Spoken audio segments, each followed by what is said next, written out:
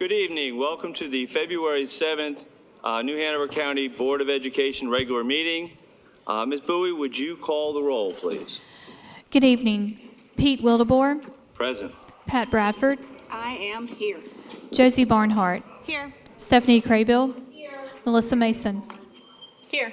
Hugh McManus, See. and Stephanie Walker. Here. Thank you, board members, for being here. Our next line item is approval of the agenda. Before we do that, I would like to just say something very quickly.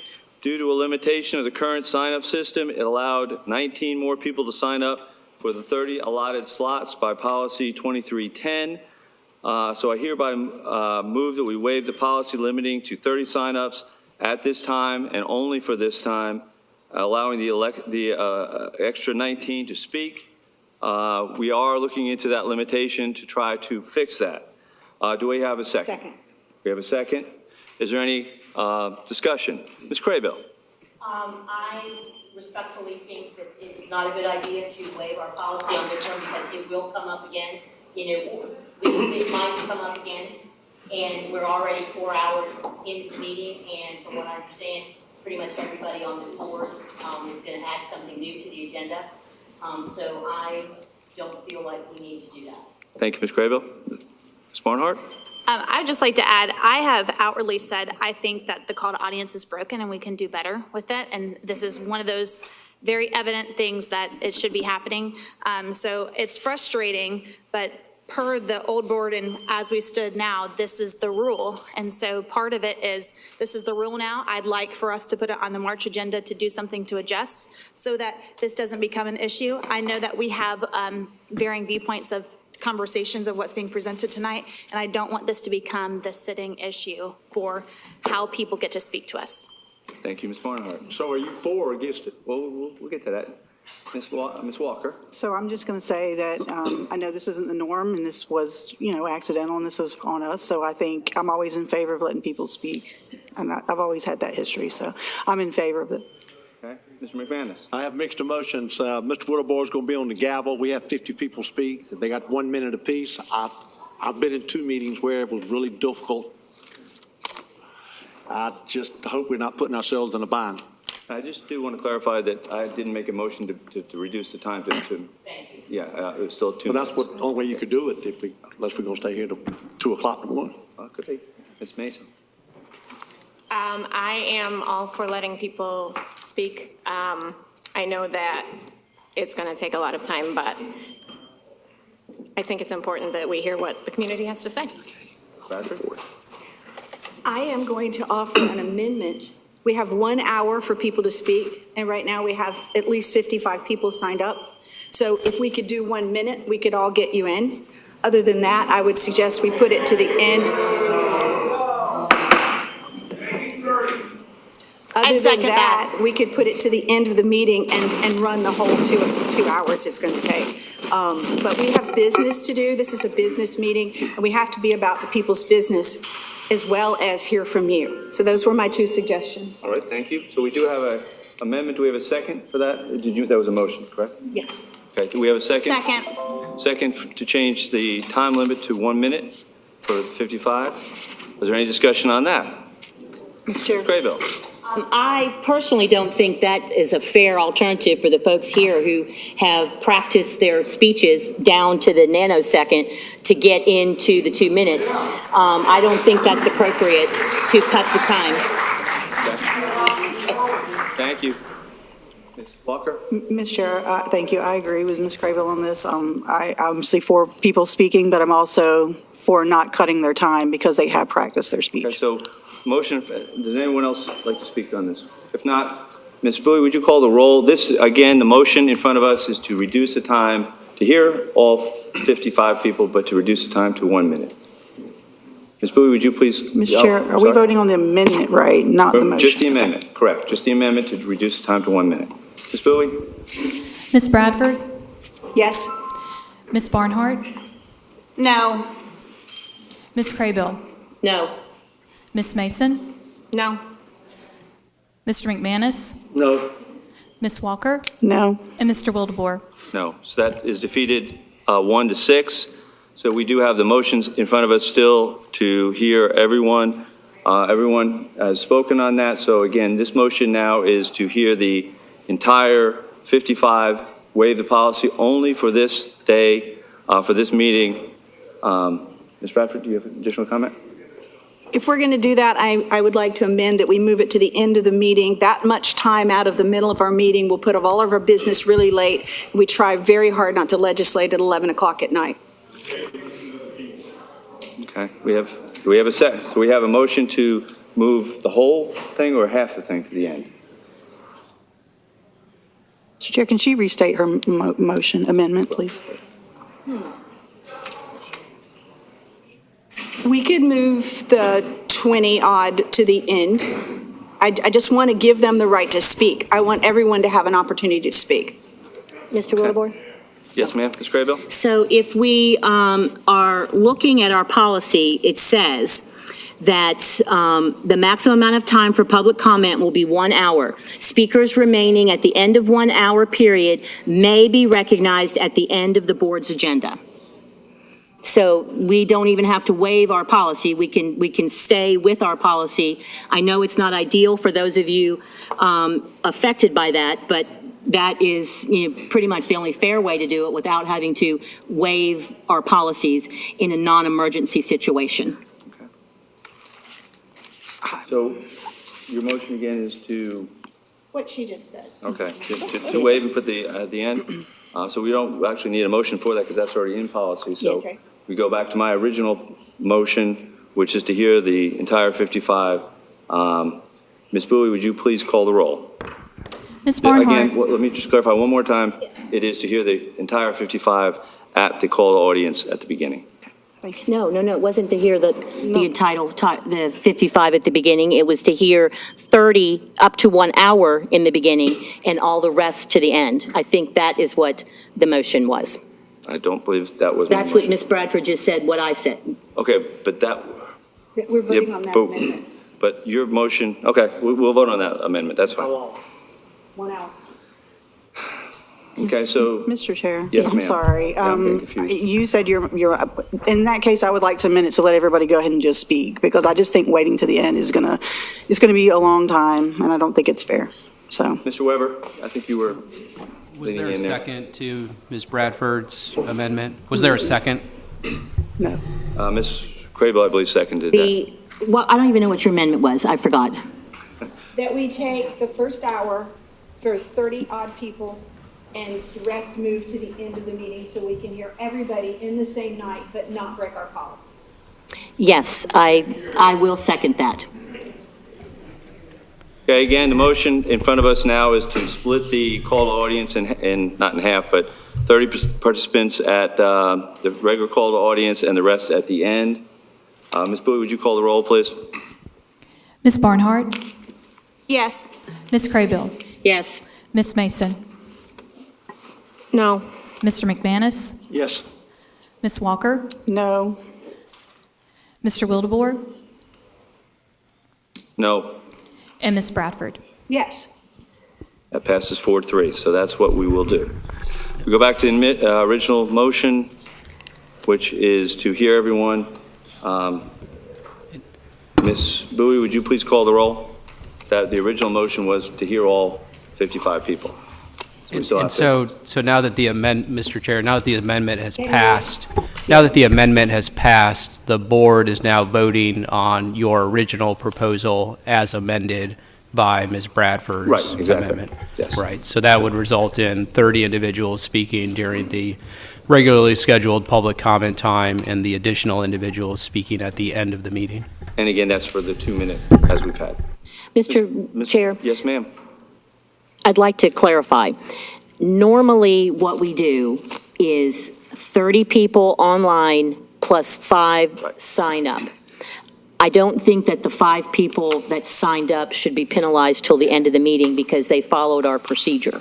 Right. So it really would be 30 Plus plus the 5. So one of you two, I'm sure, has the list of who the 5 are. So I don't know if I need to amend the motion again, but I think that we should be clear I on, think you just clarified that. okay. Yep, we'll just clarify. So it's the 30 plus 5 Ms. Bowie. So we're going to have 30 plus 5 at the beginning, and then the additional folks will be heard later on in the meeting. Ms. Bowie? Ms. Craybill? Yes. Ms. Mason? Yes. Mr. McManus? Yes. Ms. Walker? Yes. Mr. Wildebohr? Yes. Ms. Bradford? Yes. And Ms. Barnhart? Yes. That passes 7-0. We will continue on with the approval of the agenda. I would entertain a motion to approve the agenda. Ms. Mason? I'd like to make a motion to add seclusion and suspension data under information as letter C. Letter C. Okay, do you have a second? Yes, I'm seconding. Ms. Walker? Yeah. So this is under information, you said? Yes. Mr. Chairman. Yes. Is there any discussion? Ms. Bradford? I would like to. Is there a second? There We was had a second. We have a first and a Sorry. second. Yes, ma'am. So we're discussing Ms. Mason's, Okay. Oh, wait. is there any other discussion? If not, Ms. Bowie? Well, we can probably do it. All in favor, please signify by saying yes. Yes. Yes. All opposed? Passes 7-0. Now, Ms. Bradford? I would like to pull something from the consent agenda. Can I do that now, or do I wait until the consent agenda? Typically, we wait till the end, but we could do it now if you'd like to. Okay. I would like to pull policy 3620 from the consent agenda and have it for discussion. Okay. Is there a second? Second. Second, Ms. Barnhart? Any discussion? Ms. I don't think we have to do that. We don't. We just said We that. normally do it Right. at the time, Right. but Right. We said we could do it either way. I Okay. checked with Mr. Weber on that. Okay. All in favor, please signify by saying yes. Yes. Yes. Yes. Yes. Any opposed? Okay. I would, again, Ms. Craybill. I have two things that I'd like to add. One is letter, I guess now it'll be D, since we just made C the seclusion. Head Start was left off of the agenda, and we agreed to that at the agenda review. Head Start update under information. Okay. And I will second that. Is there any discussion? All in favor, say aye. Aye. Aye. Aye. Ms. Craybill, your second? And the second one was, I'd like to add a closed session, as needed, immediately before the policy consensus, Is there a second? for attorney-client privilege discussion if we need it. Is there a second? I will second. I'm sorry, she would like to add a closed session If before the consensus item, consensus policies. Policy consensus, I'll get it right one time. Is there a second? I seconded that, Mr. Chair. I did. Walker? If needed. Ms. Craybill said if needed, Any, right? any discussion on that? No. If not, all in favor, please signify by saying aye. Aye. Any opposed? No. I have to Please do call the roll. roll. Ms. Mason? Yes. Mr. McManus? Yes. Ms. Walker? Yes. Mr. Wildebohr? Yes. Ms. Bradford? No. Ms. Barnhart? No. And Ms. Craybill? Yes. Passes 5-2, so please add that. Anything else to add to the agenda? If not, Yes, Ms. Wilbur, sorry. This is an add, this is a change. Under new business, we have the third grade literacy information, and I would respectfully ask that we move that up under information so that those employees who are here to do the presentation will not have to wait till 10 o'clock to do their presentation. Mr. Chair, yes, Ms. can Walker? I ask whether or not that's something we have to vote on? And if it's not, I would be okay with that. According to the agenda that we have in front of us, there is no vote. Okay. It's information. I will second that then. You're talking about A under new business? A, under new business, the third grade literacy. Okay. We have a first and a second. Any discussion? If not, all in favor, please signify by saying aye. Aye. All opposed? Passes 7-0. And I will now entertain a motion to accept the amended agenda as presented. I make a motion to accept the amended agenda. Second. Second, we have a first and a second. Any discussion? If not, please signify by saying aye if you are in favor. Aye. Any opposed? Passes 7-0. At this time, we will have our invocation. Please stand if you would like to. The Reverend Dr. Terry L. Henry of Macedonia Missionary Baptist Church will provide our invocation this evening.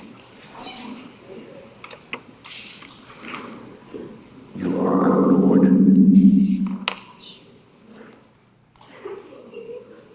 We are your people.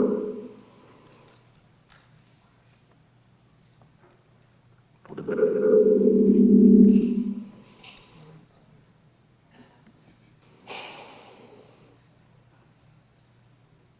And the King.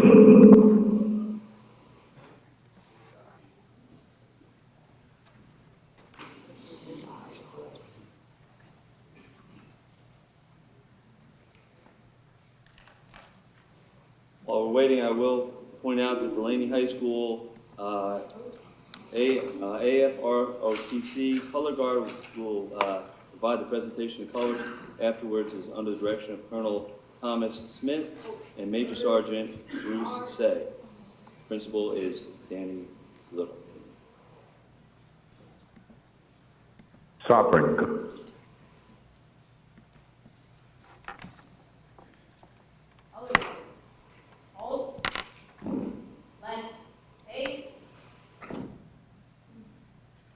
Present colors. The national anthem this evening will be sung by the New Hanover High School Chorus Director, Hannah James. And note, it will be the chorus.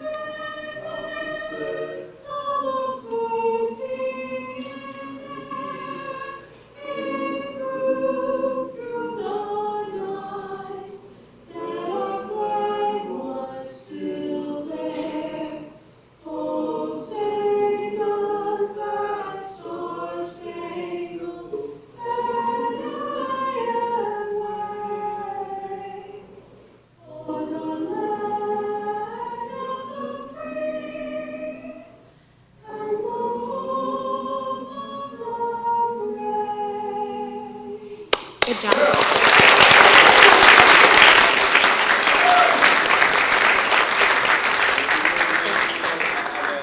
Our own Ms. Walker to lead the Pledge of Allegiance.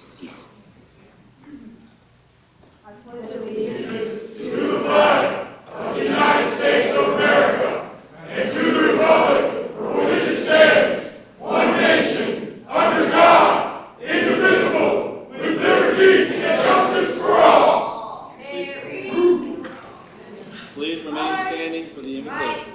Face. Oh, bird. Arch.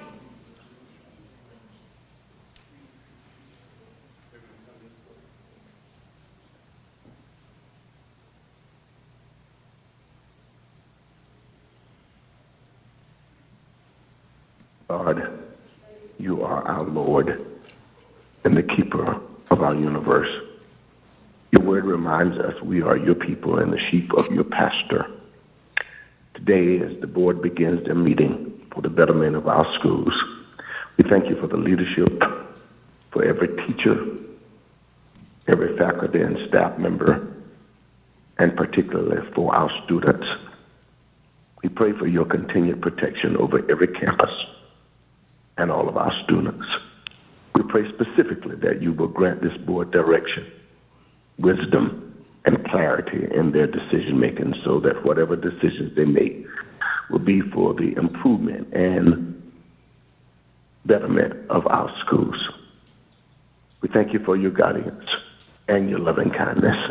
May we forever give your name praise. Amen. Thank you. You may be seated. Would like to ask the Laney Junior ROTC Color Guard to come back. And as they are, maybe you can get a microphone up over there. I do want to make a quick comment. It was known that Cadet Carpenter has received her appointment to West Point, so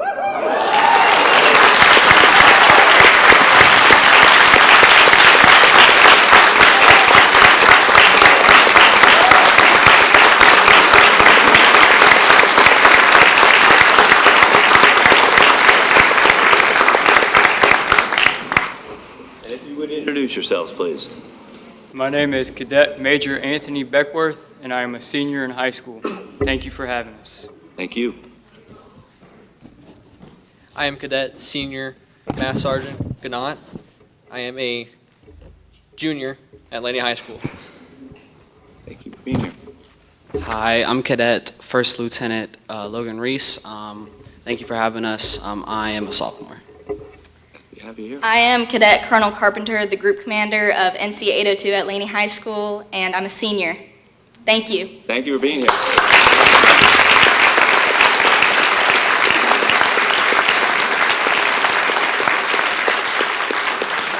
And if we could ask the New Hanover High School chorus to come back and introduce themselves, please.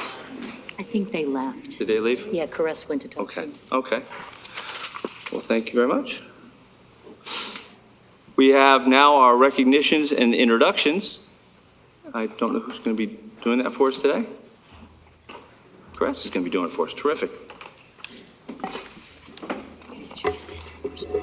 Good evening, Board Chair, Vice Chair, members of the Board of Education, and Dr. Faust. I have your recognitions for the month of February.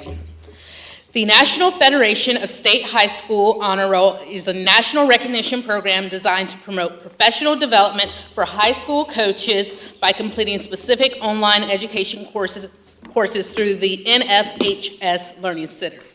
In earning Level 1 status, more than 90% of the coaches completed the core course, Fundamentals of Coaching, along with 3 of the Learning Center's most significant courses: Concussion in Sports, Sudden Cardiac Arrest, and Protecting Students from Abuse. And as we saw in the NFL, these classes are extremely important. These 4 courses will ensure our coaches have the tools to handle the daily challenges in high school athletics. We applaud the following 3 schools for their commitment to student safety on the field, in the gyms, around the tracks, beneath the water, and everywhere else our student athletes perform. John T. Hoggart High School, led by Mary Paul Bell. New Hanover High School, led by Philip Sutton. And Ashley Eugene High School, led by Patrick McCarty.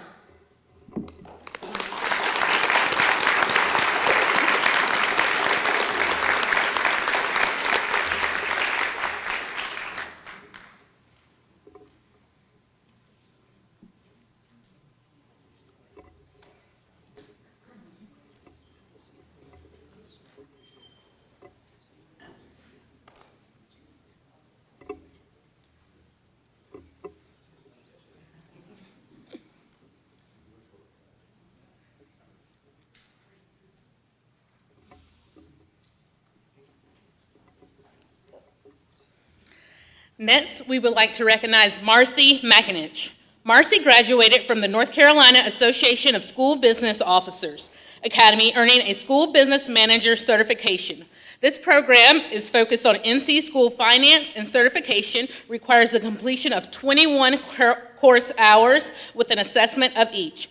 The curriculum consists of courses in accounting, financial management, law, including legal responsibilities, and business office operations. Please welcome and join me in congratulating Marcy McInich.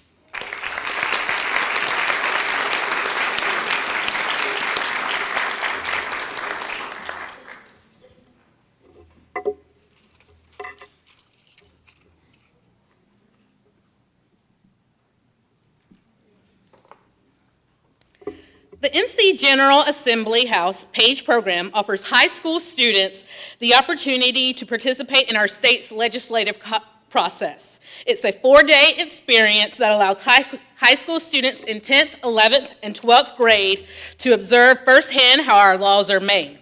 It provides them the unique privilege of working in the House chamber and legislative action. House pages are important to the operation of the General Assembly as they assist the members and staff of the House during the legislative session. We would like to congratulate the following students who have been selected for the program this year. All 5 students are from New Hanover High School. Brownlee King, Parker King, Emery Radford, Colin Egan, and Isabella Hooker.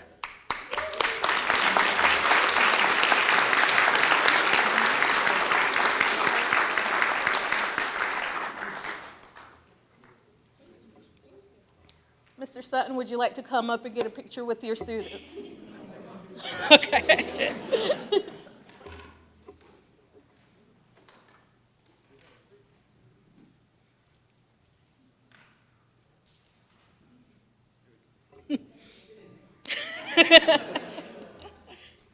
You got the orange tie on. I know.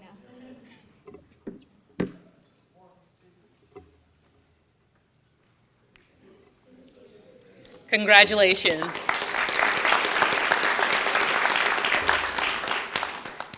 Powered by college students to empower high school students, the University of North Carolina Catalyst Conference connects North Carolina's next generation of catalysts for positive change. During a weekend at UNC Chapel Hill, students develop leadership skills and awareness of issues impacting today's society. The following NHCS students will be attending: Marley Linkner,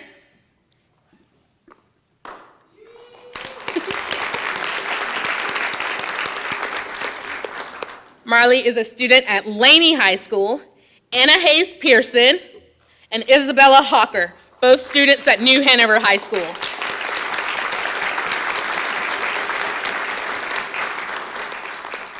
Mr. Little, would you care to come get in the picture with Marley?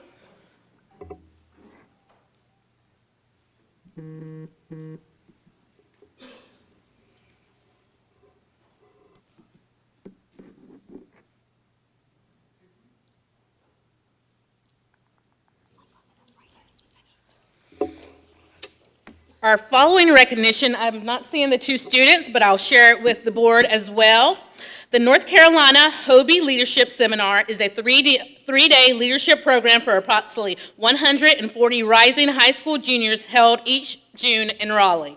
Hobie ambassadors have an opportunity to develop their critical thinking skills, learn about their leadership styles, and form an appreciation for community service. They attend panel sessions featuring prominent speakers from our government, businesses, media, and educational communities. They participate in leadership development, workshops, and activities. When these students return, they serve as ambassadors to their school populations, eager to impact their schools positively. Congratulations to Kylie Cantor of Laney High School and Isabella Hawker of New Hanover High School.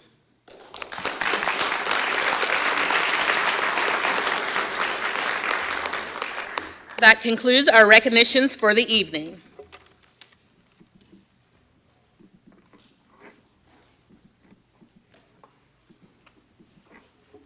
As it pleases the board, we also have our classified recognition program for this evening as well, where we are recognizing 2 of our classified staff for the quarter. So I'll introduce Jen Geller to do that as well.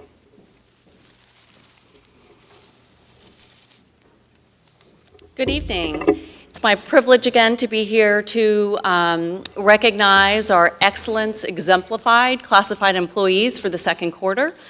So with that, I'm going to ask that Miss Courtney Campbell come on up here and join me. Just as a reminder, nominations can really come from anywhere. You can stand right here, anywhere. You're gonna look great anywhere. But in order to be selected truly for this honor, there are a few criteria that our recipients, must meet. So just a quick reminder, those criteria are demonstrated proven excellence in the work that they do daily, that they have earned the respect and admiration of their peers through collaboration and the inclusion of students, parents, and the school community around them. and that their work is connected to improving student achievement. So with that, I'd like to recognize first Ms. Courtney Campbell. And Deb Calvert, you want to come on up and join us, her principal here? So Courtney has been described by her peers and the individual that nominated her. Ms. Campbell is an amazing educator. As a teaching assistant in the EC department, she works with our SDA students, providing them with appropriate instruction to help them meet their goals. She treats each student with respect and helps them begin to gain independence within the classroom. One of her many strengths is knowing each student's needs and how to best work with each student. She is a trusted member of the community, attending family nights and other school events to be visible for the community. She enjoys participating in professional development and considers herself a lifelong learner, and her work is aligned with the district's initiatives and priorities. She is exemplary and most deserving of this recognition. Congratulations. I'm going to hand you this, and if you want to just stay put, as soon as we recognize the other recipients, we'll do pictures with everybody. You just sit there if you want to. And then if I could ask Miss Amy Oots, principal of Mary C. Williams Elementary, she is going to be accepting the award on behalf of her That's awesome. her employee, Miss Adamar Richardson. Miss Adamar Richardson is a data manager at Mary C. Williams. So you brought your face, that's wonderful. As our bilingual data manager, Addie readily accepts all challenges and works hard to help achieve the district's goals. She has exhibited patience and kindness throughout the years to all of her students and parents. She shows pride in her work and seeks solutions to challenges, making her a leader among her peers. Other data managers routinely seek her knowledge and expertise, and she extends her assistance to help all members of our school community whenever and wherever she can. Her reports and files are accurate, evidenced by district audits, and is persistent with obtaining student records because she understands how important this information can be to a student's success. Addie is a dedicated employee and shows excellence in her daily work and is most deserving of such a recognition. So again, congratulations, Adamir Richardson. Heidi had surgery last week, and she's so disappointed that she can't be here. And we suggested to Zoom her in, and then she said, no, I'm on painkillers. I don't think that would be a good idea. So we love Heidi. Thank you so much for recognizing So we'll give this to you, and then we will do, those are the come up for pictures if you want to hold that.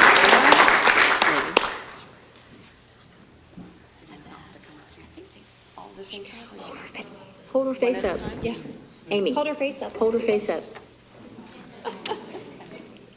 There There you go.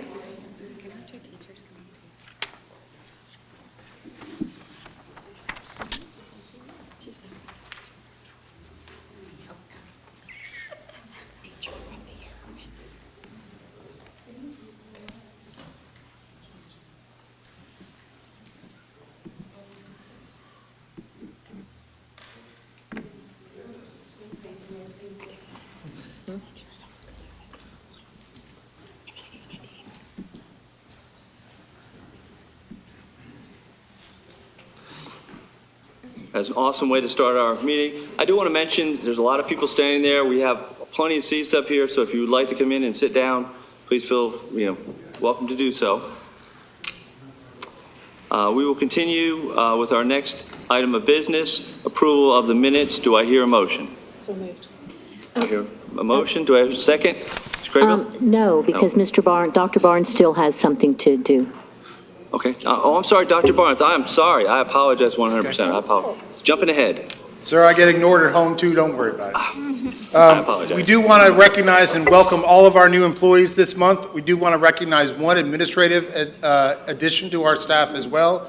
If I can ask Ms. Deb Trafton to come forward. Ms. Trafton has been serving as our interim director of transportation. Last month, you guys saw the good fortune to have her as our transportation director, so we are glad to have you. She most recently served as the assistant director of transportation, and also she worked in the HR department as a supervisor of talent management. and then she met me and then immediately went over to transportation. She's received her bachelor's degree in political science, as well as a master's degree in Spanish and Latin studies at American University in Washington, D.C. So Deb, we are glad to have you here. Thank you. Thank you very much. I just want to remind everybody that next week is Love the Bus Week. This is the month that we dedicate to our bus drivers, and I welcome and invite any member of the board to come on out, really anyone to come on out to our bus garage. We'll put you on a bus. You can experience the fun ride home. We'll make sure you get home safely, but thank you, and we look forward to getting to know you better. Oh, and one other shout out to the Carousel Center for donating an office full of books today for our book drive, where we are starting an initiative for Books from Your Bus. And it's a reward program for students K through 5th grade. Our drivers will recognize students who are modeling good behavior on bus for others. And the gift is the gift of reading. So it will tie in with literacy. We're really excited about it. So anyone interested, contact me. Thank you very much. Thank you. And I do apologize for jumping ahead, but at this point, we have, I believe, I'll start again with, we need to approve the minutes. We have a motion. Do we have a second? Second. Second, Ms. Mason. Do we have any discussion? I had one point of discussion, Mr. Chairman. I noticed that our priorities were not listed on the meeting minutes, and so I'd like for those to be added because that's how our strategic plan is compartmentalized, and so I think it's good just for transparency for the public to see where we prioritized everything. Okay, awesome. So I don't know if we I don't think we need a motion need for that. to wait. Yeah. So if that's the case, I don't know if we need to hold off until March to be able to approve these minutes. I mean, if it's the will of the board. That would be my suggestion as Wait well. until, okay, why don't we just hold off on these minutes and we will move them to the March meeting. At this point, we're excited to welcome our student voice participants. Student Voice doesn't have a report for this month. Okay, all right, we will move on then. We will ask our superintendent to share his report with us, please. Sure. Good evening, everyone. As we enter the budget season, I'd like to update you on some steps we're taking. To start, every central office division has been directed to reduce budgets by a minimum of 10%. This reduction is not optional. We understand the importance of being responsible towards our taxpayer dollars. We're committed to finding a solution that balances our budget while maintaining the high-quality education that our students deserve. We'll present the full budget proposal to the board in the upcoming weeks and are working tirelessly to ensure that our budget is balanced and sustainable. Students will remain at the forefront of our budget decisions and will ensure that the proposed budget aligns with the board's strategic priorities, which you voted on last month. Thank you for your support, and this concludes my report. Thank you to our wonderful superintendent. At this time, we will go on to the board chairperson's report, board chairman's report. First off, I would like to share that I attended the Rookie of the Year notification, and that was sponsored by the Rotary Club. It was a great to visit 5 rock star teachers and their schools, and they were at different levels. Dr. Faust and some other Board of Education members joined, and boy, I tell you, that was a great day and a great way to spend that day. Recently, I went to the Johnson Pre-K App Speed event, 300 seedling, this is the Pre-K again, 300 seedling devices. The program aims to improve assessment outcomes and literacy for children entering kindergarten. So we're very excited about that. We did hold our first open agenda meeting last week, which went very well, but we will continue to improve those meetings. We'll continue to tweak and improve those meetings. Lastly, we met this morning with some county commissioners, the vice chair and myself, Dr. Faust, as we start the budget process. So that was a good time, and I will be reaching out to more board members to join us in those discussions in the days and weeks to come. And finally, I would like to share that Ms. Walker, Ms. Craybill, and Ms. Barnhart, and Dr. Faust went to the Intercity Leadership Visit at Fort Lauderdale. And I've actually asked anyone, but I'd like to start with Ms. Barnhart if she would like to just share just a little bit about what happened. Sure, Mr. Woodward, thank you for this opportunity. I was delighted to be engaged with our community members, and I think going out and talking about ways that we can empower our workforce here in Wilmington and just having that collaborative hub. For us, because we're the education piece, we got to talk about our CTE programs and different things, how we can make it better here. So I'm excited for what's coming, don't worry. And I'm gonna need you to tell us what you need so we can in turn tell our community what we need, because we're your advocates here. So to be intentional with meaningful conversations with everybody at the table was really powerful, because we were able to come across issues and then find a solution at the same time. And so I don't think that there's a dollar amount that we can put on bipartisanship. And so I was grateful to go with Ms. Walker and Ms. Crable and Dr. Faust, because we were able to engage in some great conversations. And it's one of our strategic plan goals to have community partnerships. And I think that we need to continue to work with that. We know that it takes 4 board members to accomplish anything. So the fact that we were all there together, being able to ask questions, follow up, and have some really good insight. I hope that we can continue to share with the rest of the board who was unable to make it, so that we can have some really meaningful, powerful programs with our CTE, and we can plug our kids in from our community directly into jobs. And so it was super exciting, and I'm excited to talk about it later tonight. Awesome. Ms. Walker, would you like to share? Yeah, sure. I will agree with Ms. Barnhart. We actually learned a lot on our trip. We got to see what they are doing in collaboration with their community colleges and their technical classes that they do, especially the nursing. We have a big shortage of nurses and teachers, but they showed us what they do, and I think that's something that's very doable here, and I think we already have the foundation for it, but we got to see how they are doing the successful partnerships. Not only that, we got to collaborate with people in the community. We can't do it all on our own, and it's good to see that we have partners out there that really want to work with the schools to help us with our CTE programs. Like I said, especially the nursing program. Thank you, Ms. Walker. Ms. Craybill. Yeah, the visit was very eye-opening. The Fort Lauderdale has a lot of programs that we might like, as far as, different modes of transportation, which not only get people to their jobs, but could also be used to get our students to schools and to Cape Fear Community College classes. So that was good.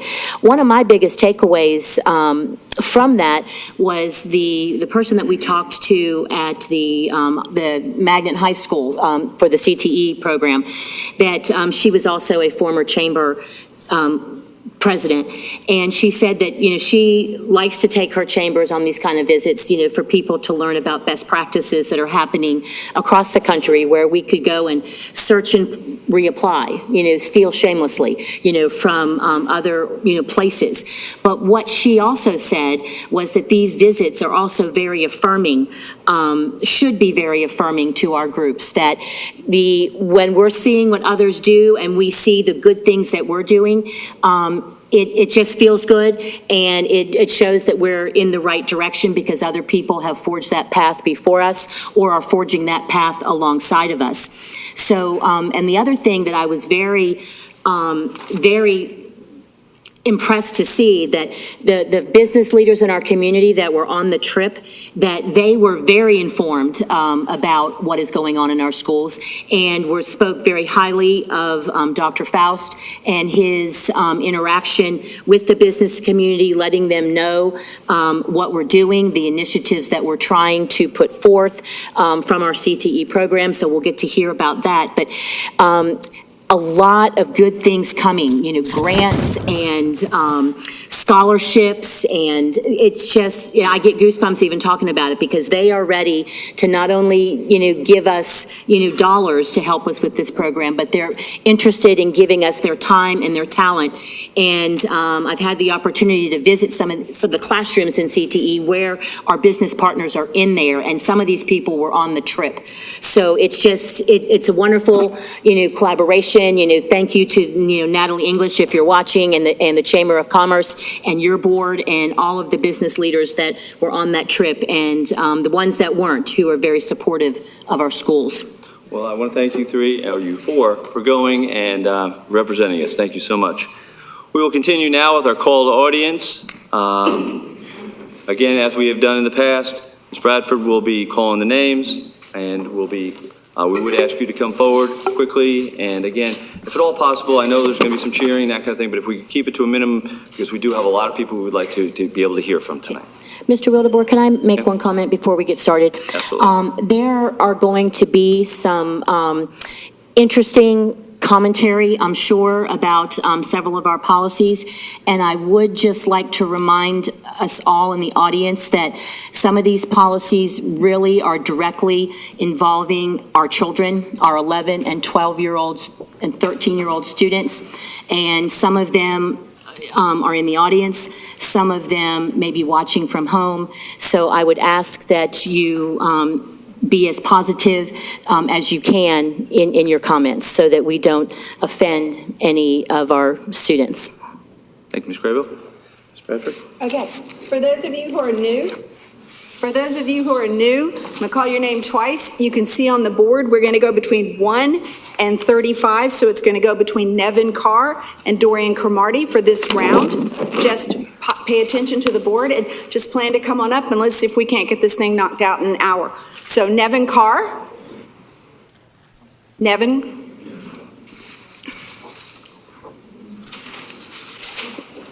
And just in case anyone does not know, the timer will be right there for you.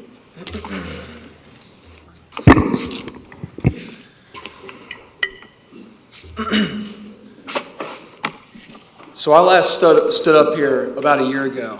It was my first school board meeting. And at the time, I told the Democrat-controlled board that my presence was not a very good political sign for them. It gives me tremendous pleasure to now be addressing the new Republican majority tonight and say it's a great political sign that we're all here to support you. Our community made a resounding statement in the last election that we will not tolerate Democrats abusing our kids through the policies of this board, whether it's forced masking, whether it's racial indoctrination, or this bizarre obsession with radical gender ideology. You four were elected to get this garbage out of our school system and out of our community. I don't care how you do it. Use the same procedural tactics your Democrat predecessors used to force these policies through in the first place. You see, as conservatives, we stay pretty busy trying to live fulfilling lives. We work hard, we spend time with our families, we cherish our free time. And we're not able to attend every school board meeting and speak out on every issue. But don't think for a second that you don't have the full weight and support of this community behind you. Not a single Democrat was elected to this board in 2022. Not a single one. So the issue on the table is that the Democrats want to have, Democrats want boys to have the option to take away sports opportunities from girls. I mean, it's so ridiculous. It's not even a thoughtful issue. We've all seen the videos of that swimmer, Leah Thomas. If boys want to play girls' sports, we already have a category for that. It's called co-ed sports. There are some things that are just so obvious we refer to them as being self-evident, like what makes a boy and what makes a girl. Democrats have always seemed to struggle with self-evident truths. I encourage you to tune out all the malcontents and stay focused on what this community elected you all to do. You have our full support.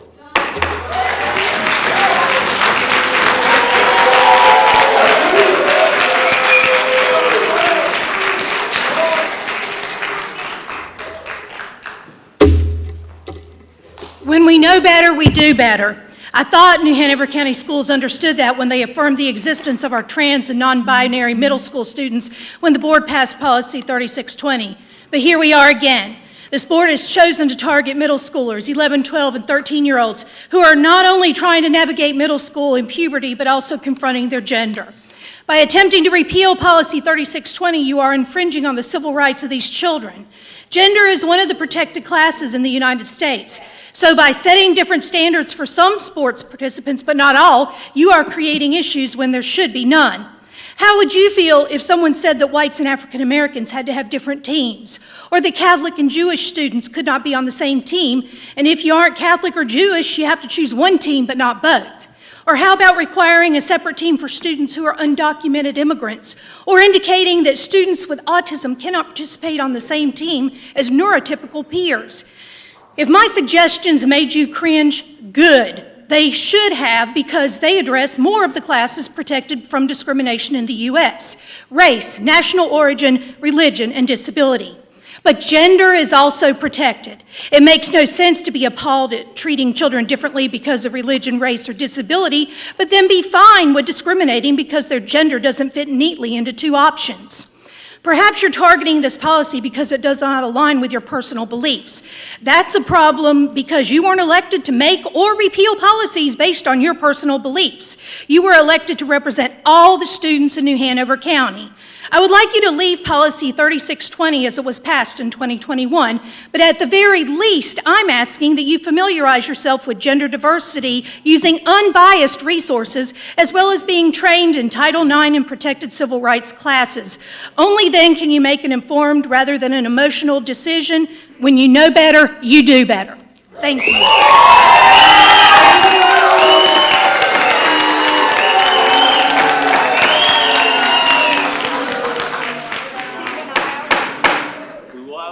Stephen Iles.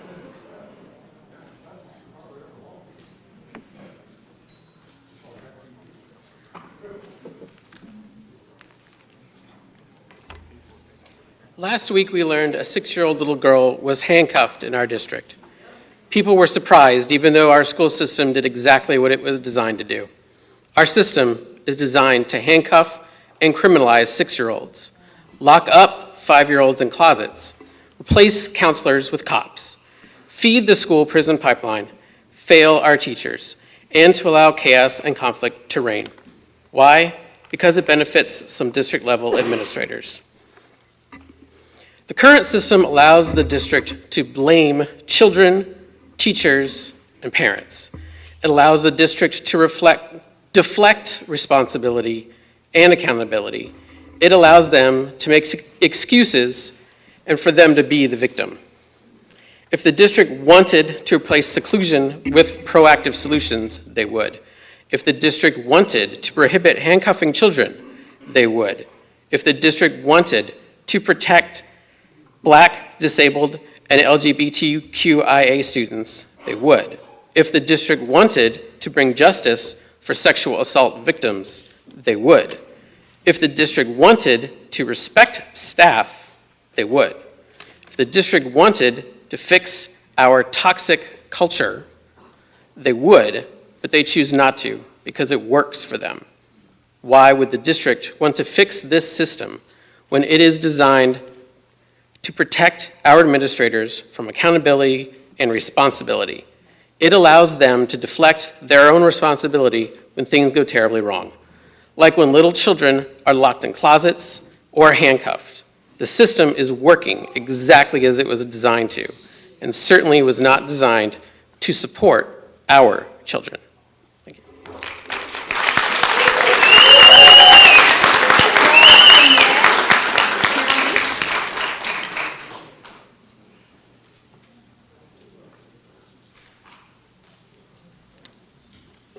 Hey, good evening. My name is Caroline Morin. My pronouns are she, her. I'm the executive director of the LGBTQ Center of the Cape Fear Coast. I'm here to address the proposed amendments to Policy 3620. Over the last few weeks, we've given you a lot of information. You've been told that Title IX prohibits sex discrimination, including against trans students. You've been told that every reliable medical body supports age-appropriate, gender-affirming care for trans kids, including the American Medical Association and the Academy of Pediatrics. We've talked to you about the petition signed by over 70 faith leaders, including bishops, rabbis, and children's ministers, in support of our trans students. And although I've heard a lot from y'all about parents' rights, you've mostly refused to hear directly from the parents of children who will be affected by this policy. Just so we're clear, LGBTQ people have existed across millennia. We are not going anywhere. We are just trying to make our way in life like y'all. Generations of our queer ancestors, trans people like Marsha P. Johnson, Polly Murray, and Sylvia Rivera have bravely walked this path before us. While we are part of a legacy of resistance and strength, we don't have an agenda. We are not a part of some radical threat to you. We just want freedom, liberty, and safety like y'all claim you want for yourselves. To the students and families who are being impacted by the choices tonight, I wish we could protect you more. I'm sorry that we can't. But I do have unconditional love for you and a vision of the future where our children are not defined by how they look or who you think they are supposed to be. As queer people, our struggles do not determine our destiny, and this policy does not have to limit our possibilities. Queer people are divinely equipped to face whatever y'all throw at us, but our story does not end tonight. Board members, I ask you to consider your vote on this policy very carefully. Please ensure that New Hanover County schools remain safe and inclusive for all students. Every kid deserves to play. Thank you.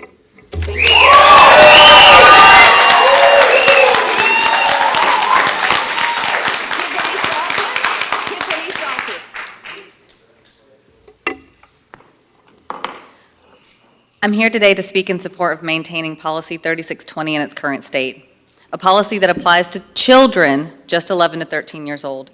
The children just want to play. It's simple. Let them play together. You are the ones complicating things, and the adults are the ones sexualizing the issue. I read Ms. Mason's recent blog post. It's filled with inaccuracies and scare tactics, the same type of scare tactics that are being used across the country to whitewash American history, to ban books, and to handcuff children. But I'll save that for another night. Before Title IX, women and girls were virtually excluded from most athletic activities.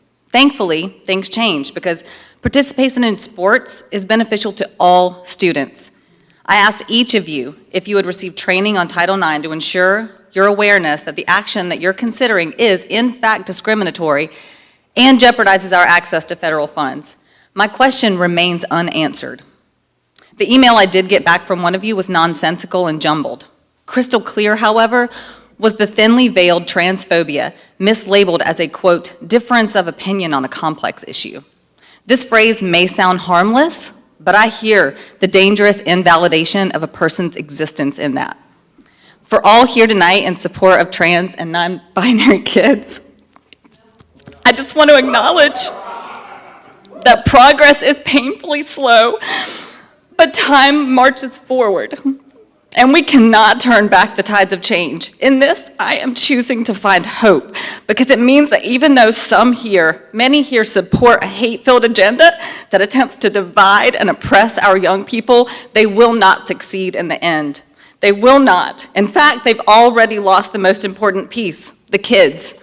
To the board, the kids don't want your narrow worldview. They reject it, and they reject you.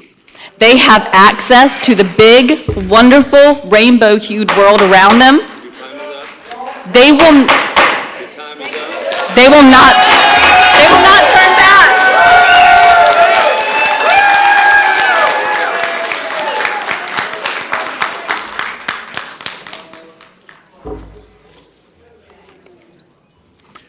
Hearing about SROs putting handcuffs on students in New Hanover County is nothing new.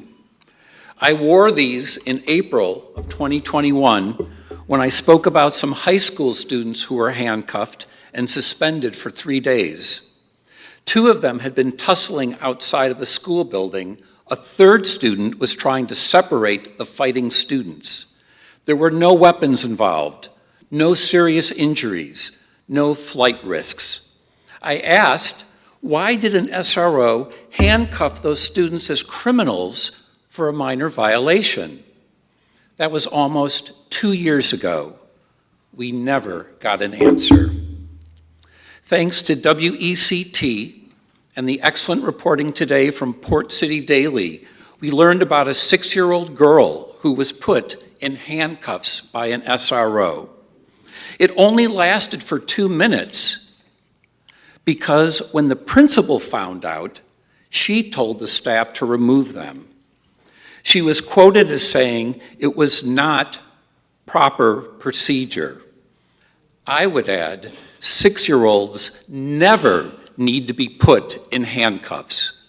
Never. In the time it took the SRO to put the handcuffs on the young girl, someone could have hugged her. All children, even children in crisis, who jump up and down on tables, throw things, or hit an adult, deserve to be treated with dignity and respect and love. Thank you. Thank you, Mr.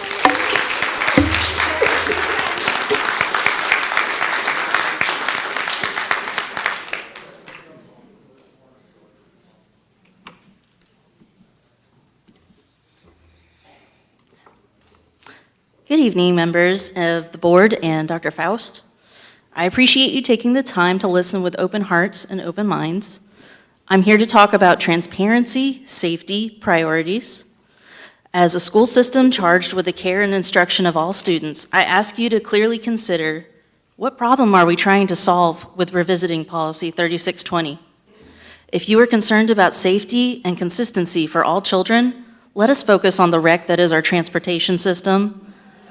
I'm specifically referring to the unreasonable, tardy, overcrowded, and unsafe system we submit children to daily before their instructional day begins. I frequently field calls from parents trying to figure out why their kid wasn't picked up, why they're getting home so late, and what we can do about the bullying on these buses. Why are we pretending to care about the alignment of middle and high school athletic policies if the reason is safety? If undoing these protections provided in 3620 is about something else, please just say it. Know that limiting this policy will cause direct harm to a group of children who are living their best lives. This isn't abstract. These are people's children that will be harmed if they're kicked out of the sports they've been participating in this year. If you choose to adjust this policy, please be clear that NHCS does not value these children's safety. Do we want to be a school system who advances any political agenda, or do we want to take a breath and work together to make the school safer and more joyous for all learners? Please, let us as a group of capable, intelligent, and empathetic educators choose decency over the facade of consistency. Please acknowledge that changing this policy deliberately creates barriers for athletes. Please don't hide behind your motives. Please, do the right thing. Thank you. Thank you, Ms. Susan.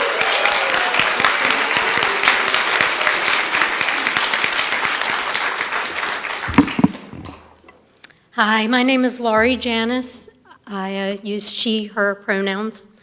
I'm the parent of 2 graduates of New Hanover County Public School System.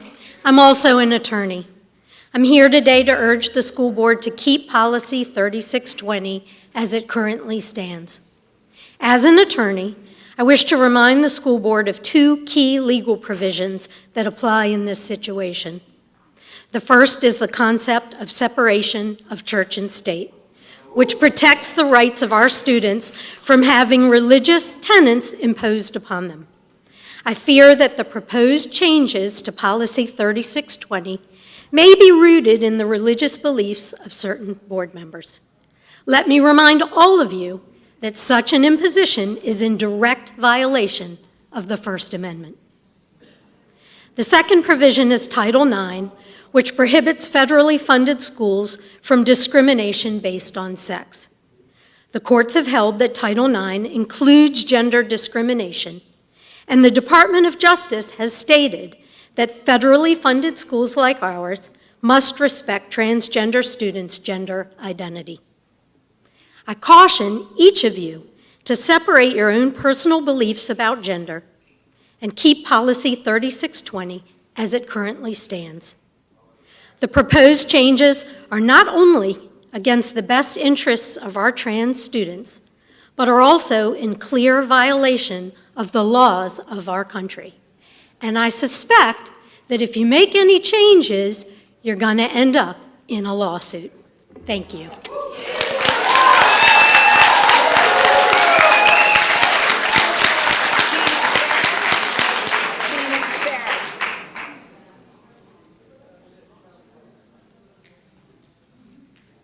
Phoenix?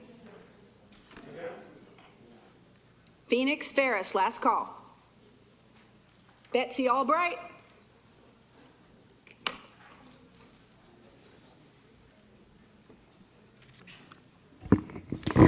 Good evening, Board. I'm speaking in regard to the proposed changes to Policy 3620. I have a few questions for this Board. I emailed you this and I didn't get any replies. Have all of you, the entire board, received any Title IX training regarding transgendered student civil rights before proposing changes to the text of the policy? The second question is, have you consulted Jarrell Lewis New Hanover County Schools Title IX Director before proposing changes to the text? The third question is, have you consulted your general counsel, Jason Weber, before proposing changes to the text? Have you availed the board of the technical assistance that the Department of Education's Office of Civil Rights offers organizations such as New Hanover County Schools? If any of the answers to this are no, I suggest you pause right now. The entire board needs training in Title IX federal law, specifically in transgendered students' rights, rather than just a small handful on a small committee. These proposed changes could open up the school system to lawsuits, which could threaten federal funding and take away resources from current students and staff. Insurance companies are not likely to pay out either if due diligence was not completed. Do your due diligence. Take time to study Title IX first. You have a lot of homework to do first. Thank you.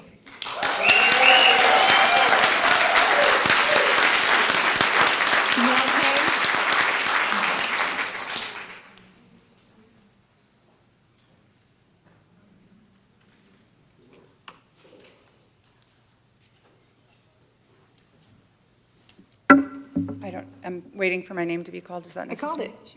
Oh, I'm sorry. Hello. I hope this finds you all well. This is a heated issue, and everyone has an opinion about it, including me. I don't understand what's so difficult to understand about the fact that the weaponization of Title IX pursuant to allowing minors aged 11 to 14 to participate in sports who identify as transgender. I don't mind that there is a codified protocol in place for students who are older. I think that mirroring that policy is a mistake.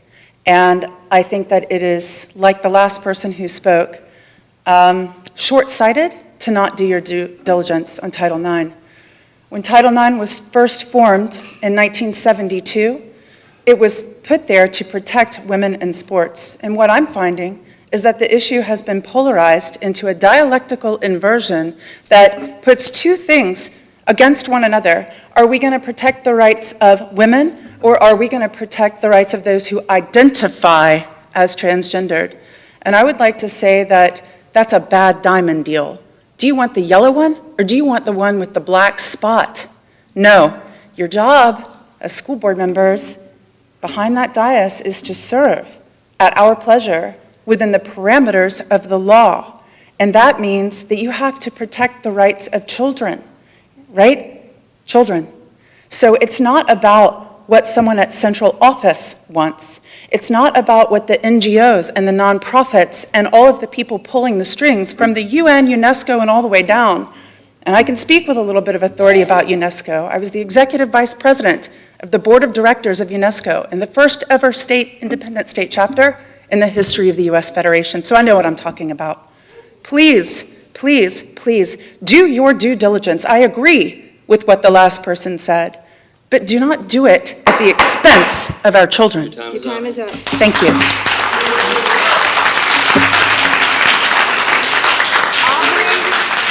Is Aubrey here?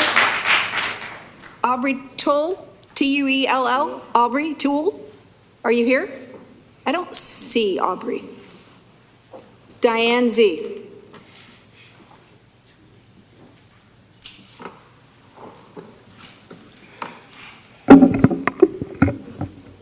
Good afternoon, everybody, and I just want to say thank you to all the board members. There is a lot of contention in this room tonight, and I know the heat is on. And congratulations to the 4 newly elected board members. We're happy to see your smiling faces sitting on this board. You guys have a tough job ahead of you, and this is a very tough situation. You know, and as we lead through this, we need to take into account that our county has been under sexual cases for decades now. We have had children assaulted, and we have had molestation done, and we've had terrible things go on inside our school system. We have to protect the children. And I have said since day one, when we started showing up and trying to support what's going on in this room and the kids, that the people should come together over the children. I don't care if you're Republican or you're Democrat. We are one nation under God, and God created boys and God created girls. This isn't against transgenderism. This is about protecting the children in the school. I'm a mother. I would not let my daughter play sports if there were boys in the locker room. We have to protect the masses. Nobody's against gay people, nobody's against transgenderism, but we have to protect the children. And that's why we're here.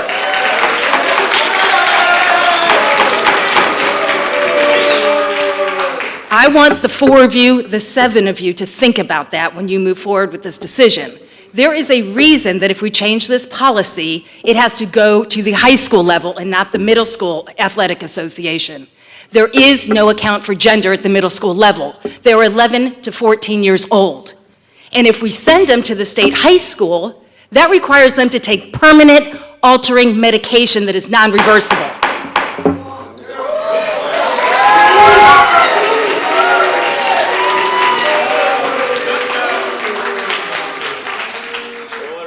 Angela Kahaney.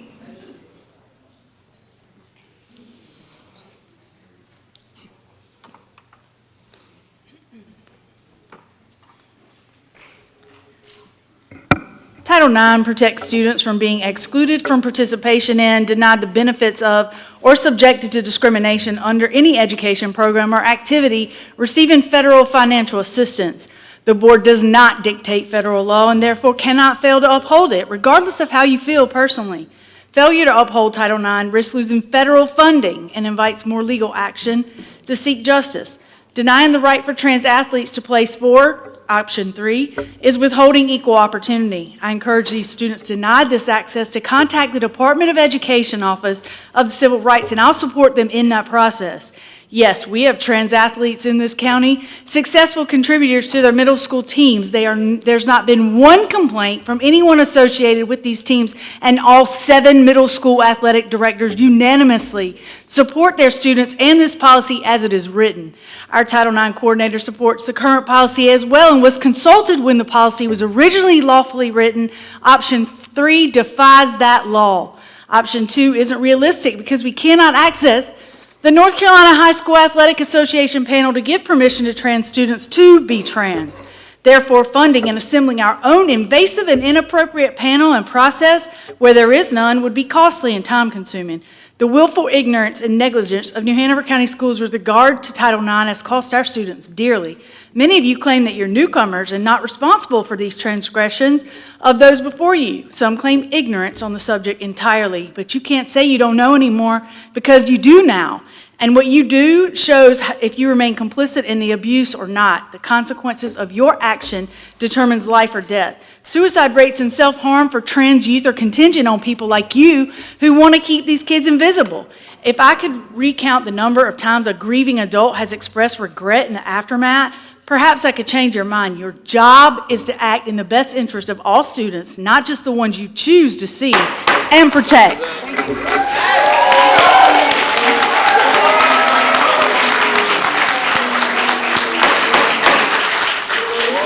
Natasha, too.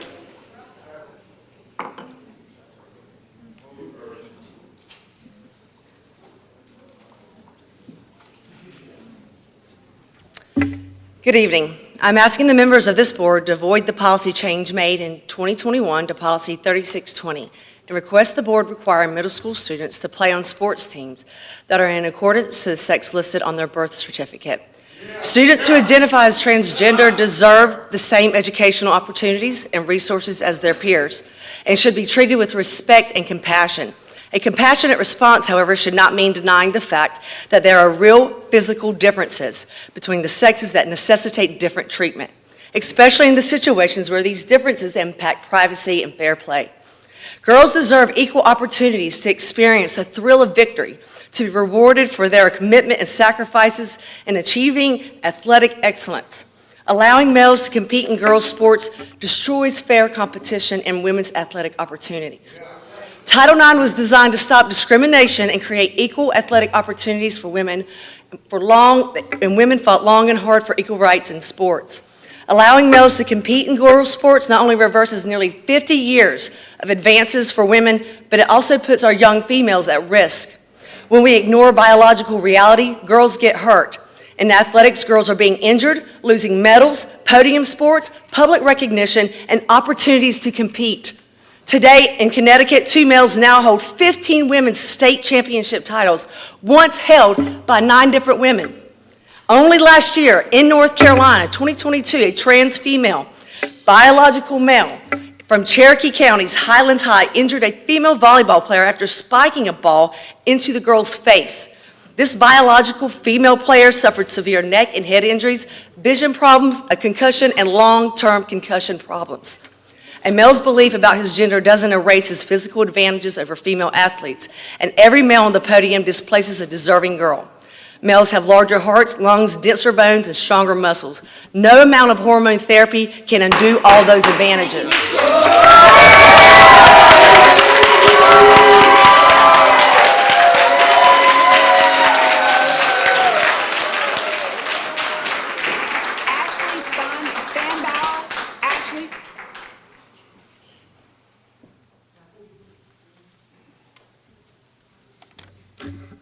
I'm both a teaching student and a PTA parent, as well as formerly the Policy Council Chairperson for Johnson Pre-K and a board member for Smart Start in Hanover County. But I'm also the sister of a transgendered sibling whom I've watched suffer with depression, anxiety, and suicidal behavior for her entire life.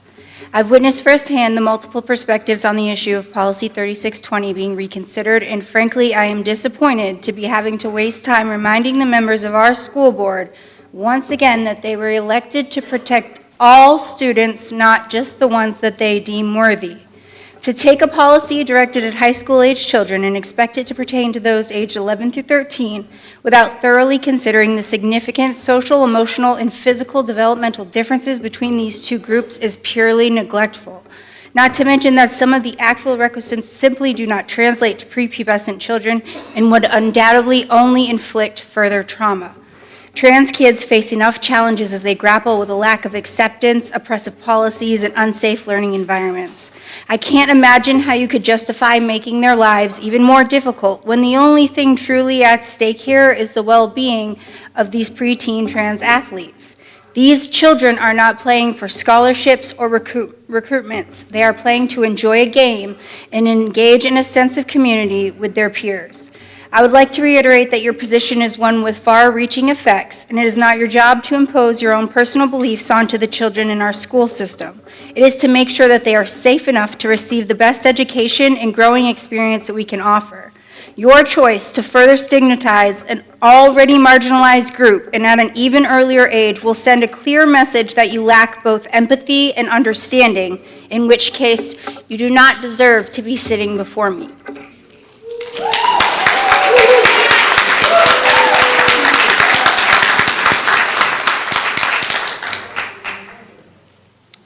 You guys suck. No.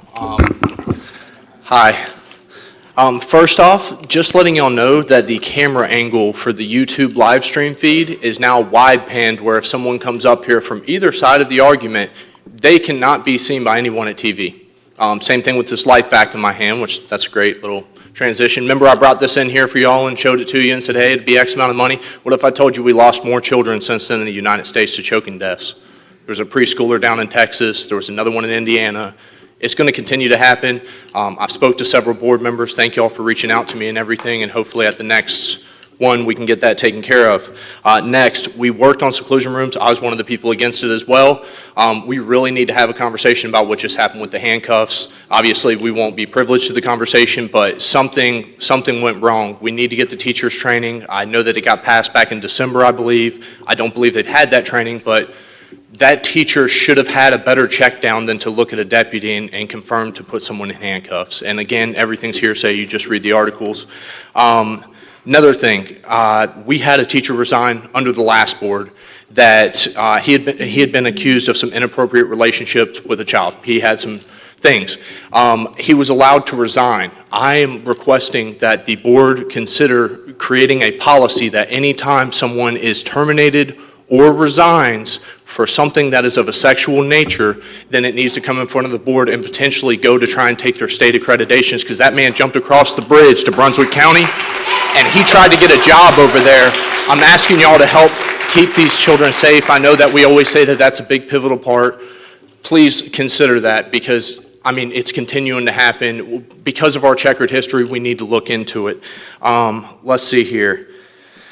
The trans policy, yeah. Please do me a favor. If y'all are going to manipulate the policy tonight, please at least let it go through the end of the season, because you only got like a month left for these children. Personally, I think y'all need to kick it back to policy committee and have a conversation about legalities regarding Title IX. Thank you.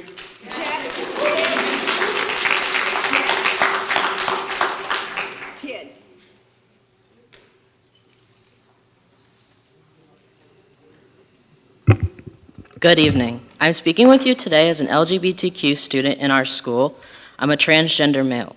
Recently, certain members of this board have argued that Board Policy 3620 should be amended. It is my fear that this is a first step by members of the board who are targeting LGBTQ students and wish to remove policies in place that protect us from harm. These protections are critical for the well-being of LGBTQ students. According to the Trevor Project, LGBTQ students are 4 times more likely to attempt suicide than their peers. 59% of transgender students considered suicide within the past year, and sadly, 22% of transgender students actually attempted to take their own lives, 1 in every 5. A major factor contributing to these statistics is bullying. For many LGBTQ students, bullying is a daily occurrence with extremely harmful effects on mental health. Mrs. Mason, your campaign website states that you want your children to be kept safe and get a useful education at school. The fear you express for children is the fear I, a transgender student, face every single day. I ask you, as an elected official, shouldn't you have the same level of worry for all students? Are your children more important or better than students like me? Your website also states that children cannot learn if they are in fear. In December, I was harassed for being trans. I was called the F slur repeatedly, and the person went as far as to touch and grab at my head. It has not stopped. I was petrified every single morning of getting on the school bus and going to school for the fear of treatment.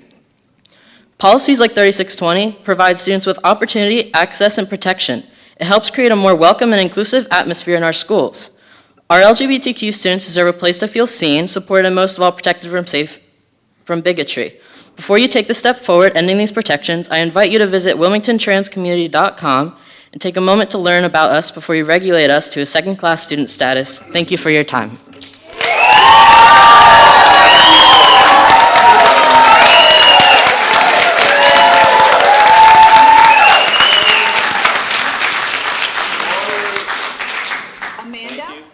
Sands. Amanda Sands, last call. Justina, no last name.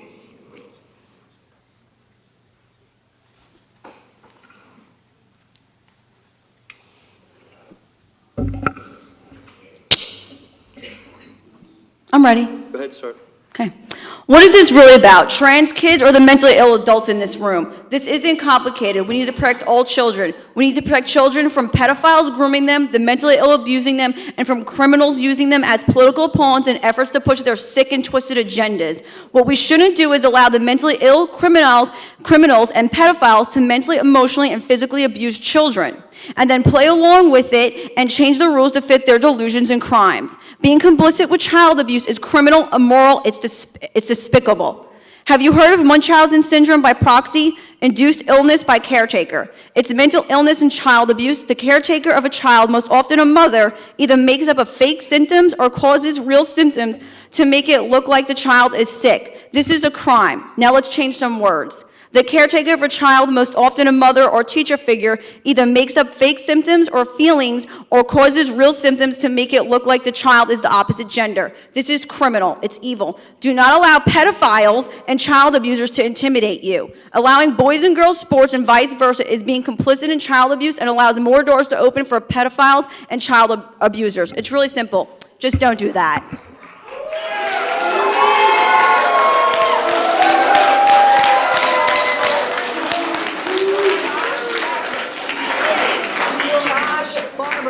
Folks, I'm going to ask one more time. We need to have order so we can get these people up here, please.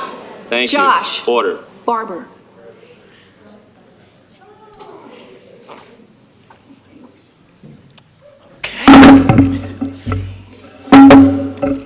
Well, hello, board. I'm here today to talk about policy 3620 and my support of amending that policy. And honestly, I don't know if this should be said, but it really needs to be said. Biological males have no place in female sports. That's the truth. That's a fact.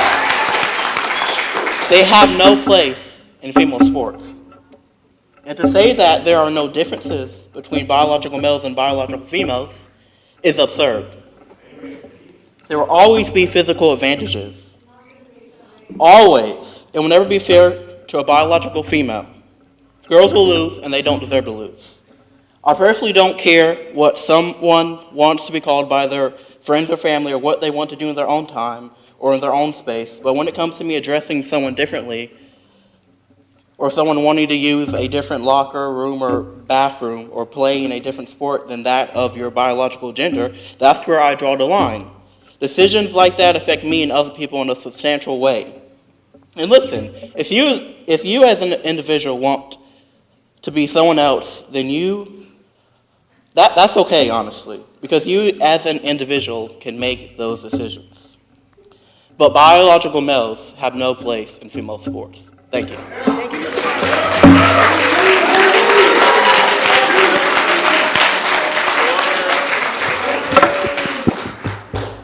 Karen Clark. I speak shalom. Shalom, peace on everyone in the room. Quiet, please. Quiet, please. Our founding fathers built a government based on biblical principles, warning us failure would come to our republic if ever we strayed from those biblical values. I solemnly urge you to stand on the word of God no matter what. For in the last days, people will be boastful and proud, scoffing at God, disobedient to their parents and ungrateful. They will consider nothing sacred. They will slander others and have no self-control. They will be cruel and hate what is good. They will be reckless and love pleasure rather than God. They will reject truth.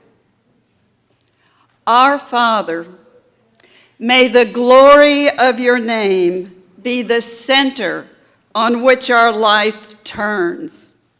May your Holy Spirit come upon us and cleanse us. Manifest your kingdom on the earth and give us bread for the coming day.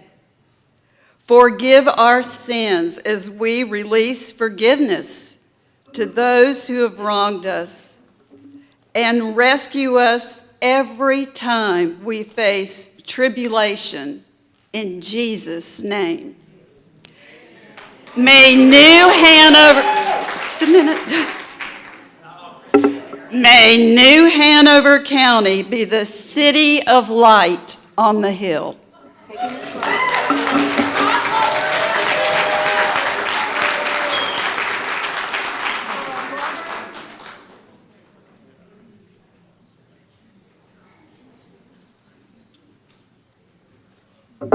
I'm going to pick up where Karen left off. I want to read from the Word of God. Genesis chapter 5, verse 2 says, God made a mistake when he created male and female, so he decided to let male and female decide what gender they identify with. Oh, wait. It doesn't say that, does it? It actually says, male and female created he them, and blessed them, and called their name Adam in the day when they were created. You notice there's no exception. Not at all. None. Zero. Okay? As a matter of fact, the Word of God says to identify yourself as one gender that you were not born with is an abomination. And I have all the scriptures. As a matter of fact, I emailed each one of you earlier today many of the verses, and there's a lot more. Quiet, please. I didn't write this, God did. So Your complaint isn't with me, it's with God.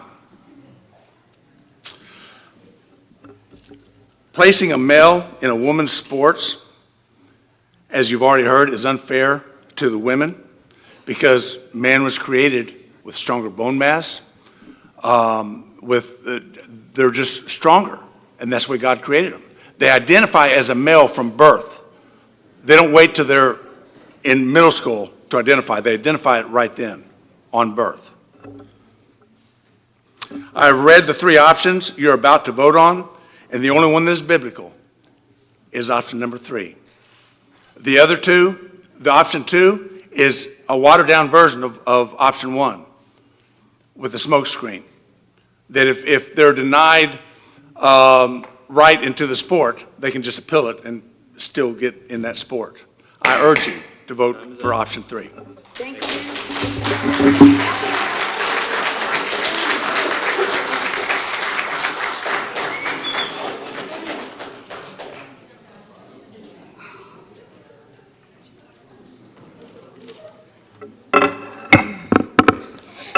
I have great empathy and compassion for young people today, and myself having grandchildren just coming into the schools, I'm sensitive to the unending pressures to define who you are at an earlier and earlier age. Many of these pressures intensify at the middle school level, just when children go through the most intense period of change in their own bodies, emotional and physical health.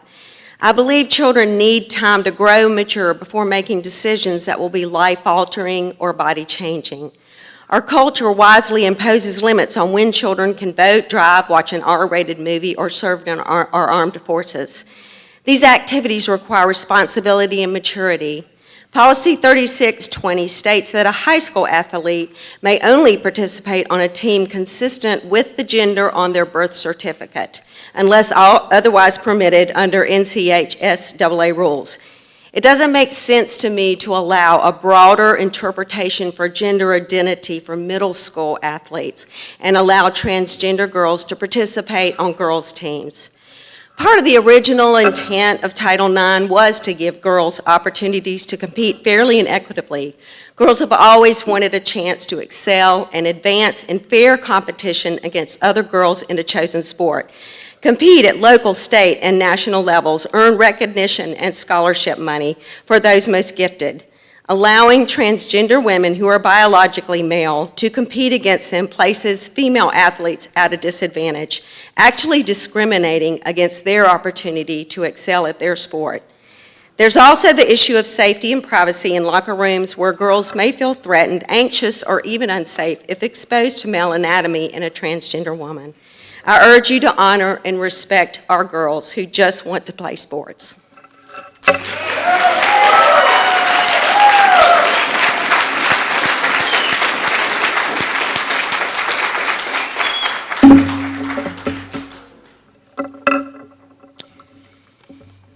Evie Edwards, a professional cyclist and a competitive runner, is a lifelong Democrat who supports gay marriage. Nonetheless, she has spoken out that she has faced attacks from transgender activists and threats of loss of scholarships due to her public stance in defense of women's sports. There is a generation of women who will not have the same opportunities as I've had, said Edwards. If we are forced to compete against males at the local and regional level, those opportunities for women will disappear. The next generation of valuable female role models that inspire tomorrow's champions will be lost. Workforce diversity decreased because 96% of female CEOs played competitive sports. Girls will lose this opportunity to gain medals, podiums, public recognition, and opportunities to compete, scholarship opportunities and elite college scouting, self-esteem, but most of all, hope. Women fought long and hard for Title IX, which was designed to stop discrimination and provide equal athletic opportunities for biological women. Allowing biological males to compete in girls' sports reverses nearly 50 years of advances for women. The message to girls is, You deserve equal opportunities, except in sports. Biological girls deserve equal rights to experience the thrill of victory in New Hanover County organized sports. Allowing males to compete in sports disadvantages girls and destroys their athletic opportunities. The immense physiological differences between men and women can be seen in the story of Jennifer Thompson, a North Carolina powerlifter.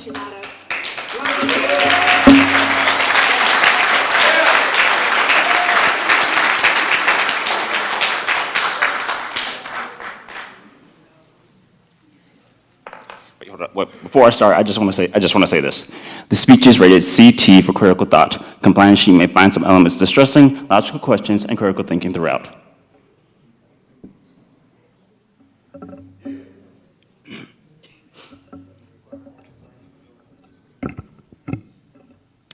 Some are fancy on the outside.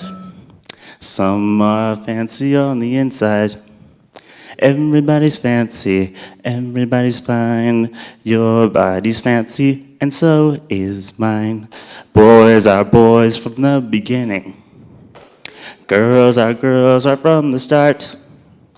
Everybody's fancy, everybody's fine. Your body's fancy, and so is mine. Only girls can be the mommies. Only boys can grow up and be the daddies, yes sir. Everybody's fancy, everybody's fine.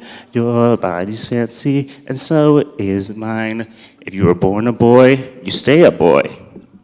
Girls are girls right from the start. If you were born a girl, you stay a girl and grow up to be a lady. I think you're a special person, and I like your ins and outsides.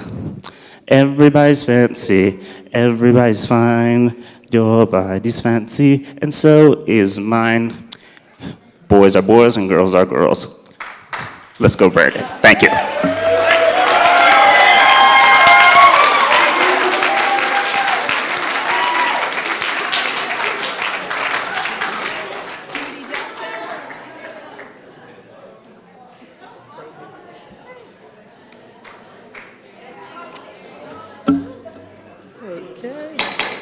Order, please.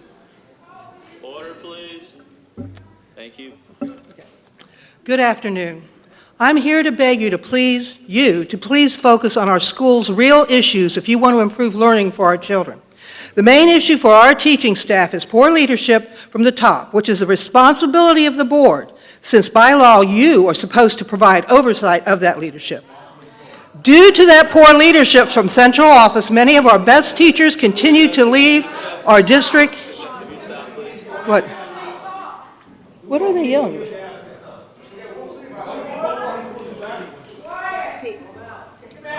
Wow. Let's take a break here. We'll take a 5-minute recess. Ms. Justice, we'll give you your 2 minutes back. Okay. We'll take a 5-minute recess. Sit down.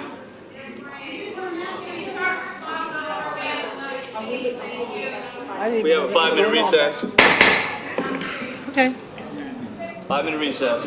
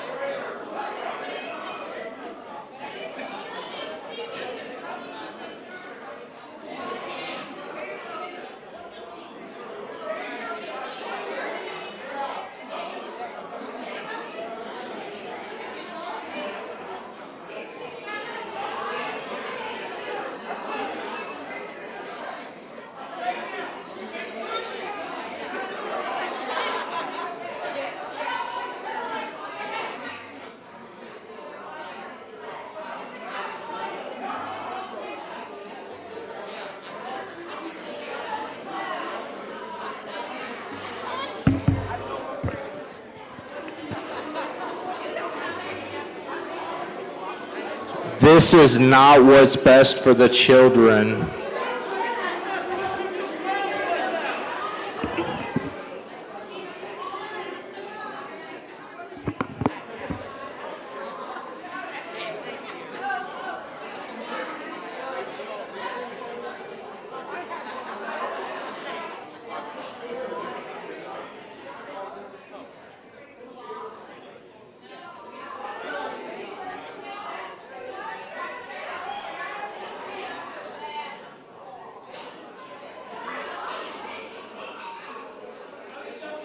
If I could ask everyone to please return to their seats.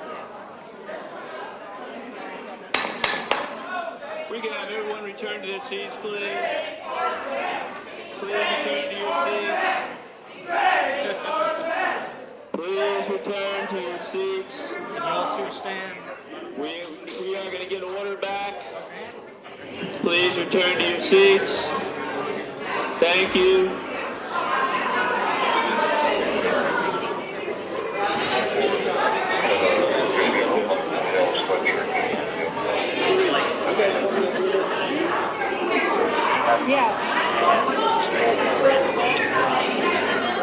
Please return to your seats. Would everyone please return to your seats? Please return to your seats so we can continue the meeting. This is a warning. Overall, we do need to have decorum and order in the building. We need to get ourselves back in control, please. We have adults in this room. We need to act like adults. We also have students and children who we need to think about. We are going to continue the meeting. Ms. Justice will get 2 full minutes. We would ask board members to return to the dais. Thank you for returning to decorum. We would like to hear all the rest of the folks and carry on with their business. Please, those in the back corner, please, I know you're still talking. We would like to have order. Thank you very much. Ms. Justice, we will give you back your full 2 minutes. Thank you. You may begin. Okay, good afternoon or evening. I am here to beg you to please focus on our school's real issues if you want to improve learning for all of our children. The main issue for our teaching staff, who are the most important people in the building besides our children, is poor leadership from the top, which is the responsibility of the board, since you, by law, are supposed to provide oversight for that leadership. Due to that poor leadership from central office, many of the best teachers continue to leave our district in record numbers. They are overworked and underpaid. Here is some historical perspective. After hearing from some brave teachers telling us about the problems in the fall of 2021, the board conducted a survey of our teaching staff. The result was that about half said they did not feel valued and that they were overworked. We then set up a task force to come up with a solution. 2 meetings were held, and they came up with no solutions. Then, in late spring of 2022, the NCDPI biannual teacher working conditions were completed. 70% of New Hanover County school teachers said that they disagreed with the statement that there is an atmosphere of trust and mutual respect in our district. The other districts across the states averaged only 25% of disagreement. The results of teachers feeling overworked, underpaid, and underrespected is that we are losing more experienced teachers in record numbers. Before the current administration was in place, we lost 104 teachers, or 7%. Then during the 2021 school year, 71 of our teachers left, which is 9.5% of our teaching staff, despite having one of the largest teacher supplements in the state, along with living in one of the most desirable areas. Statewide, the districts averaged an 8% loss of teaching staff. Again, please do your job and provide proper oversight when it comes to that leadership so we can keep our best and most experienced teachers so that all of our students receive a quality education, and enough with these dog and pony shows trying to distract what really needs to be focused on. You guys, actually your campaign, you should have been ashamed.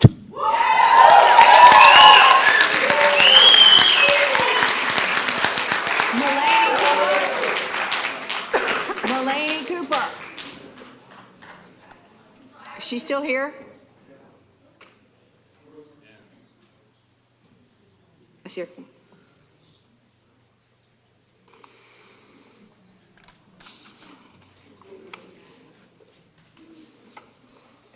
Good evening. This poem is called Pipeline to More Lies.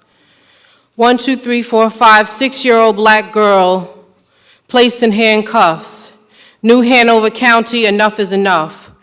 Your tactics to mishandle our children are planted in division, beginning with the elephant in this room, racism. You can't hide the truth, for the stench is too deep. Your institutions were never made for people who look like me. The system's way to increase the pipeline to prison comes easy when you make these heinous decisions. Look into the numbers, they're clear as day.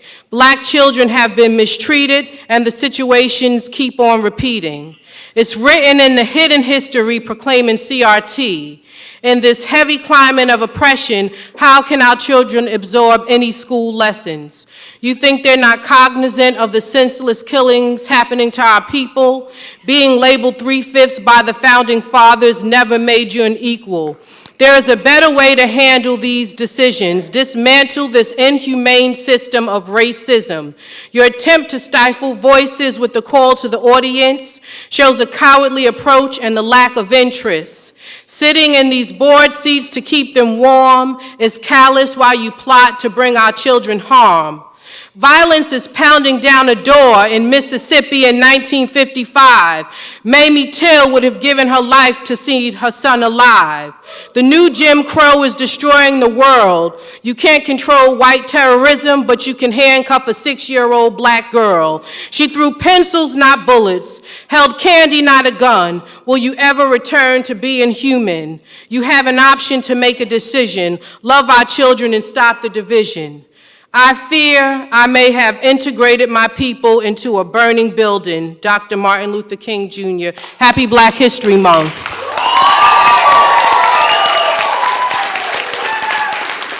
Dr. John Zeno.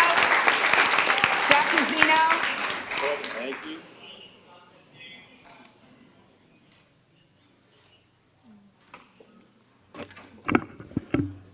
Good evening. Thank you for listening to us tonight.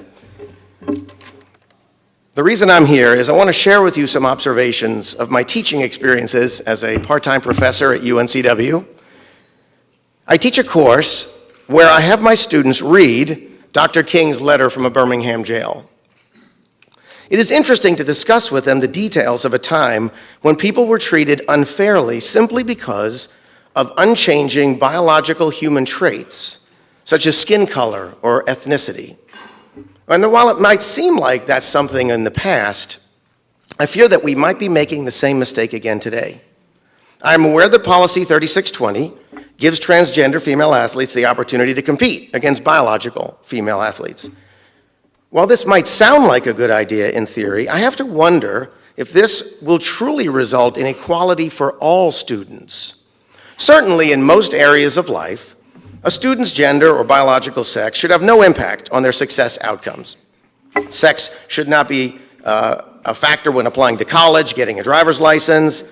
However, it seems that there may be circumstances under which differences in biological sex could matter and could result in inequality for certain groups. I find it interesting that while everyone would unanimously agree that we should never accept unequal treatment of a person on the basis of something like skin color, we seem to be permitting unequal treatment of a different group of people on the basis of their biological sex. Why is one unchanging biological trait different from others? I don't see how someone can rightly reject unequal treatment on the basis of skin color and then turn around and permit unequal treatment on the basis of biological sex. I know that the Board of Education members, you all have a passion to do the right thing and to treat students fairly. However, I'm afraid that in your desire to achieve equality, you may wind up actually achieving the exact opposite if Policy 3620 is not changed. Thank you. Gail Herring.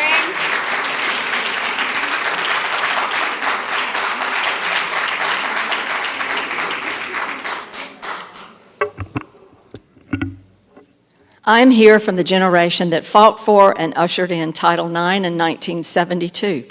Now I have an 11-year-old granddaughter that is a good athlete and enjoys participating in 2 sports.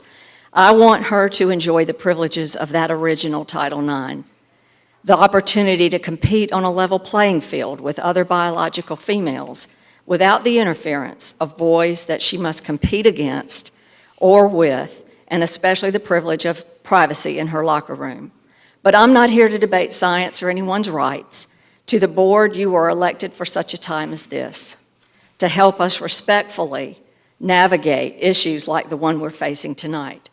Take emotion out of it and focus on responsibilities, not rights. As adults, and especially you who sit on this board, we are not responsible to children. We are responsible for children, and there's a difference. Responsibility for children means we set realistic boundaries. Middle school children cannot vote, drive a car, buy beer, I hope, and various other tasks for a reason. Our responsibilities for children in this age group is to keep them safe and to prevent them from making any kind of choice that they're not mature enough to handle. Due to Title IX amendments in North Carolina, when transgenders now reach high school and college, they do have the opportunity to compete with the gender of their choice, but our state did not make provisions for a pathway to sports for transgenders in middle school. There are approximately 1.5 million students in North Carolina's public high schools, and at this point, only 9 transgenders have been approved at the state level to compete with the gender of their choice. The application process is rigorous, and it's rigorous for a reason, and the burden of proving acceptability falls on the student, their parents or guardians, and their doctors. It's a big step. But we all unconditionally love all of our children, and I want to emphasize this is not about acceptance, but rather age appropriateness. Thank you. Now we have Tassel.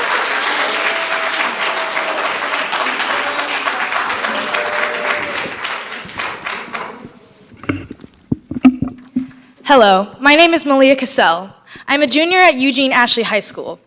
Ray Bradbury once said, "You don't have to burn books to destroy culture, just get people to stop reading them." This quote has never been more relevant and important than at this time. Around the country, millions of books are being ripped away from young people.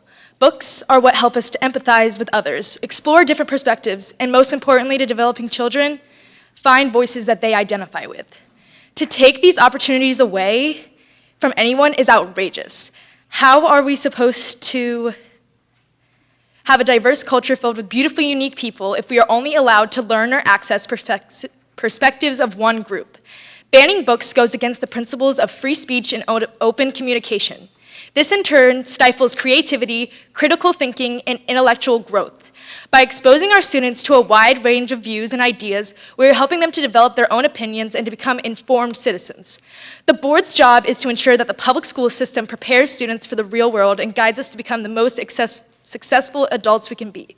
By banning books and closing off certain ideas from students, you are failing in your job to help us become knowledgeable, empathetic, and educated adults. Therefore, I'm asking and imploring each and every one of you here to not steal these books and opportunities away from us. I'm also asking every person, student, and child in this room and in our county to go out and pick up a banned book, because they are the books that will tell you the truth and the shame that the world prefers you not to know. But you must know. And that is the only way that we can all grow and bring about true peace in our world. Thank you.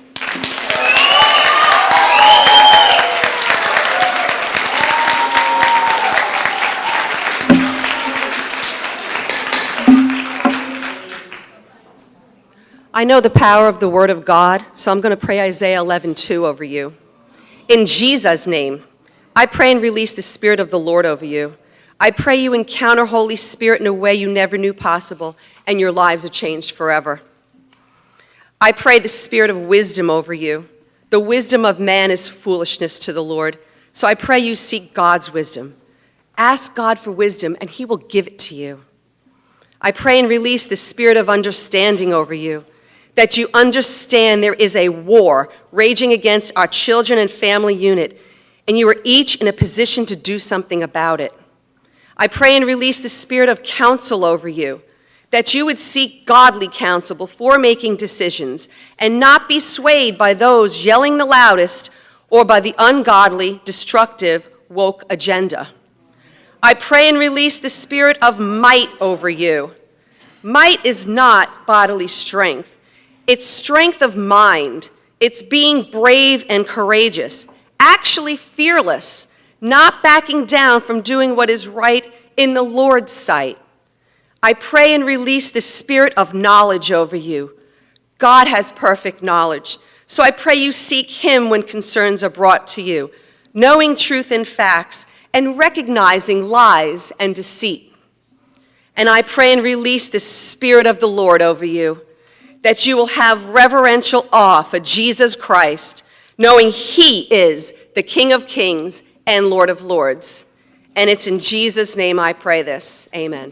Thank you. Ms. Mabels.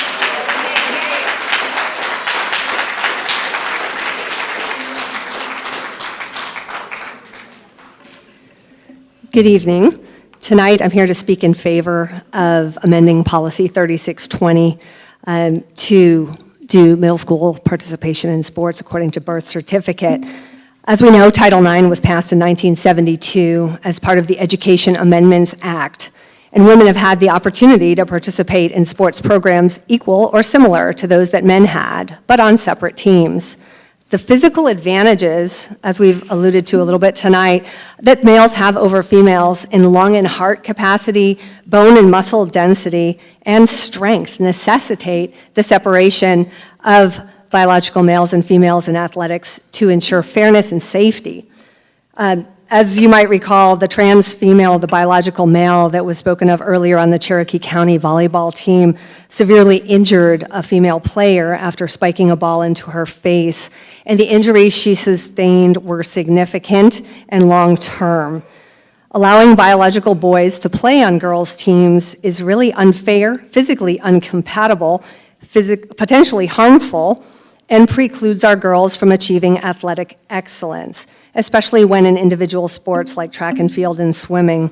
A male's belief about his gender doesn't erase his physical advantages over female athletes, and every biological male on a podium does displace a deserving girl. Policy 3620 as it stands misrepresents Title X that was implemented to protect female sports. So I do totally agree that dignity and respect matter for everybody, but so does fairness, safety, and biological reality. Thank you.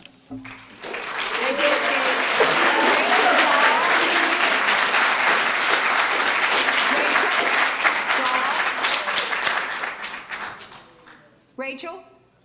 There you are.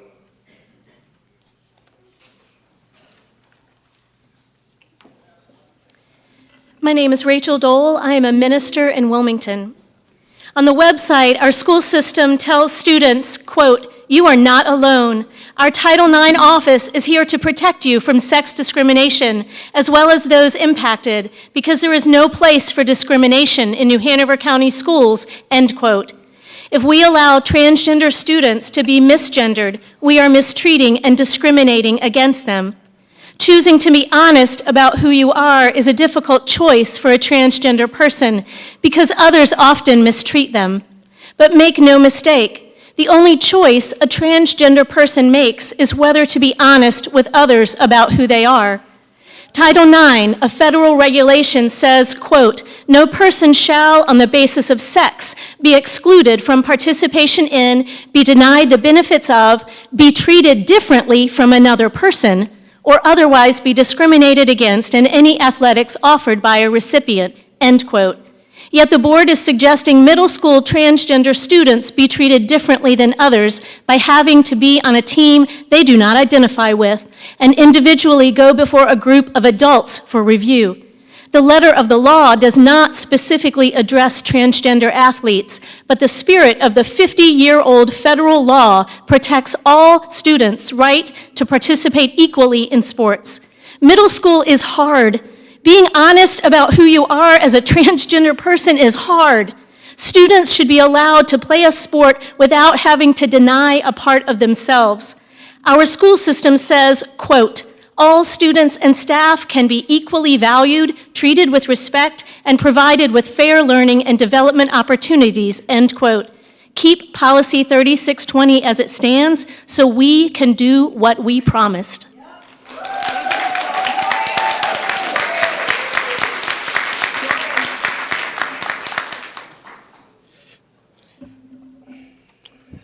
Good evening.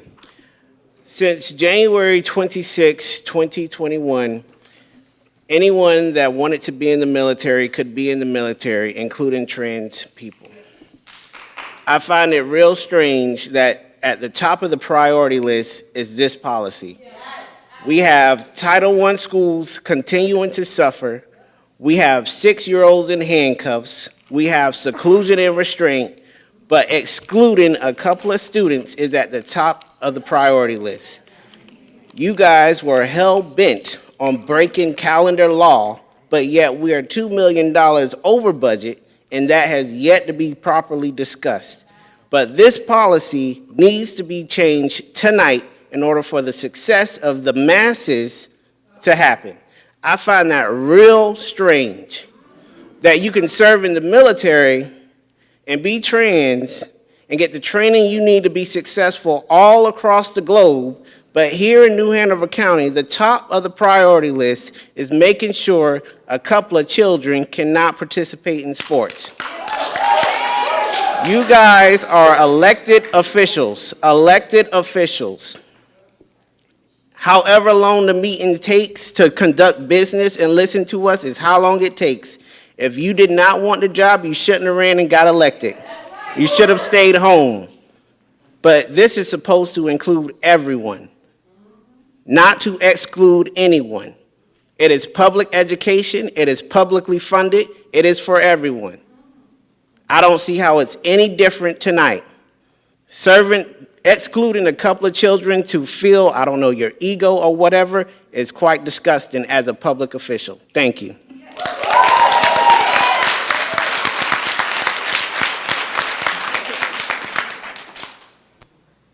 Thank you, everyone. That does end our call audience for the first part. We will continue on with our overview of career and technical education at this point. Mr. Wildebourne? Yes, ma'am. Can you be thinking about a time where we can take like a real break so that we can just kind of regroup? Yes, ma'am.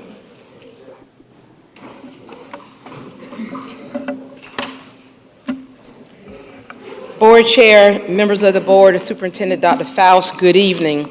Career and technical education is continuing to build a program without limits to provide opportunities for our students in New Hanover County schools. I'm sorry. Can we have order in the back, please? We would like to hear this. Thank you. I'm sorry. I apologize. Begin again. Good evening. Thank you. So as I was saying, that CTE is continuing to build a program without limits to provide opportunities for students in New Hanover County schools. Well, I don't think it's working.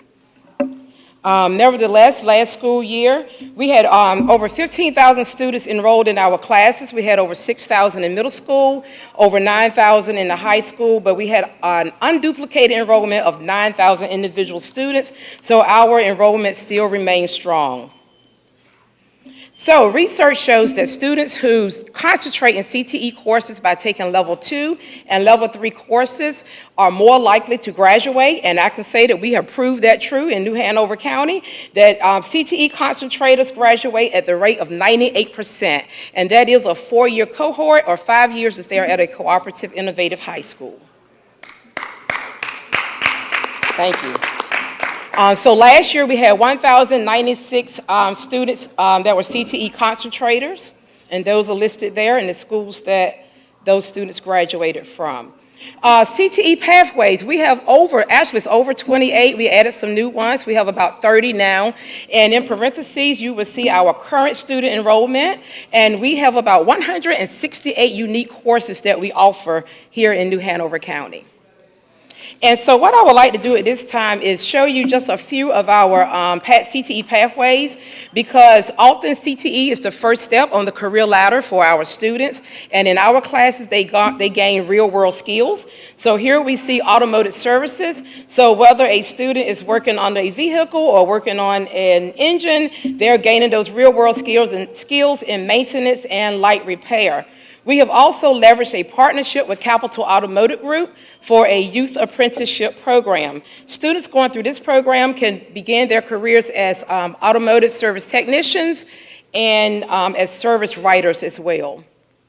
So computer science and IT, we had students earn 533 credentials in Microsoft and in our Adobe Academy. And students, these are industry standard credentials. When students earn these certifications, they are actually ready to become digital artists, and be graphic designers, and even webmasters. And so for drafting, architectural, and engineering, we have students who credential in AutoCAD, Inventor, and Rivet. These students can actually become surveyors. That's something that we've heard from our advisory council and from people like City of Wilmington saying we need surveyors. They can also become civil drafters and construction managers. It at least puts them on the path. So here you see in culinary arts, we have real world skills in motion. We hosted our first annual Cupcake Challenge this school year, and Hoggart took home the trophy, of course. We had business and industry people to come out and be representative and represent as judges. Health science. We have students certified in CPR and first aid and in nurse aid 1. According to the U.S. Labor Bureau, there were 1.3 million individuals serving as certified nursing assistants. So we are impacting that number. And firefighter, technology, and emergency management. We have students who are having certifications earned in to be state fire marshals, also in the National Incident Management System certifications, 244 to be exact. This would get students on the path to be working in emergency management and as firefighters. And well, we kind of changed this just a little bit, but one notable mention is that we have started a teaching and training pathway, which is in line with the vision of the board to make sure that we have educators for the future of our students to receive high quality education. And with hospitality and tourism, we're in the process of garnering partnerships with Hotel Ballast and Block A Runner. Okay, so here's a slide here where we had over 2,000 professional industry credentials earned last school year. We have 760 thus far, but we are still counting. So we have these credentials listed here by program areas. One other notable point that we wanted to mention was we are number 4 in the state for WorkKeys credentials. I thought that was worth mentioning because WorkKeys is part of the accountability model, but we had 144 platinum, 142 in gold, and silver 142. We are certainly proud of those students that earned us the rank number 4 in the entire state of North Carolina. So at middle school, we actually are very proud to say all of our middle school pathways align with our high school pathways. We have expanded middle school. We have a second agriculture pathway. We have put in health science in our middle schools. We have expanded to have skilled trades at the middle school. So the first time students hear of automotive is not in the middle school. And we also sent you a video because we wanted you to understand the context of what Paxton Patterson was. We have installed a Paxton Patterson lab at Murray Middle School. It is going so well that we received an invitation recently to have a showcase by the vendor. They want to bring other districts here to see what we're doing with Paxton Patterson. And good news is we have more labs on the way. We're going to install 2 additional full labs next school year at Noble and at, it was at Noble and Williston, so we are really excited about that. We're also going to put in learning management systems at the other 4 middle schools so that every middle school will have a little piece of Paxton Patterson. So, and we're looking to expand those in the future. So, so as you can see on the slide here that when these Paxton Patterson labs, they do everything from fly drones to bake cupcakes. And it helps with critical thinking, problem solving, and real world skills, and of course, employability skills. So I just said that. We can keep going. And I just said that. Thank you. And so also with Paxton Patterson, we want to expand because in CTE, we can do 5th grade career awareness, and we want to bring this down to the elementary schools. And we would like to pilot at some elementary schools, some modules. We will provide the instruction, and we will provide the actual supplies. So it's like a little turnkey package. And we're proud to say that we are partnering with our elementary school in their career fairs. And guess what? We're going to also expand Paxton Patterson to the high school. So we're really excited about C-Tech having building skills, and don't let the name fool you because it's a variety of skill sets that they will learn, and we can even hire those students straight into our own maintenance program. And we're going to also expand at career readiness. We're going to have the health sciences and just a little taste of the building skills, and hopefully STEM in the future. And so, more good news. We're just full of good news tonight, thank goodness. Novant Health, Novant Health and Cape Fear are partnering with our school system. Cape Fear is going to provide an instructor, and Novant Health said we would buy the classroom equipment and the supplies, and we're going to bring this program back to New Hanover High School. And so we're really happy about that. All right, we've also been partnering with a nonprofit called Spark NC, where our students learn leadership skills, and they have been participating in ethics and leadership conferences, and we're going to continue that with District C this summer and offer camps where our students can participate, and it's sort of like project-based learning, but it's with our local businesses as well, okay? And with the Wilmington Chamber of Commerce, there's a Career and Leadership Development Academy. We have 42 students in the cohort. I am not going to steal the thunder tonight because very soon you're going to hear from the students themselves, so you have to wait on this one. And so on March 31st, we're asking you to save the date. We're going to do a C3 exploration event. We're going to bring out career, meaning we're going to bring out our industry people. We're going to have colleges there, and we're going to bring community people. And also at this event, it would be a hiring fair. So if your student or your child need a job, ask them to come, and maybe they can pick up a little work here. Okay, and so CTE internships, we have expanded these. There was a time when we were only doing them at one school, but now we've experienced students being from the sheriff's office to Live Oak Bank, and we have some of those are paid. Technology Student Help Desk is in our schools. NC State Ports, we've leveraged a partnership with them, and even with Wilmington Fire Department, where they're going to pay our students for internships. And thank you. If you don't have any questions, or if you do, I'll try to answer them while Mr. Gervin come up. We have another surprise for you tonight that we're praying it goes very well. We want to show you, we'll let you see it for yourself. Come on. Ms. Futrell, just before, thank you very much for this. This Yes. is awesome. Do we have any questions from the board? Yes, Ms. Barnhart. I am really excited to hear about the elementary fifth grade career fair. So can you talk a little bit what your vision is? Because I want to help make that happen for all of our kids in New Hanover County. Well, sometimes my vision can be bigger than the resources that I have, even human resources. I'll confess that. Dr. Faust is saying, I would love to partner with all of the schools. And our work-based learning coordinator, Mr. Nixon, is here. He's working very hard to work with all of our schools to make sure that our CTE high school students are at those career fairs so that students can see older students doing that. And so we're just looking to we're just going to make it happen. The earlier they get exposure, the better. Thank you very much. Anybody else? No? Thank you very much for your presentation Thank you. and for your hard work.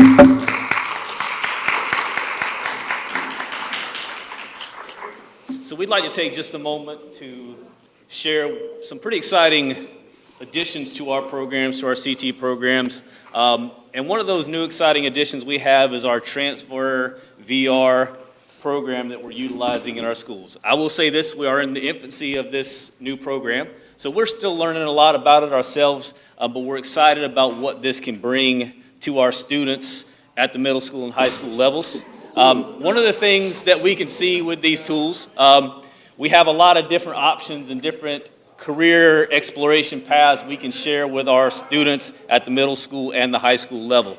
One of the things we have that's really exciting for our middle school students is that career exploration piece. So some of the things we can do with our students, working with manufacturing, skilled trades, warehouse stores, hospitality and tourism, public safety, automotive. These are really great tools for our middle school students because it gives them a great taste of different career paths. These are career paths that lead directly into programs we're offering at our middle schools, but they're also leading directly into career paths that we are incorporating at a high school level as well.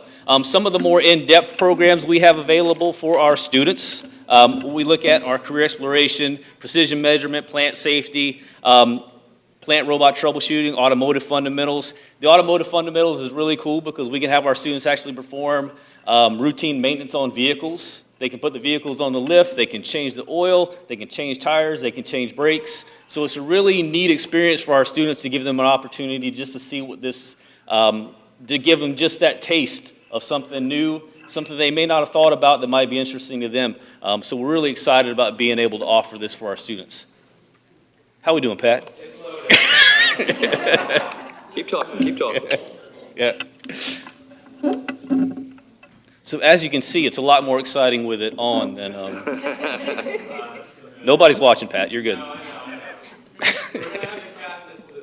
While we're waiting, I just wanted to give a plug for the Career Development and Leadership Academy that you all are doing in combination with actually being hosted by the Chamber of Commerce. And every month they go on a field trip to a different industry that is hiring people. And I am one of as the CTE representative, I'm on those field trips. I'm gonna tell you what, these kids are bright and very interested in all the different kinds of things. The questions they ask, a lot of adults in this room wouldn't be asking. So I just wanted to, commend you and let folks know that when you said you were bringing it to the middle school level, we are doing it robustly and funly. It's a good opportunity. So I'm looking forward to expanding that.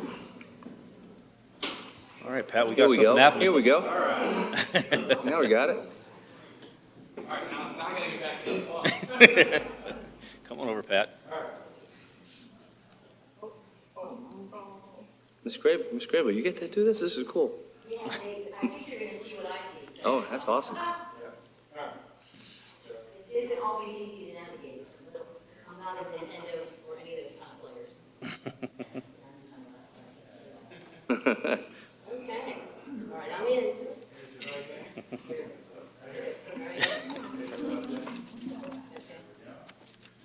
I'm pointing. Tell you what to do. Yeah. Oh, sorry. Hit accept. I'm trying. Squeeze this. Okay. There we go. Should I just say skip? Yep. Pop up to automotive. Nope, we're on manufacturing. Manufacturing, that's right. Yeah, I took a welding class. So down the bottom, right here.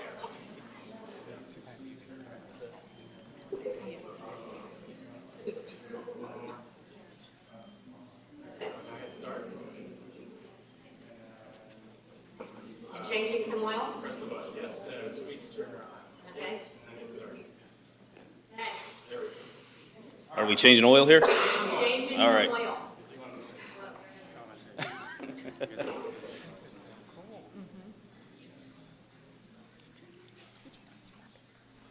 And as the student's utilizing this, you guys can't hear it in here, but she does have an instructor speaking to her and communicating with her, kind of walking her through the steps.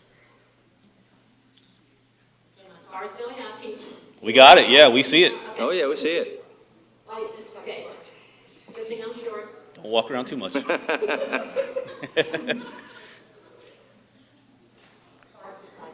There it is. Yep, you found it.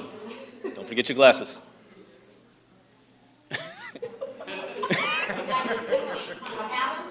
You're close. There we go. Now you got them. Safety goggles. Then bring them towards your head and put them on. There you go. Now your eyes are protected. It's a good idea to wear gloves when you're working with oil. Use the grip on one controller to pick up a great. Now put it on your other hand. There you go. You got it. There you go. Now do the same for the other hand. Well done. Now your hands are protected. This waste oil drain tank will catch the old oil we're about to remove from the car. It also stores the old oil safely until it can be disposed of responsibly. I've already positioned it and locked the wheels. The oil usually spills out at an angle, not straight down, so we should be good here. We're going to use this socket wrench to loosen the oil drain plug before we remove the plug by hand. This isn't a job you should ever use power tools for. Use the grip button on your controller to bring the wrench to the drain plug on the car. Look up. You see that blue? There you go. Oh, there we go. You're onto it. Twist the wrench counterclockwise to loosen the plug. This is a ratcheting socket wrench, so you can wind it back and push it again. Keep turning. You're almost there. That's right. That does it. On a real car, you should always make sure you use the correct size wrench so you don't strip the plug. Now you can set this wrench back on the cart. It's stuck to my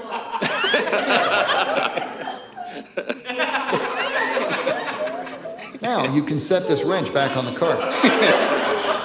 He's really patient. Now you can twist and remove the drain plug with your hand.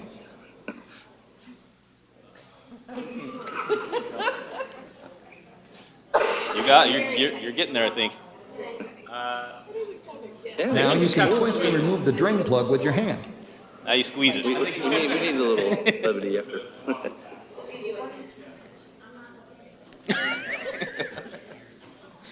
That's it.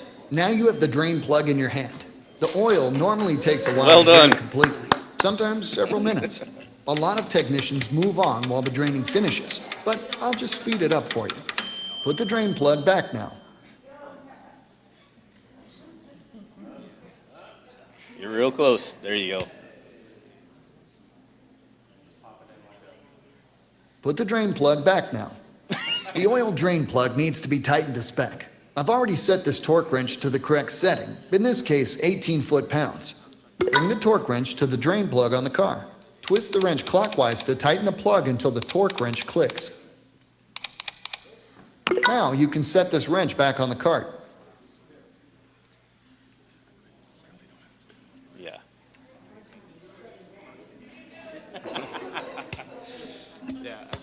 Yep. Now you can set this wrench back on the cart. The oil filter removes contaminants from the oil to help keep the engine clean. We change the oil filter whenever we change the oil. Use the grip button on your controller to pick up the cup wrench. As you all can see, Miss Great Crable loves Bring this. the cup wrench to the oil filter on the cart. Twist the cup wrench But we were told to counterclockwise call loosen the oil time. filter. Yes, because she, great Now you can set work. this She's cup an wrench back expert. Thank you all so much for allowing us this time tonight. Thank you. Thank you. And thank you, Ms. Graybill. Thank you. I'll be bringing my car to you next week. All right, we do have our principals ready, I believe, to go, and then we'll take our break. Is that correct? Our principals coming forward now? And then we'll take a break right after that.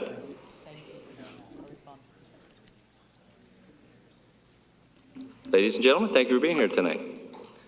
Good evening, Dr. Faust, school board members, members of senior staff.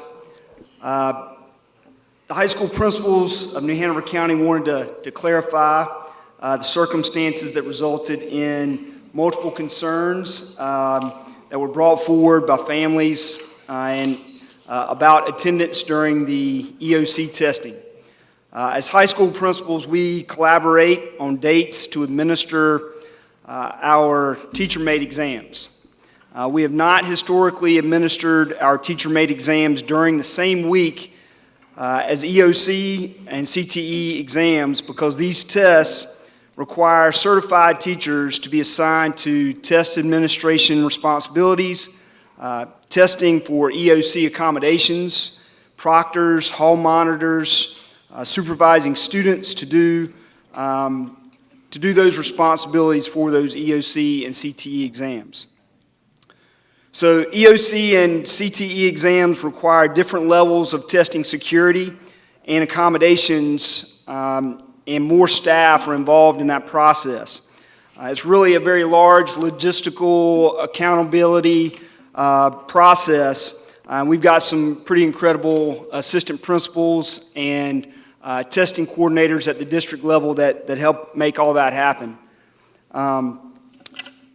By having these teacher-made exams the week before the last week of the semester, this allows us to have staff available to take on these responsibilities for EOC testing, which by state law must be administered the last 5 days of the semester.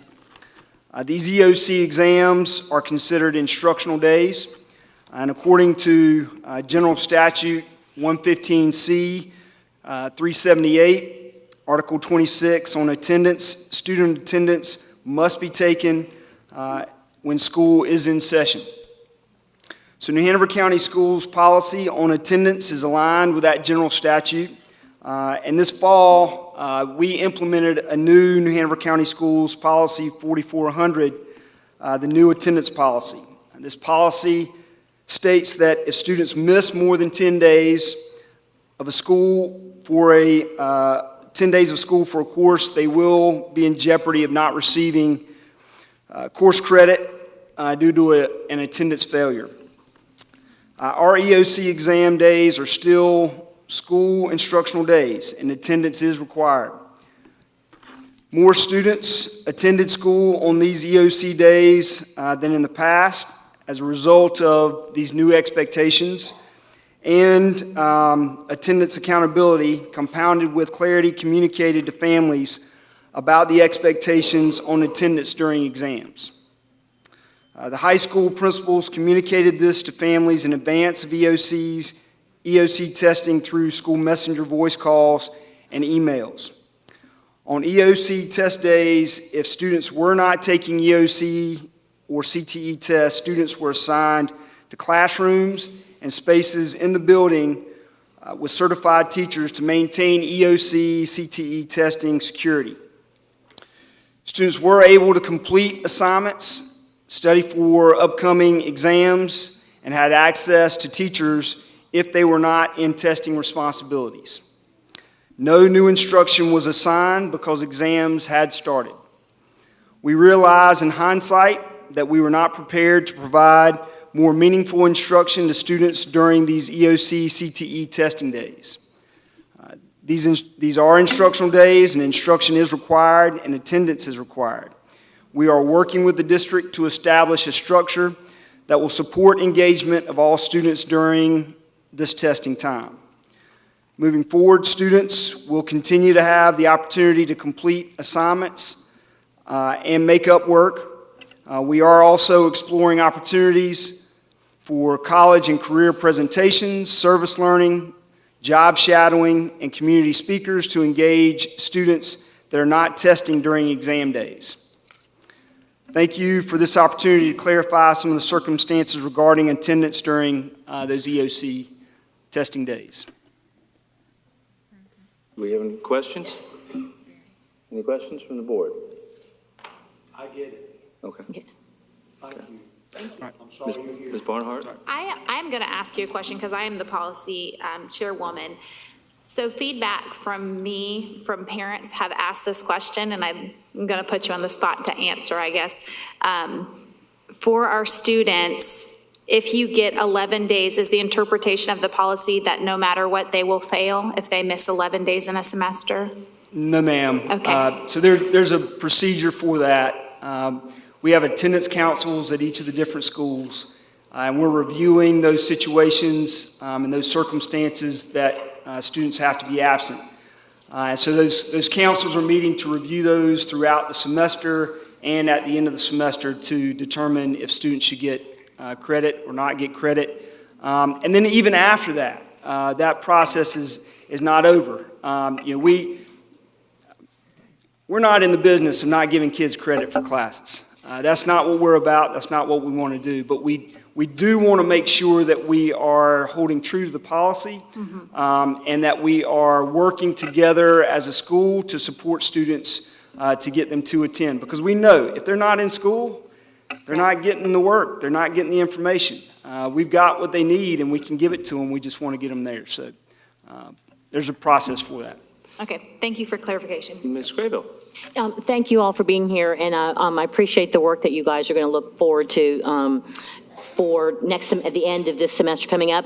But that was one of the things, and I know Dr. Faust can probably, work on this, but on our inner city visit, a lot of those people that were with us, would like to volunteer their time, for the job shadowings, for, engaging, not assembly kind of stuff, but so you do have a lot of support, and Dr. Faust can, help be that manager, but thank you for working on that and considering that. And I'll echo, I'd like to thank the four of you for being here tonight and for all you do. Is there anything that we or the community can do? Like, is it that maybe if we got more proctors that would free teachers up, would that be helpful, or is that not something? I appreciate you asking that. Absolutely. There you go. No, we'd love to have you guys welcome to come into the building and help with that process.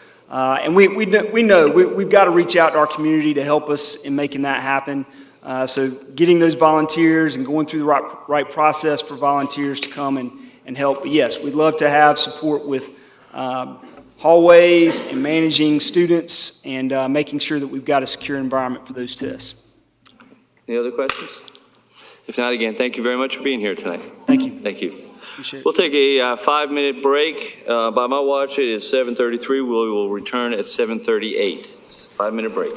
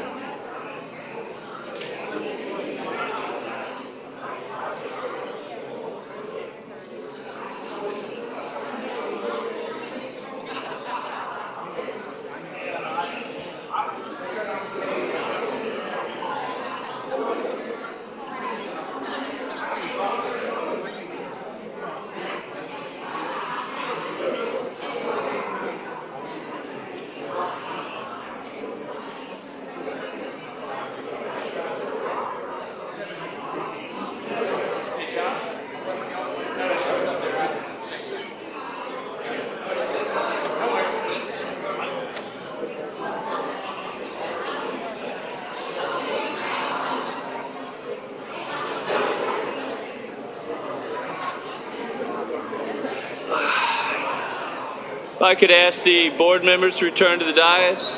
I'd like to go ahead and start up. It is 38 after.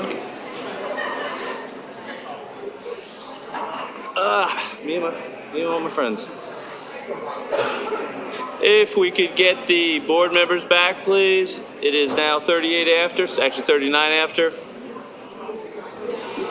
Let's be respectful of the time, please.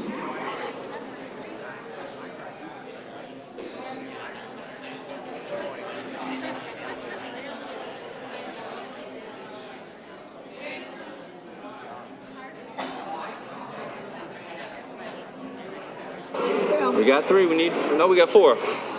All right. Okay. All right, if we could have order, please, we will continue. We have four board members here. Our next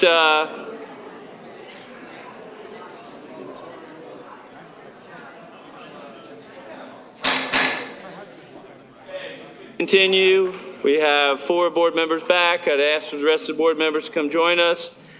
We will carry on where we left off.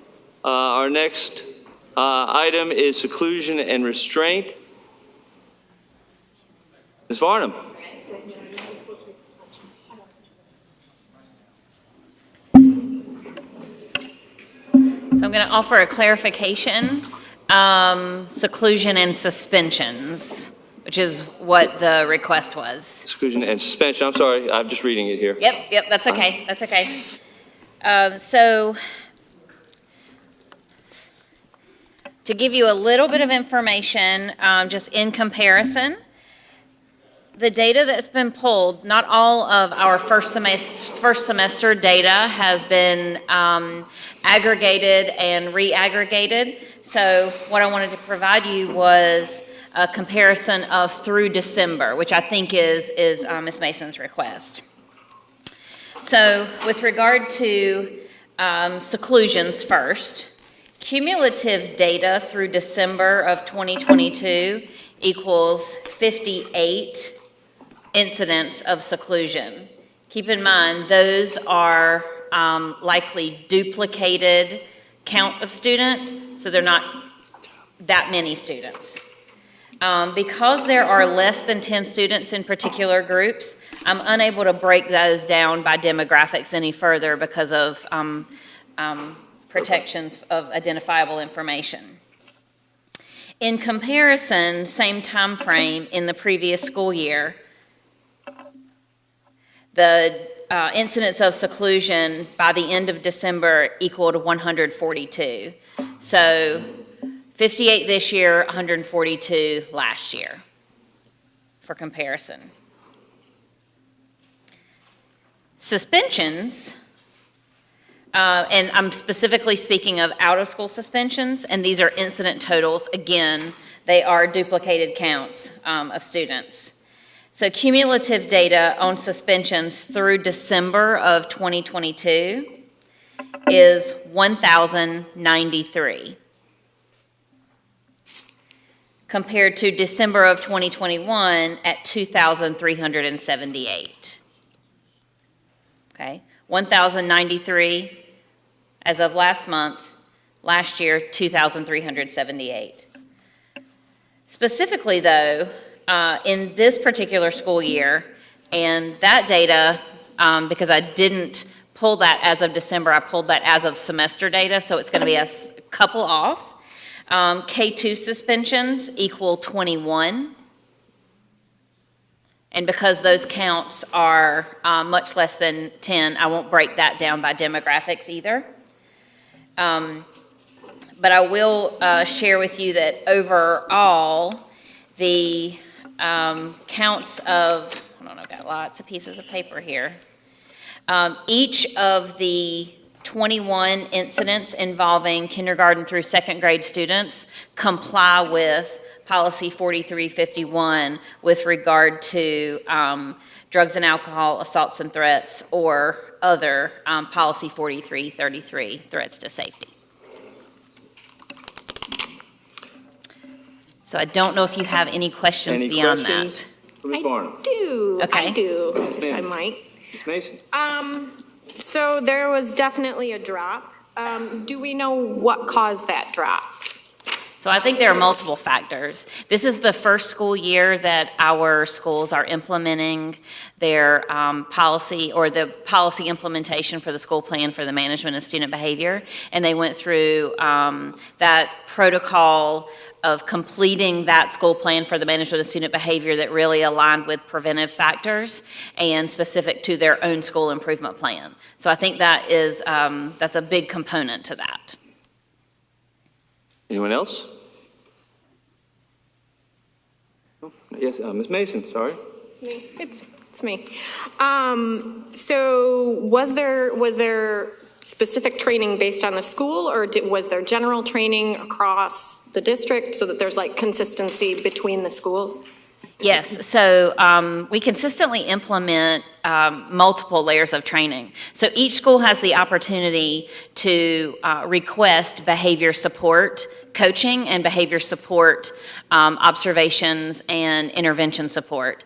Prior to that, though, our teams that work with our students who have more significant risk factors in the area of behavior and emotional development participate in training through our special education and related services department that involves our teachers of intensive behavior support services coming together on a monthly basis, using evidence-based practices, implementing those intervention plans, monitoring that data. So that happens on the whole.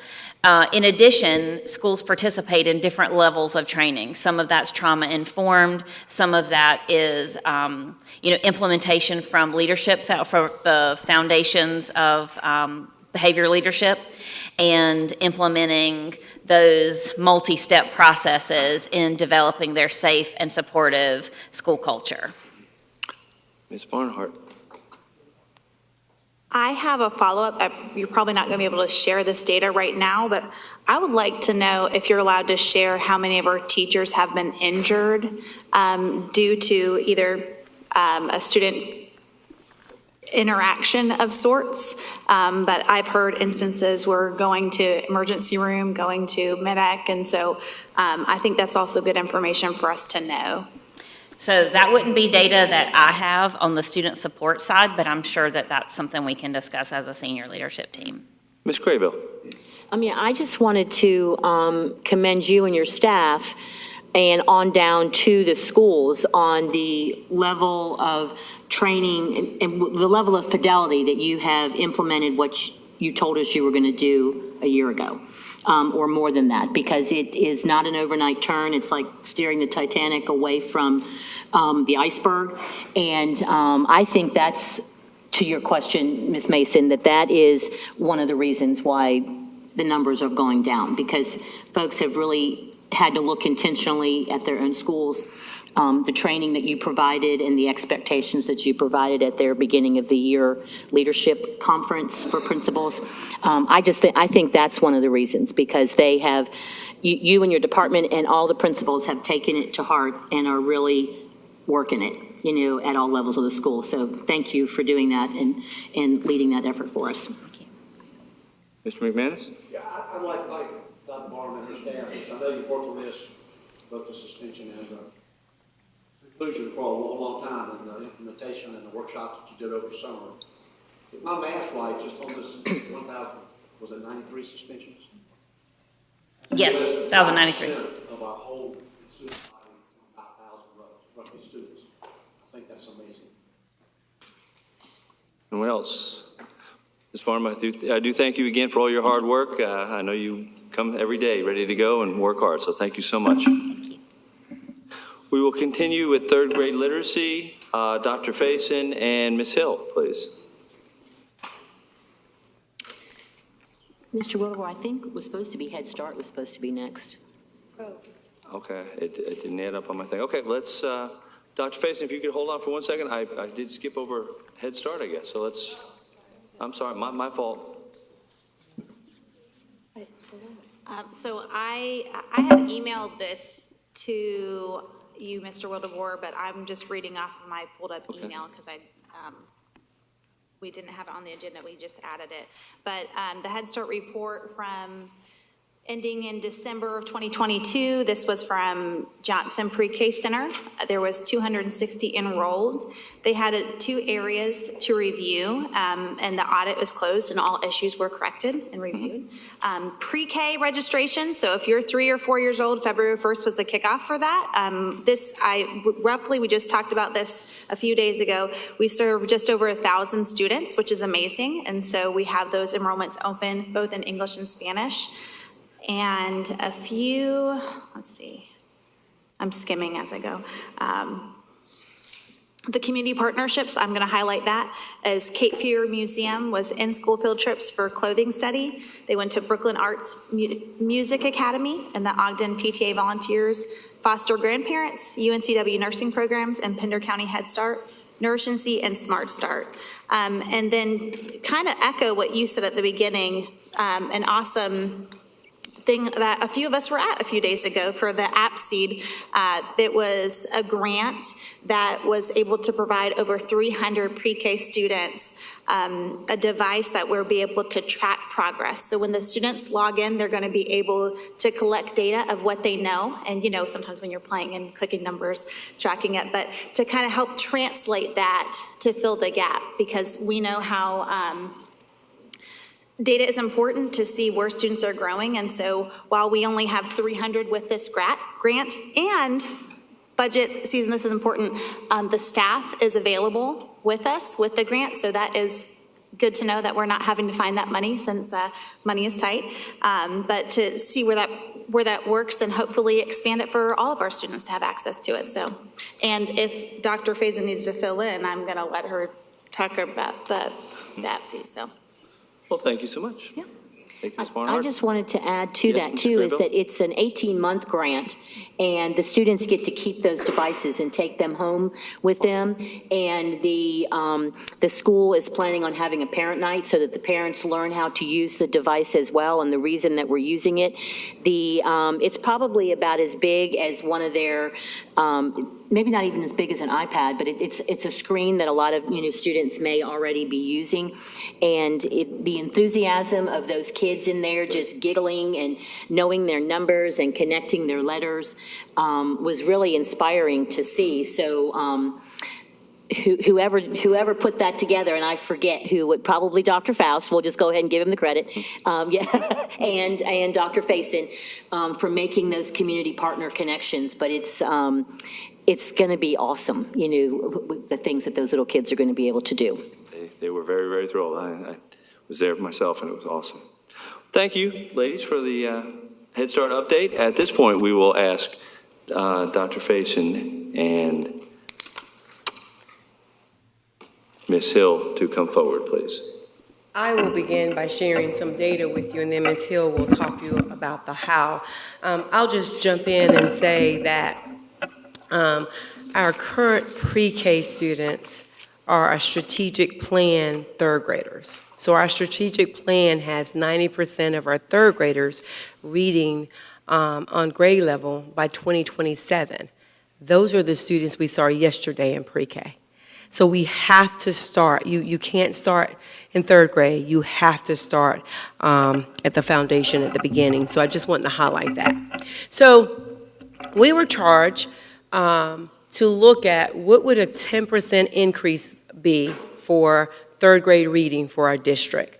So I'm just going to share some data with you, and then Mrs. Hill, our curriculum specialist for literacy, will come up and tell you what we are doing. Oops, wrong slide, I'm sorry. It's the, I apologize, it's the 10% increase slide. So while we switch slides, I do want to share with you, just give you some context. Of the 115 districts in the state, we are number 18 in third grade reading. So you're going to see that we are 54.6. Most of the districts ahead of us are in the 50s. There are a couple of outliers. The top district is actually a district with maybe a little over 2,000 students, but most of the districts at the top of the reading start in third grade reading are around the 60 50%. So I just wanted to share that with you while we were waiting on this data. So when you look at this trend data for 6 years, you see where we were. COVID was real. The COVID loss is definitely a factor. You see, and that's not for just us, of course, it's for everyone.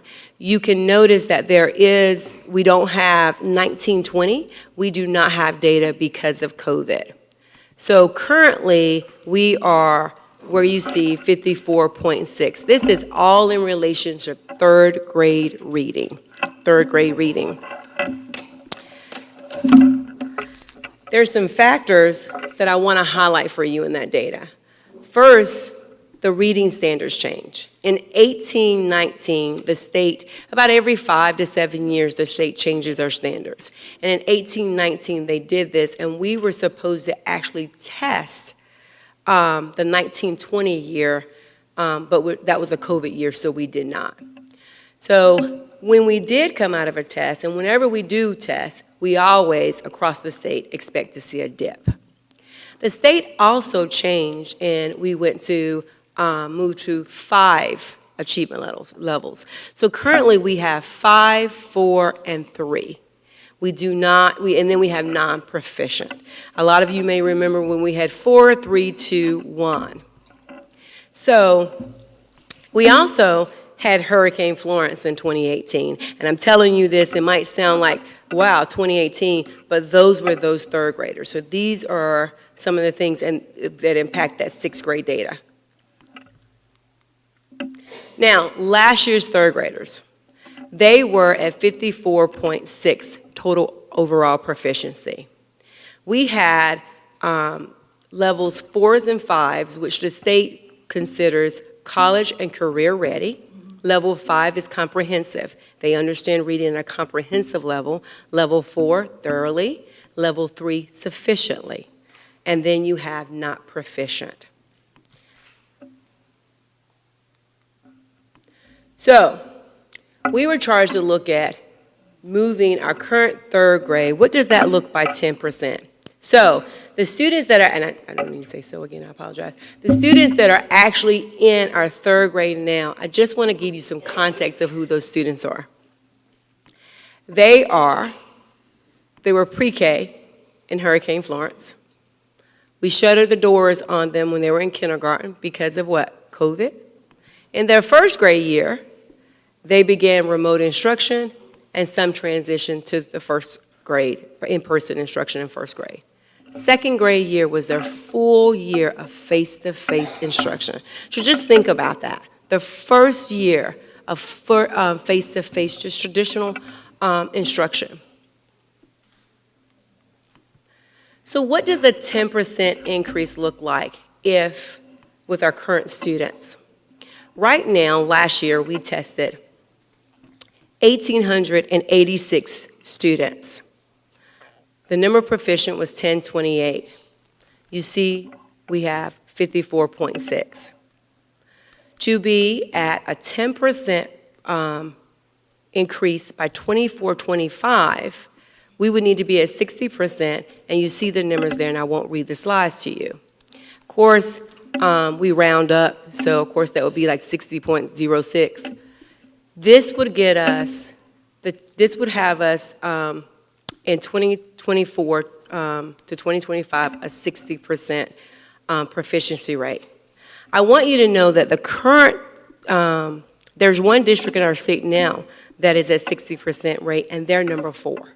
That's how big of it is a significant challenge. We are definitely not saying it is not doable, but I want you to know we don't move numbers in a district at a lightning speed. So please keep that in mind. Mrs. Hill will come and tell you, what are we doing for our third grade reading? And you're going to hear her say a lot about the foundational skills and what we're doing. Because remember, our current pre-K students are our third graders of 2027. So we cannot start in third grade. We have to start now. Do you have any questions about the data before we switch slides? I do. My question would be, you said this is not doable, but this would be like the fourth district. What would you anticipate? If you think might be a stretch, what do you anticipate for a more reasonable goal if this is not it? I'm not saying, the reason why it's hard to identify this goal now is because COVID loss is so real, and this will be only the second year we really will have test scores after COVID. So this year will tell us a lot about how quick these kids are closing the gap. So it's kind of hard at this point because last year was just our first full year. Not saying it's not doable, not saying that, we just don't know. You just really don't know with the learning loss that the kids have faced. If you think about the things they went through, and last year was their first full year of instruction face-to-face with a teacher. So it's kind of hard to predict. The normal things are out the window. And I know people think COVID, but we're still with COVID right now. The kids, it's not over for them, not when it comes to learning loss. And we have to remember that.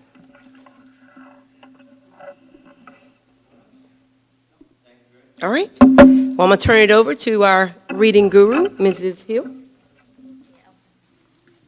Good evening. Thank you so much for the opportunity to talk to you a little bit about what we're doing to support third grade reading. I love literacy and I'm excited about it, so I'm going to try to contain myself when I share the good work that I think we're doing so far. Because like Dr. Faison said, it's not just about the current third graders. It goes above and beyond that, right? Because we know we have third graders in our classroom now that we want to close those gaps to help get them to proficiency. So we're going to work as hard as we can to close those skill gaps for them because of the learning loss. And so we'll share a little bit about what we're doing across the district for that. So as Dr. Faison shared, we all know our strategic plan goal. I am sharing the good news with everyone I talk to about this is our goal. We're working towards 90% of our third graders at or above grade level by 2027. And in the strategic plan, there were two strategies that were identified to help move this goal forward. The first was that we want to make sure that we're implementing and sustaining a high-quality curriculum that's grounded in the science of reading. And so that means that it incorporates those 5 pillars of literacy. So phonemic awareness, phonics, vocabulary, fluency, and comprehension. So we want to make sure that the resources we give our teacher are grounded in the science. But also, while we can give high quality resources all the time, we want to make sure that the educators in the building are equipped with the knowledge because we know they are the ones who truly make the biggest difference with our students. So we also want to make sure that we're enhancing and empowering all of the educational leaders in our schools, our administrators, our teachers, and our school support staff so that they can deliver that high quality instruction in every classroom. So, as we look at our strategic plan, just some of the things that we're doing as a district to lead this work and move it forward, first and foremost is our district literacy plan. And we're required to submit this to DPI for approval every year. It's a part of SB 387, which is the Excellent Public School Act. And this is basically just a guideline for our K-3 instruction. It tells us kind of what our non-negotiables are when it comes to our instructional block for literacy. So within that, we say all of our K-3 schedules have to have a 120-minute literacy block for our students. It also talks about the curriculum that we're using and making sure that that curriculum is grounded in the science, and I'll share a little bit about that in just a second. It also talks about we've got to make sure that we address these issues at our core instruction so that all students are getting that, but we also know that students come into our classroom with diverse needs. And so we need to also make sure that we're meeting those individual needs in whole group instruction, but also in small group instruction. And so if a student's not on grade level, what are we doing to support them and move them forward? And then lastly, it gives our district some guiding data decision-making rules. And that's really important. We do a lot to check in on our students' progress. We assess them 3 times a year with dibbles. And while we want to make sure we get that data, we have to make sure we use it. So we put guidelines in for timely and consistent reviews so that that data goes into action. So while we have this for K-3 and we submit it to the state, we also decided that we needed to do something similar for our 4th and 5th graders. And so in our best practice document, we created similar guidelines for them as well. Now, the other piece that gets submitted to DPI is our literacy intervention plan. And this is about how do we meet those needs for those students who are still at risk. They're not on grade level yet, right? And that yet is so important. And so we want to make sure that we have resources, again, that are grounded in the science of reading, research-based, and we want to make sure that all of our schools have access to that because we are a large district and our district is transient. And so if we've got an intervention that's working well for one school, we want to make sure that if a student moves, they get access to that intervention there as well. So this intervention plan really allowed us to ensure that all schools have access to those research-based interventions. And it also gave guidelines for how we do those interventions. So the intensity and the duration of those, so that was consistent as well. And then how do we progress monitor and check in with students so that we make sure we're responding to that in a timely way. If it's working, we want to keep doing it, but if it's not, we want to revise and look and see what else that student might need. So when we talked about and identified in our plan about aligning our core instruction unit, that first strategy in the strategic plan, the first thing that we've really kind of moved forward with is making sure that we are teaching those foundational skills in a explicit and systematic way. So I'll talk a little bit about letters in just a second, but the learning that our teachers are doing in letters talks so much in that first volume about explicit and systematic instruction. And so we needed to ensure that all of our students are getting that. And so the first step for us, and this is probably 3 years back, we decided every school needed to have systematic phonics. And then we said, if we were going to have systematic phonics, it had to be the same program. Again, because we're transient, but also because we wanted to expand down to pre-K. And our pre-K students filter into all of our elementary schools. And so we do foundations pre-K through 3rd grade. And that's a little different than most districts. One, we're exposing our pre-K students to those letter sounds, the alphabet, and those keyword sounds that they're going to see in kindergarten to make them kindergarten ready and give them a leg up when they walk into one of our kindergarten classrooms. And then the other side, we expanded to 3rd grade. And we did this really in response to COVID because we knew our kids had not had full years of foundational skill instruction. And so we purchased that last year for all of our 3rd grade classrooms, but we know our current 3rd graders also need that work. And it's really advanced phonics that they're working on. So we do foundations pre-K through 3rd grade, and then we also do Heggerty pre-K through 3rd grade as well. Heggerty is our explicit systematic phonemic awareness program, and this really came from our teachers. So as our teachers were completing Letters Unit 2, which is all about phonemic awareness, one of the things they said is, Foundations covers phonemic awareness, but it's not explicit. We need something a little more targeted. And so our schools, some of our schools purchased Heggerty on their own, they piloted it, and they told us about the success that they were having, and so we purchased it for everybody last year. So pre-K, again, exposes our students to that phonemic awareness. Kindergarten, 1st, and 2nd are teaching it in their core, and then 3rd grade uses it as an intervention. And then lastly, we also saw that with foundations, our students were doing a really good job of applying those skills in the foundations block. But when it came for them to apply that decoding skill in real text, they were struggling. And so we needed to provide a resource that allowed them to transfer that skill to authentic text. And so one of the things that we purchased is decodable text for them. And decodable text is this text geodes, it's 80 to 90% decodable, and it follows the scope and sequence of foundations. And so if students are learning about digraphs and foundations, they're going to be able to read a book that has a bunch of digraphs so they can practice that decoding. So that was really important. So K2, we are working to align that instruction. Now, we also, I'm sure you all have heard, we are working towards a curriculum adoption for our core instruction for K-5 when it comes to comprehension, vocabulary, and that's one of the things as we've gone through letters, our teachers again are saying our curriculum doesn't match the science. And so what are we going to do about it? So as we're on that path to curriculum adoption, we also can't wait. We also have to give our teachers resources right now. And so one of the things that I've created this year is this unpacking the standards document. And it takes all the standards for ELA K-5 and it breaks it down to get to one, make sure that our teachers know the standards. They have to know a lot of things. And so we want to make sure the standards are right in front of them. What are the skills we need to equip our students with at each grade level? But then we also wanted to provide resources that were aligned with those standards, so it was easy for them to plan during this in-between time. So we've supplemented in that way as well.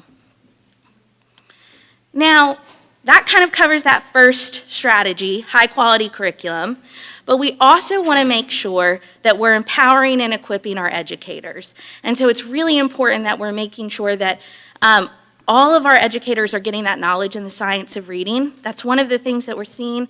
Educator prep programs, they're not coming out of college with that knowledge. And so all of our pre-K elementary teachers and administrators are working through the letters course. We also are continuing to provide PD in the resources that I just shared about. So if there's a resource, we want to make sure everybody feels comfortable with that resource. And then we're just trying to listen to the teachers on an off day that they don't have letters training. We're trying to offer optional PD if they just want to learn more. And so as teachers are telling us what they need, we're trying to respond to that when we can. And then we offer plenty of school support, monthly instructional coach meetings and MTS for our instructional coaches and our MTSS coordinators, and that's really to ensure that they have PD when they return back to the school, that they can deliver to their teachers, and really a lot of that work has been applying what we've been learning in letters so that they can have classroom application. And then we attend and support PLCs.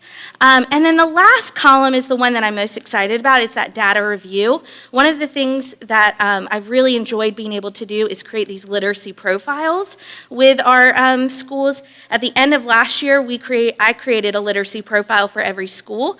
And it wasn't just about this is the data and this is what we know about your students. It's what we're going to do about it and how we can respond and support our students across that process. And so we'll continue to build literacy profiles every benchmark, and we will build our MOY one this Friday with our instructional coaches, which I'm really excited about. So just really quickly, our letters. You guys hear a lot about letters in our district. We are really on the back end of letters for our teacher cohort. We started in October of 21, and they're actually going to finish this June. And letters is truly, it is a time commitment. It has been a sacrifice of our teachers, and it is a lot of work. But the other thing that we hear from our teachers is that it's been worth it, that the knowledge that they're getting from this course, it's what they didn't get in their college prep course. And so you can look at the numbers, but our pre-K is a one-year course, and in each of the letters course, they have an online component, so that's a self-paced online course that they're doing. They attend live trainings, and then they also have a classroom application, which is called Bridge to Practice. So you can see pre-K, it takes about 38 hours to do that across 1 year, and we've had 73 participants complete that course. And then for K-5, that's a 2-year commitment. We have 829 participants, and that's a total of about 87 hours. And then our administrators, that's a 1-year course, and we've had about 56 participants. One thing I just want you to know about those numbers is that our district is going above and beyond what's required required by DPI.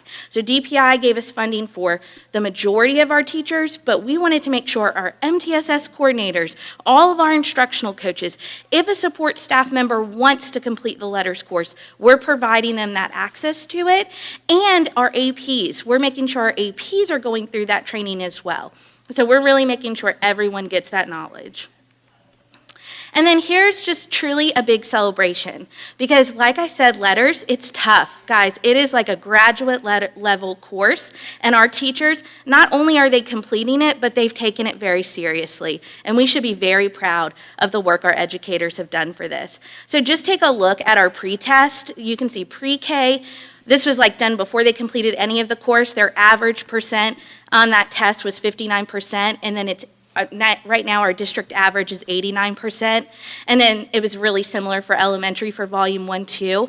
Guys, 80% is what we go, is like what a dream is, and so the fact that our teachers are leaving their units at 89%, we should be very pleased. So thank a teacher when you see them for their work in letters. And then lastly, I just want to share some student data that I really think shows that we're on the road. And so this is actually taking us back to last year and to 21-22, because I think it's important. That first year of letters, while it was hard and it was chaotic, the impact was already seen. And so when we started last year, you can see the national is that dark blue. The state average is the yellow, and then we're the light blue. New Hanover County started below the national state average at the beginning of the year on our DIBELS assessments in every grade level. But when we ended the year, we were above every single one. And in kindergarten especially, we were 10% below the national and state average, and we ended 10% above. So I just really I'm so grateful for our teachers' dedication, because while this work has been hard, they are moving it into practice and they're taking it seriously.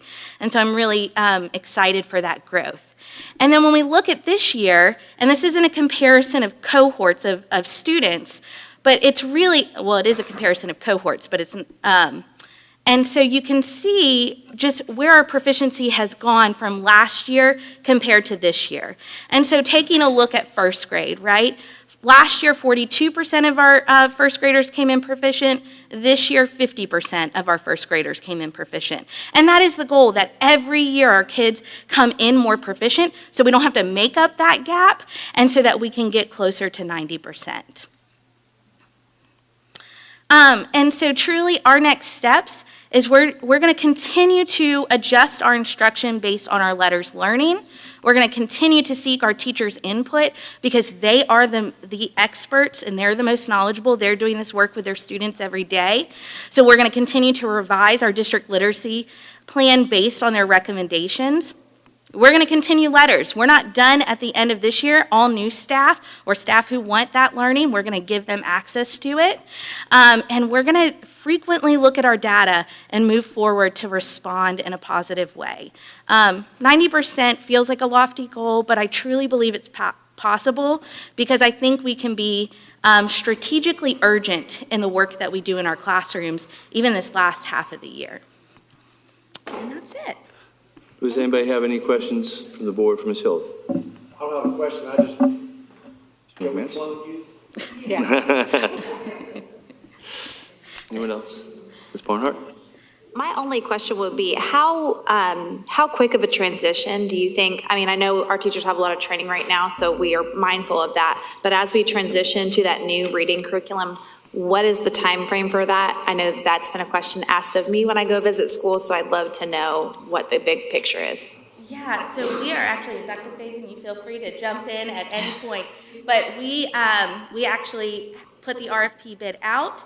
We got those proposals, and so actually a team of teachers and administrators are meeting tomorrow to go through those first initial submissions. So it should be a fast-moving process this spring, so hopefully by the end of the spring, we will know, and we will be able to bring a curriculum to you guys. And I'll just add that one of the things that we have that's very important with this is the professional development for the teachers. So that is part of the whole process for us, because we have to make sure that our teachers feel comfortable with this. We are moving actually faster than we actually wanted to, but our teachers requested this. They have received this training in letters, and to not have a curriculum that allows them to teach the way that it was best for students is not something they're satisfied with. So we're moving at a faster pace at their request. Ms. Walker. Thank you, Mr. Chair. I guess my question is, and thank you for the presentation, it was great.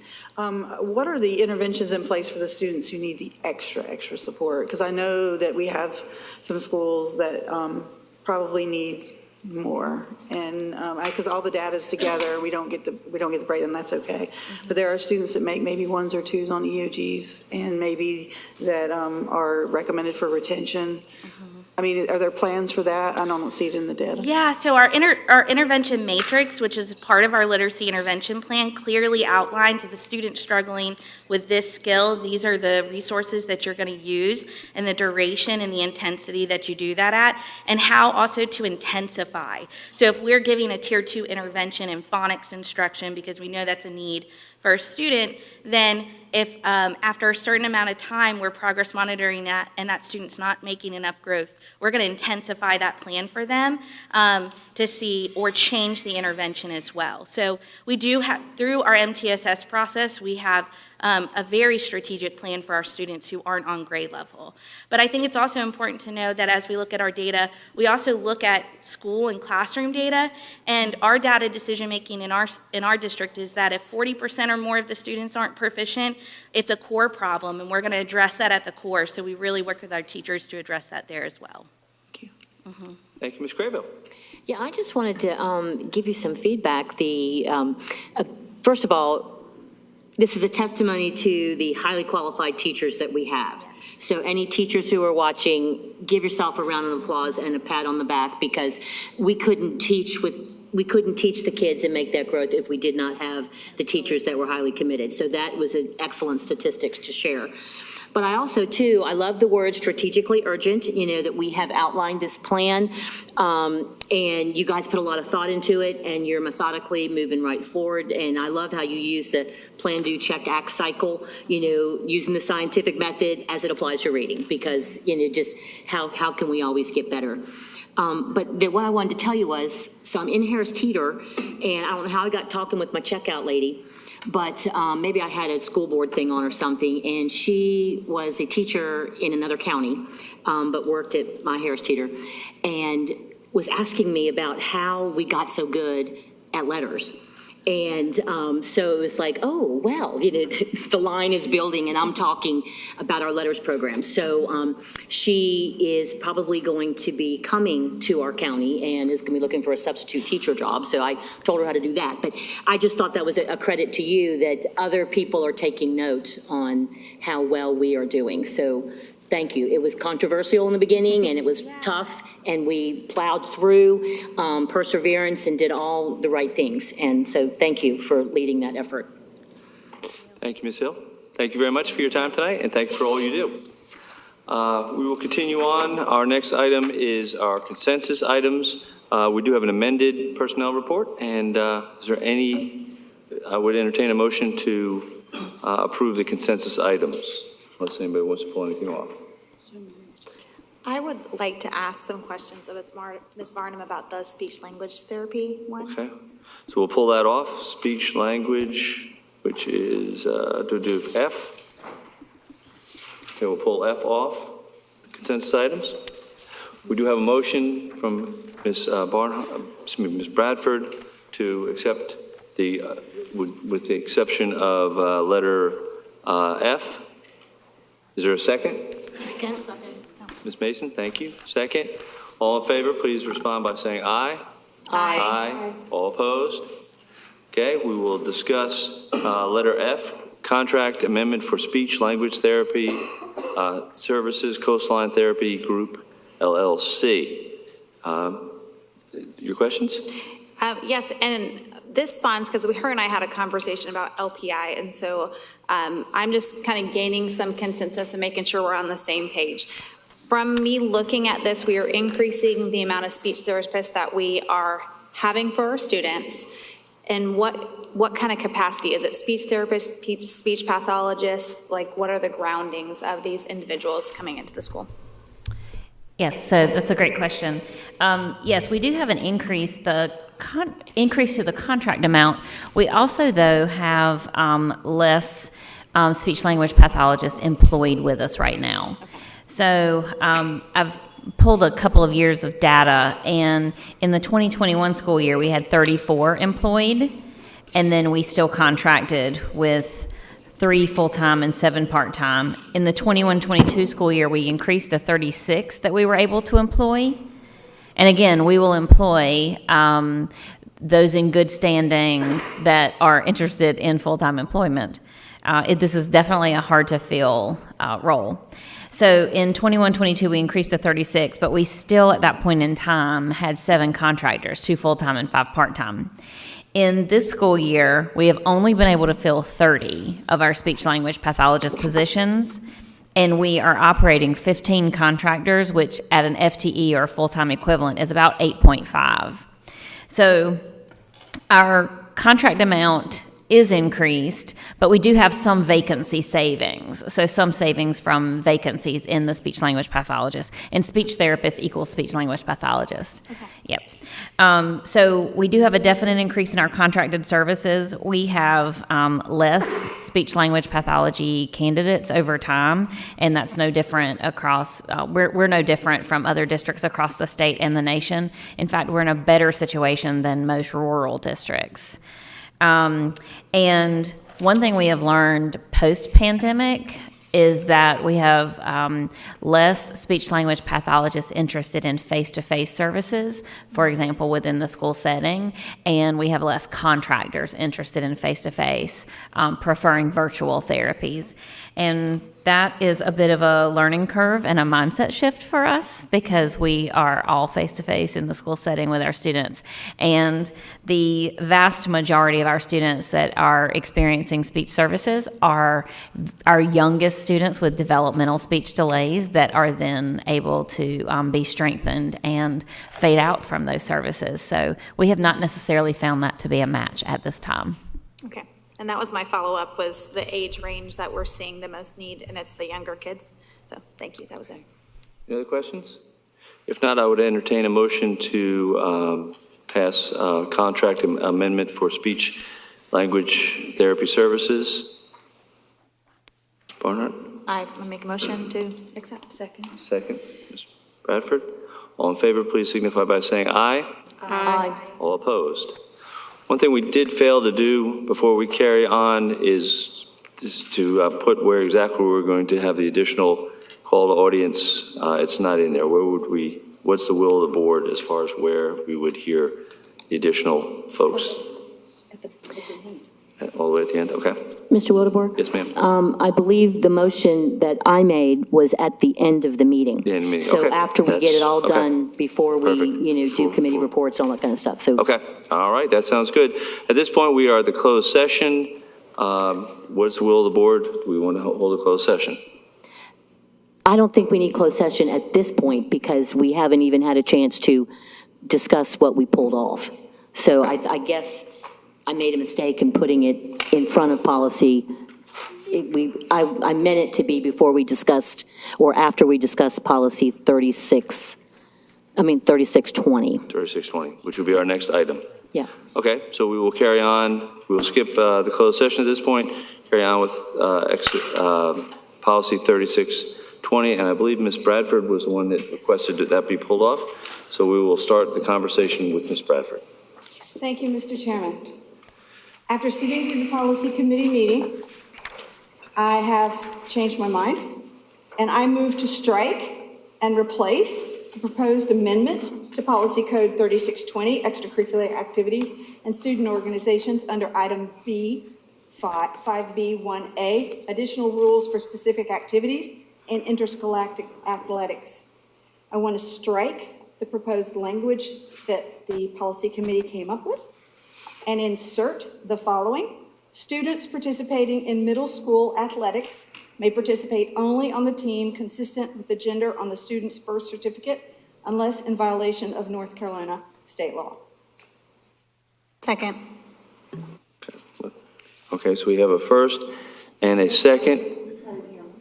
We had a motion from Ms.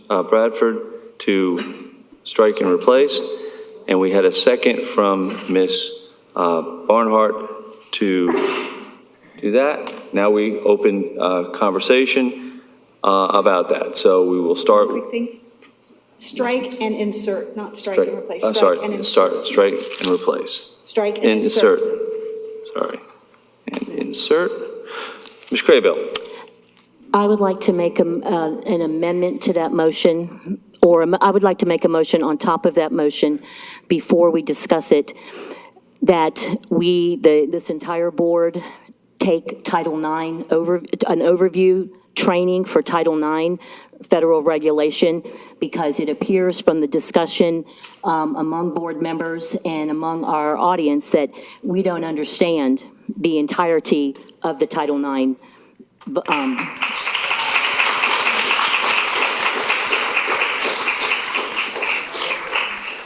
We don't understand the entirety of it, and I think that we need to understand that before we can make policy changes to that. So my motion is to, before we make any changes to the policy, that we have training on the Title IX federal regulation in its entirety.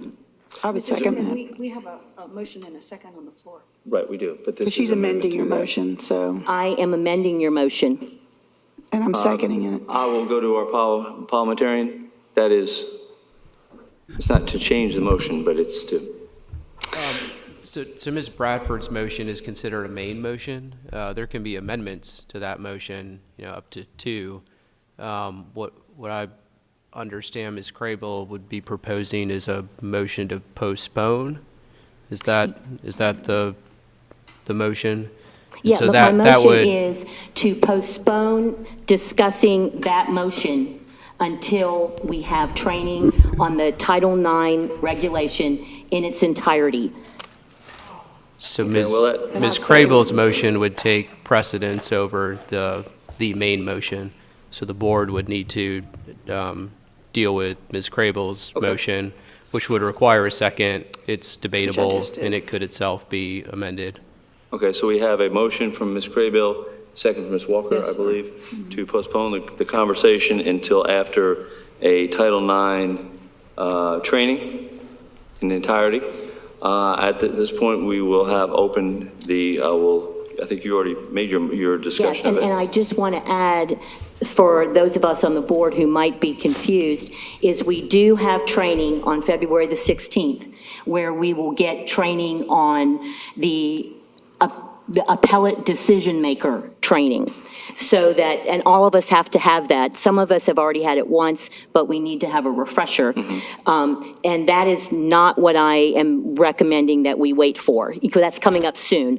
But this training that I'm talking about is to be either done by, Jarrell Lewis, by, Tharrington Smith, or by another organization that specializes in Title IX law and the regulation, because we are in between, from the Trump administration to the Biden administration. There's executive orders out there, and that would help us understand what we're doing and how we're confusing, because we are confusing that what we are neglecting to understand is that Title IX talks about harassment and bullying and misconduct.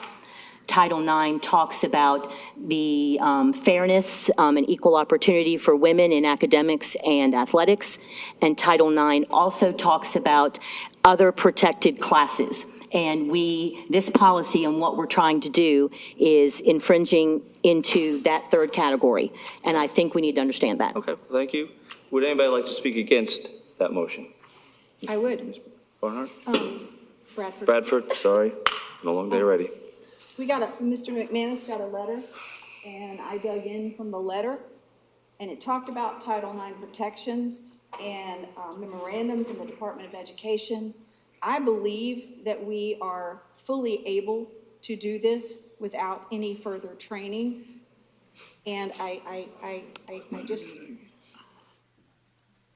I respect the member to my left's opinion, but it is her opinion. There's a lot of opinions out there, and we can My debate name is this Stephanie. all You can go night. ahead and say it. We can debate this all night, and we will never come to an agreement. But there, the Federal Department of Education released an internal memorandum from its acting general counsel that stakes out the view that sex in Title IX refers only to biological sex, and that schools do not violate the law by refusing to allow transgender students to use restrooms, locker rooms, or participate in athletics consistent with their gender identity. So I will vote no for that. Would anybody else like to speak in favor of Ms. Graybill's? Yeah, Yes, I would please, like Ms. to. Yes, ma'am. I just feel like this came through policy with these words. Now, all of a sudden, we've not had a chance to look at any of these new words. And in my opinion, I don't know what that means according to North Carolina law. I agree. I think we need training. I think a lot of us need to understand, because this is a very important decision. We could be open up to lawsuits, to civil rights complaints. And I think if we're just going to just be switching words, at the last minute, it's not going to be helpful to this board. And if we're doing things properly, that means going through policy, then that's where, if anything, it needs to go back to before we even make a decision at all. So, I mean, if we're not going to go for training, which I think we absolutely should, then it must go back to policy, because I don't think we should just be making policy on the fly like this. Okay. Anybody else like to speak against it?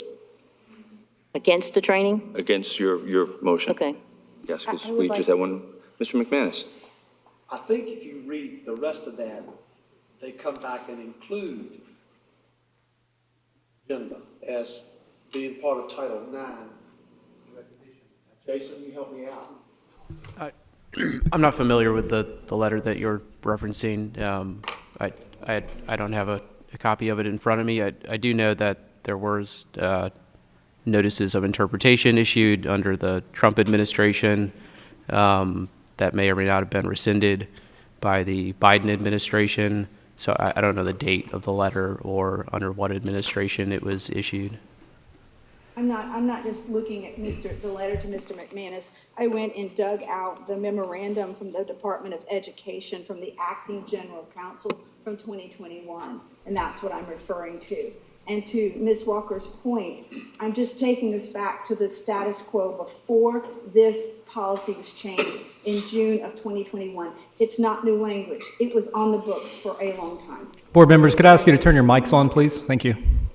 Why don't you just say just strike it all then? I just don't understand that. I mean, if that's your motion, I mean, it came through policy, and I think it's being changed again, and I don't think it's right to do that. I feel like we should talk about it more, and we definitely should know what we're talking about.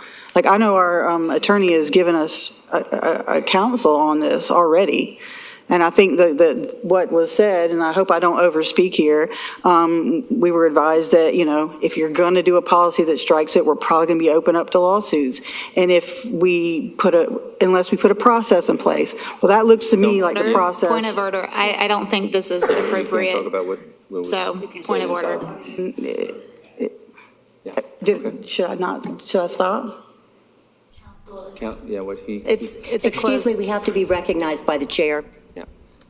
Again, point of order we had, and it is, what council told us in closed session is not to be discussed up here. Okay, well, that's fair. But at the same time, I just feel like, to the point of this, we're changing words all the time. I just don't think it's proper procedure. Okay. Ms. Crable, one more time. So, number one, if Mr. McManus got a letter and only shared it with one board member, and I'm not saying that's what happened, I'm just saying Ms. Bradford is suggesting that Mr. McManus got a letter, shared it with her, she's now reading it and changing her mind. So if that's the case, then that's wrong. Number two is that either we go into closed session right now so that Jason, our attorney, can guide us, or if Mr. Lewis is on the line, if we can invite him in to give. No? Okay. So I think we need to go into closed session because it's obvious we don't understand what we're doing. We're all pulling up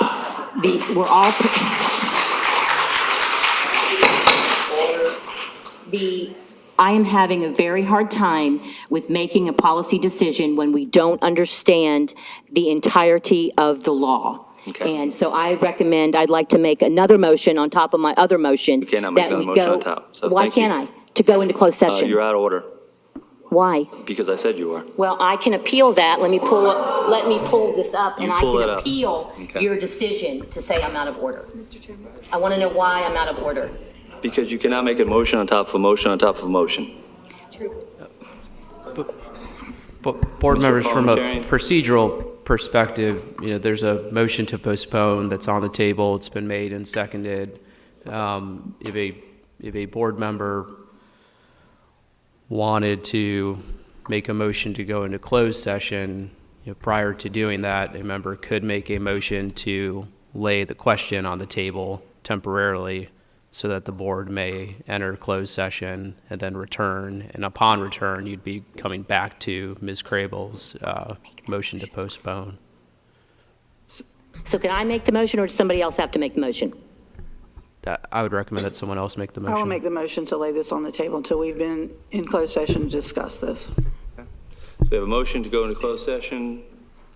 We have a Was to lay second. on the table this Lay it on, decision. excuse me, let's start that one. Lay it on the table. We do need a second for that? Lay it on the table until after? Yeah, we do Until a after closed session. Okay. We have a second? Second. Okay. The majority has to, so we'll take a vote. Ms. Grable, yeah. Ms. Bowie?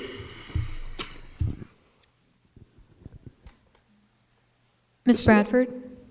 No. Ms. Barnhart? Yes. Ms. Craybill? Yes. Ms. Mason? Yes. Mr. McManus? Yes.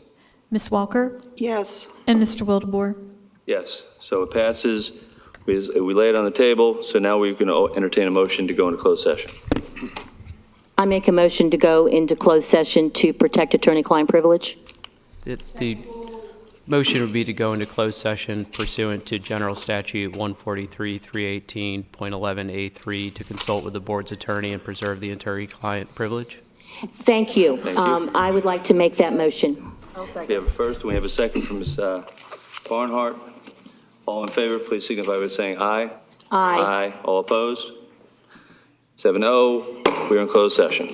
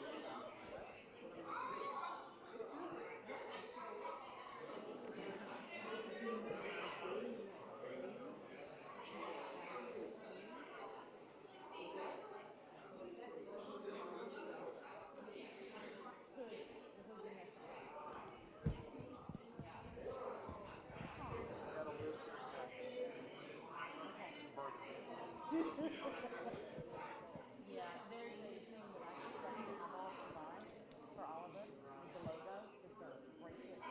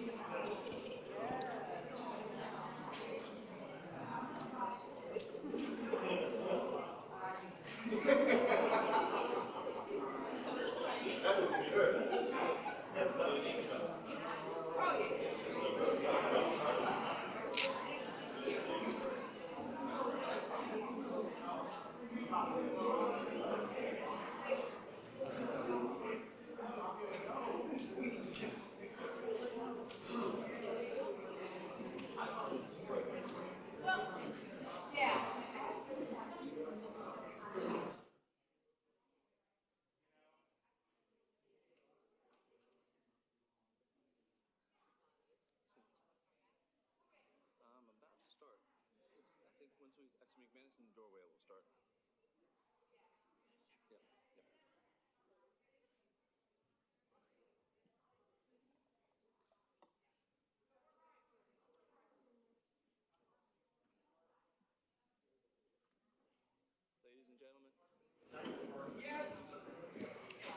Ladies and gentlemen,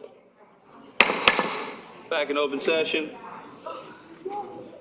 We left off at Ms. Craybill's motion to postpone the debate until training. Is there any further discussion on that motion? Ms. Barnhart. Mr. Wittemore, I have spent a lot of time looking at case laws and discussing, and the reality is this is still a gray area. I mean, we have a board, an old board that was split by, separate with political parties, and it's not a one-size issue. And so while I will absolutely undergo training, I don't think it's necessary to be able to make an informed decision on this topic. Thank you. Anyone else like to discuss it? I'd just Ms. like to Craybill. add one more point, is that there is no organization or job that we work at or are a part of where we do not strive to educate ourselves in the best way that we can, to be thorough in our decision-making. And all of us know how to read. All of us know how to research. But all of us are not capable at this point to understand a complex federal regulation such as Title IX. Because there's nobody up here who's talking about the three different factions that I outlined. And we're getting all confused in the difference between the two. This policy that we're even trying to talk about is about middle school, and yet we continue to talk about high school. It doesn't apply. We're talking about middle school.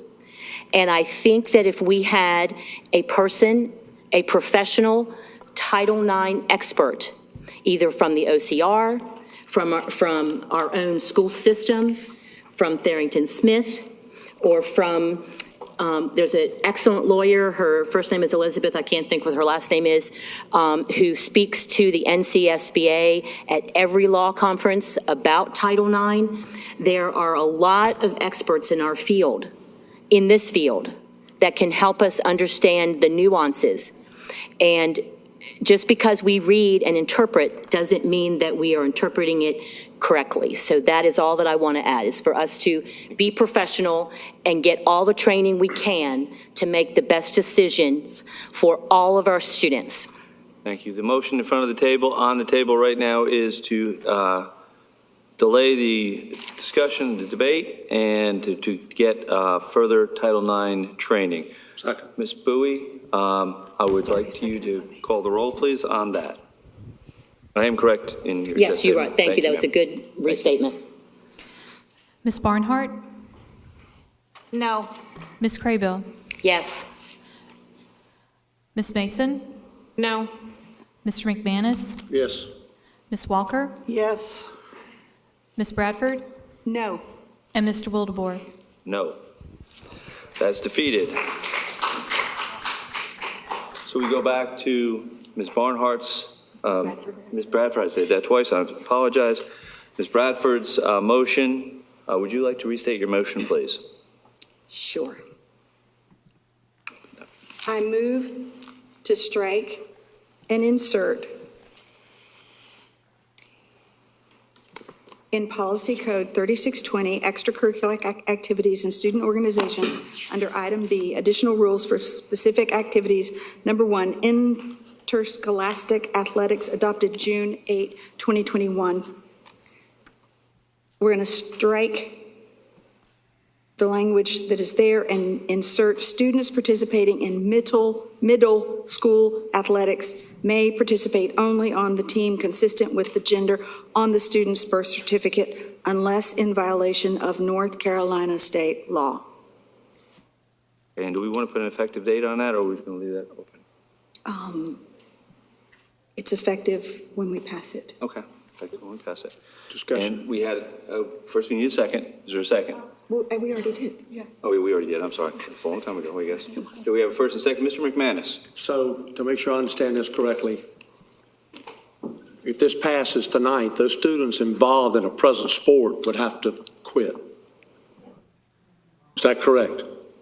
We do have some students that we're aware of. Nobody knows, I don't know who they are, but I mean, so they would have to turn in a uniform. Tomorrow. That's really what we want to do? That's getting awfully low, folks. I mean, that's getting, that's. Would you like Would you like to make an amendment? I would like to make an amendment. Oh, well, Mr. McManus has the floor. Okay, apologize, Mr. McManus. You have the floor. Go ahead. I would like to please amend that to send it back to policy to be worked on again, because I just feel like this is making it off the cuff, and we need to talk about it, some more, the wording. And we need to consider our students. That is what we're here to do. So I would please like to make an amendment to the motion to send it back to policy so we can work out more details. Second. All right, so we have a first and second to send it back to policy.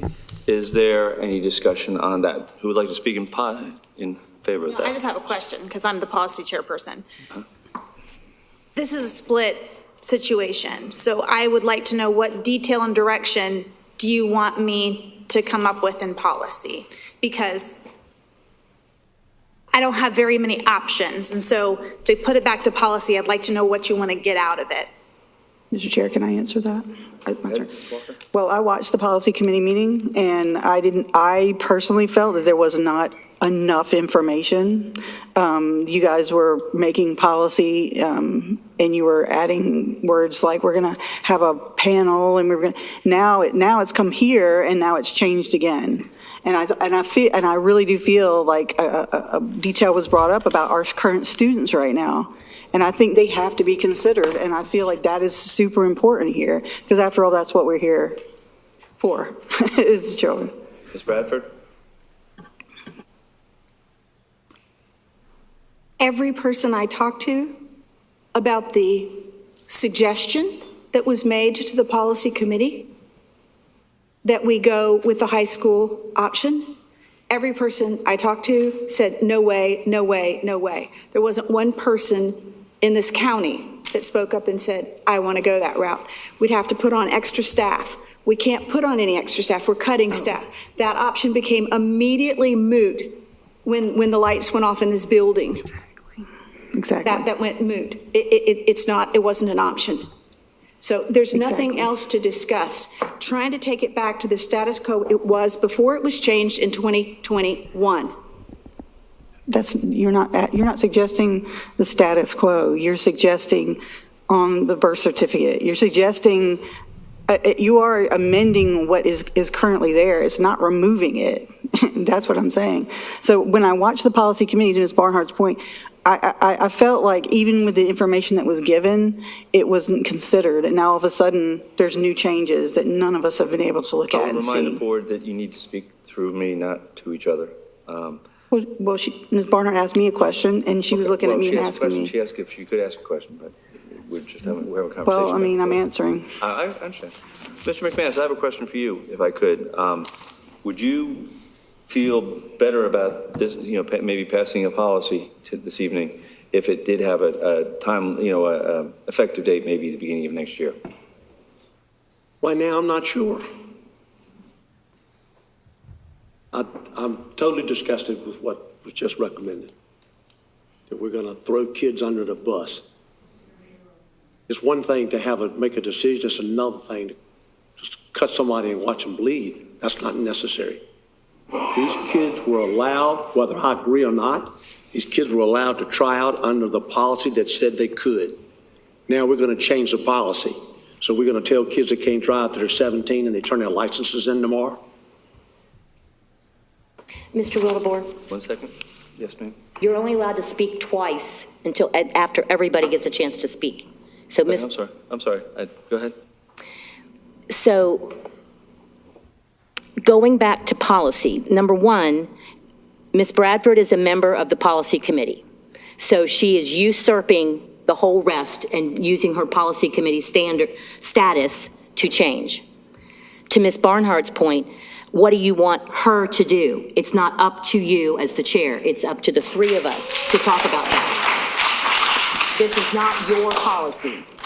And several of the things that I brought up that we have all talked about were dismissed, very dismissively and very smugly. And so I don't feel, I mean, I'm going to say the same things when we go back to policy, but the thing is, we have a procedure. We have a policy committee whose job it is to bring forth these things and not to usurp the policy and make changes on the fly that we have not had a chance to read, and our central office staff and our legal counsel has not had a chance to review. We had to talk about that at the policy committee meeting because we got ahead of ourselves.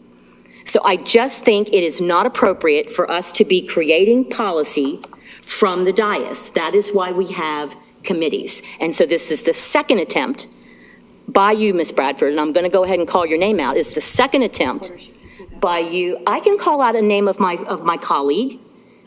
My colleague to the right, 1, 2, 3 seats down, is attempting to usurp our policy. And I don't think we should be doing that. Go ahead. Mr. Chairman, Yeah. I spent some time in the last week trying to determine if there were any students that this would affect if it went immediately with girls' sports. The answer was no. Because of the federal law that requires we can't tell you those things, we can't put it out there.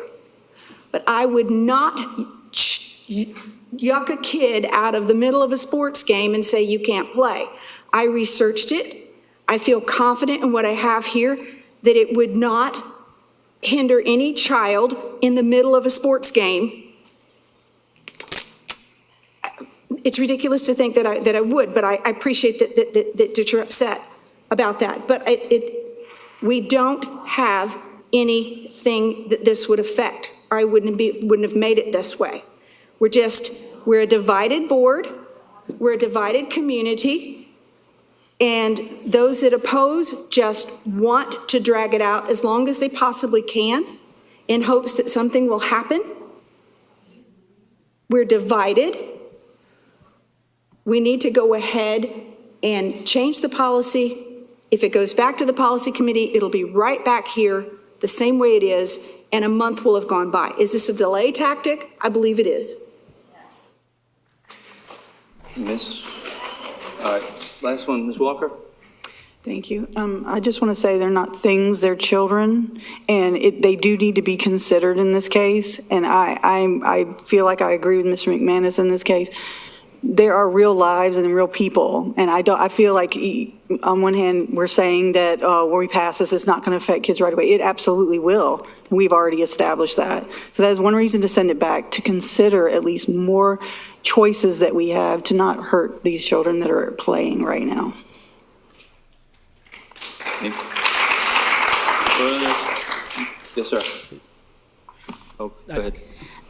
I just wanted to throw this in as well, is that our ethics policy 2120 and our training that we had with the NCSBA said that board members are not supposed to be investigating situations, that we are supposed to give our feedback to the superintendent, and the superintendent and his staff will do the investigating. So we're really borderline on asking questions to meet our personal and our religious and our political beliefs and not following our own board policy 2120. And that's not a board norm that you voted not to follow. It is our policy that we do not investigate the superintendent. That is what we charge him with. Mr. Superintendent, Mr. Chairman? Yes, I followed board policy. I'm going to actually answer that. I mean, you're on one hand saying you're asking us to get additional training, and so if somebody looks in, reads stuff themselves, I can't believe that would be against investigating, going, as the video shows, that's following a bus or investigating a school. That's not, in my opinion, that. So, all right, so in front of us right now, we have the motion. Yes, sir. Mr. Chair, if I can raise a procedural point of clarification. Ms. Walker's motion was framed as a motion to amend. It has the effect of a motion to postpone, which still takes precedence over the main motion, but the effect would be to postpone consideration while it's referred back to policy committee.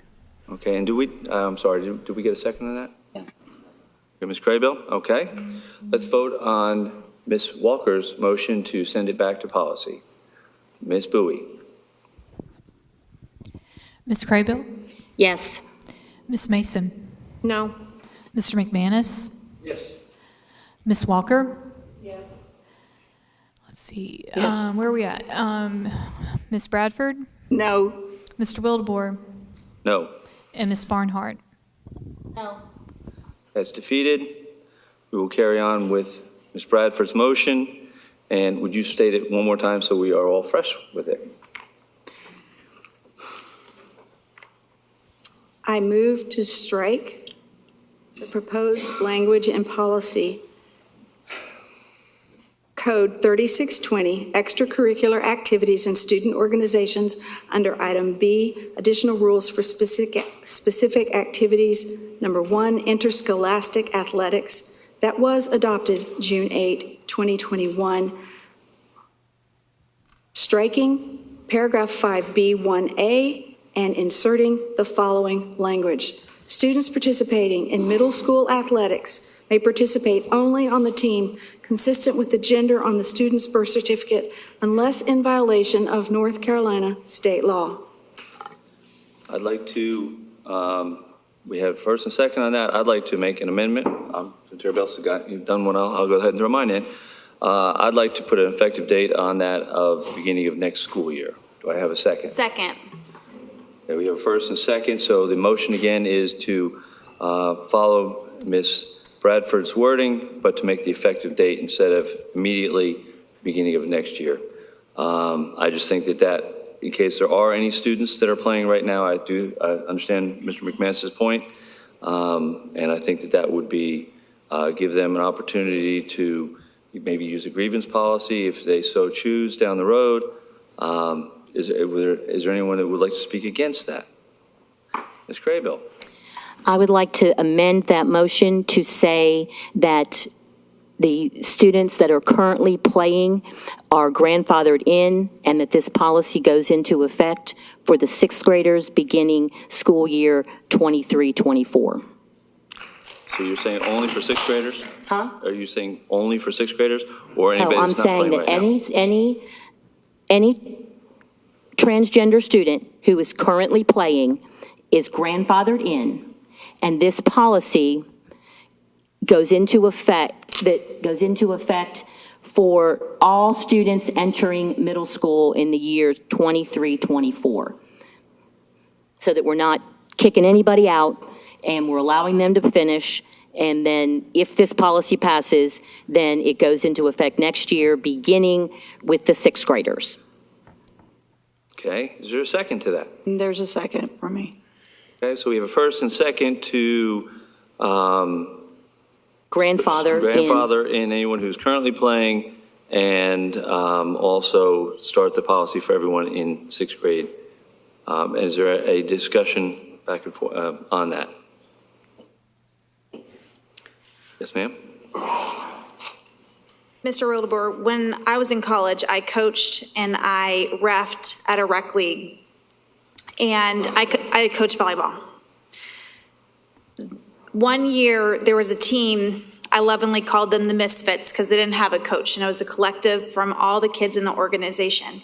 And 2 of them were boys. We had a 6th grader and a 7th grader, Jack and Patrick. And they were awesome. First game we played, crushed it. And we had a latecomer in the season, another boy who signed up, didn't have a team to play with. So they put him on my team because the other 2 boys were on the team. And we just wanted everyone to play.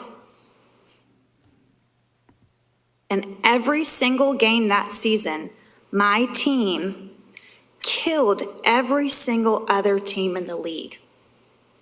6th grade boys, killer overhand serve. One of them went on play on college ball. The other teams in the league were 7th and 8th grade girl team volleyball that would come to the rec league to play an off season. And the result of that season was the rec league did not allow those kids to play because it created an unfair advantage. It was done with the best intentions. And I say this, I love those kids. I was their coach, man. So this is not an easy thing. This is not a religious thing. This is not a political thing. This is something that when we're writing policy, we have to look at the fallout for the effects of our decision. And I say this in both ways. This is not an easy decision. But I cannot in good faith say that I'm providing accountability and overlooking that unintentional consequences. They're just 6th grade boys, right? Versus 8th grade girls. Who cares? I saw it firsthand. And they had to change the rule because of that oversight. And what I fear is by allowing this, there's at some point going to be a tipping point. We're not going to know when it is, how many it's going to be, but when it comes, we're going to say, oh shoot, what did we do? And that's what I worry about. And so it's not in a way to be ugly but this is a very sensitive topic and I understand, but I think if we're looking at accountability, looking at biology is the least subjective way to do it. Okay. Ms. Walker. Oh, okay. So I would just like to say this policy's been in place for almost 2 years now and no complaints. I don't understand what this change is unless it's something political because we haven't had any issues. The current policy aligns with federal Title IX law and our trans students are a protected class of individuals. Revoking it will open us up to potential litigation. Board members, they're proposing, well, we're going to strike this part because y'all guys took out the panel, which is a very good thing to do. But as far as I've been told, no other board members have reached out to any athletic coordinators and talked to them about what's going on and how they're doing the process. And the fact of the matter is their parents are involved and we're ignoring that whole conversation as well. And the last thing I just want to say is we really are talking about children, 11, 12, and 13-year-olds. And I want to speak to the LGBTQ students and their families right now because regardless of this discussion, regardless of some of the ugly language that has come out of this meeting tonight, you absolutely do matter. So do not think that is not true. And I want to say, we know about depression and suicide rates of LGBTQ students. We did a survey this last year that absolutely told us that there are issues that are going on right now. And I will just say, you need to know that there's a very strong community that supports you guys. Don't forget that. And if you need help, you can get help. So I just want y'all to understand that. I don't want you to think that you are just nothing, because you are something. Thank you, Ms. Walker. Ms. Crable, would you restate your motion, please? Can I add one more comment first? Sure. One more comment.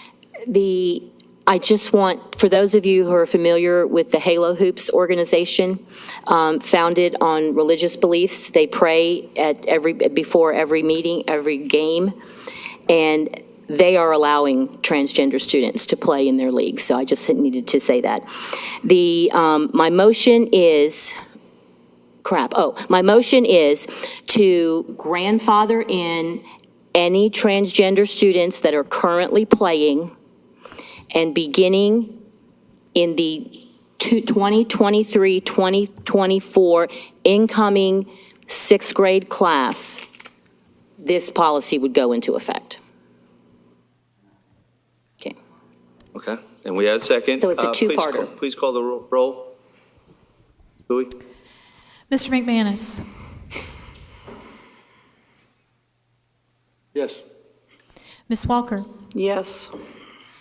We have Ms. Bradford. No. Mr. Wildebohr. No. Ms. Barnhart.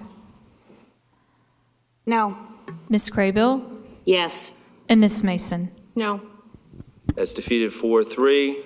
which goes back to my motion to amend Ms. Bradford's motion to begin next year. I believe I did have a second with that wording that Ms. Bradford had. Is there any other discussion on that? If not, please This is call. voting on the amendment? This is voting on the amendment. We're voting on your amendment. My amendment, which is to delay the beginning of that until the beginning of next year.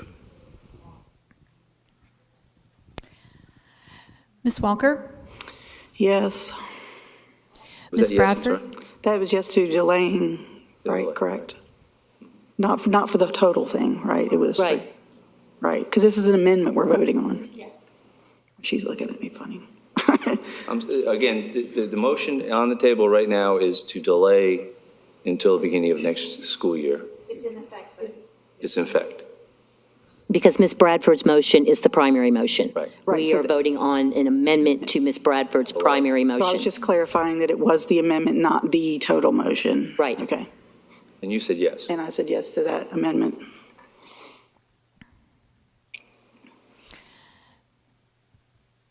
Ms. Bradford?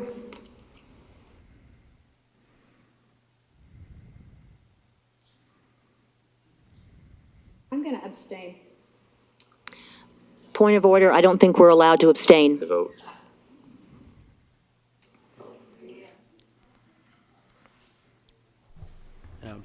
I believe we. Give me 1 minute and I can pull up your board policy on voting.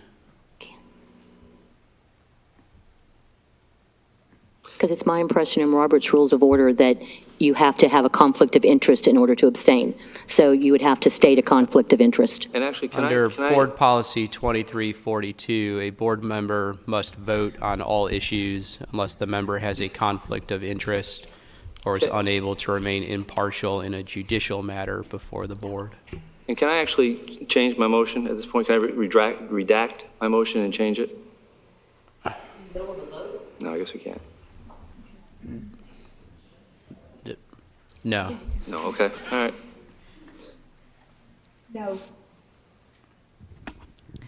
Mr. Wildebohr? Yes. Ms. Barnhart? Ms. Graybill? Yes. Ms. Mason? yes. And Mr. McManus? Yes. That does pass 6-1, and we're back to, I'm correct, 6-1. We're back to the motion in front of us from Ms. Bradford, and that is, once again, please.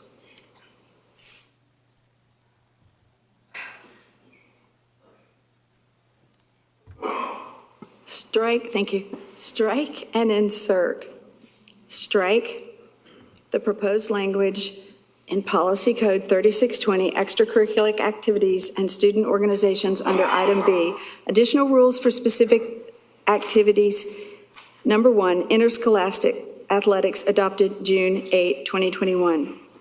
Striking the proposed language in Policy Committee Amendment 5B1A, paragraph 5B1A, inserting the following language. Students participating in middle school athletics may only participate on the team consistent with the gender on the student's birth certificate unless in violation of North Carolina state law. We've discussed this already, so Ms. Bowie, please call the roll. Ms. Barnhart? Yes. Ms. Bradford? Yes. Ms. Graybill? No. Ms. Mason? Yes. Mr. McManus?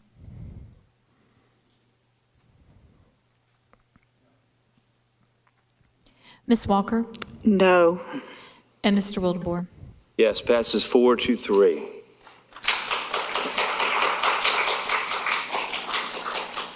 Mr. Chair, before we move on, there are several other changes to Policy 3620 that we have not discussed tonight, and I wanted to make sure that everybody knew that.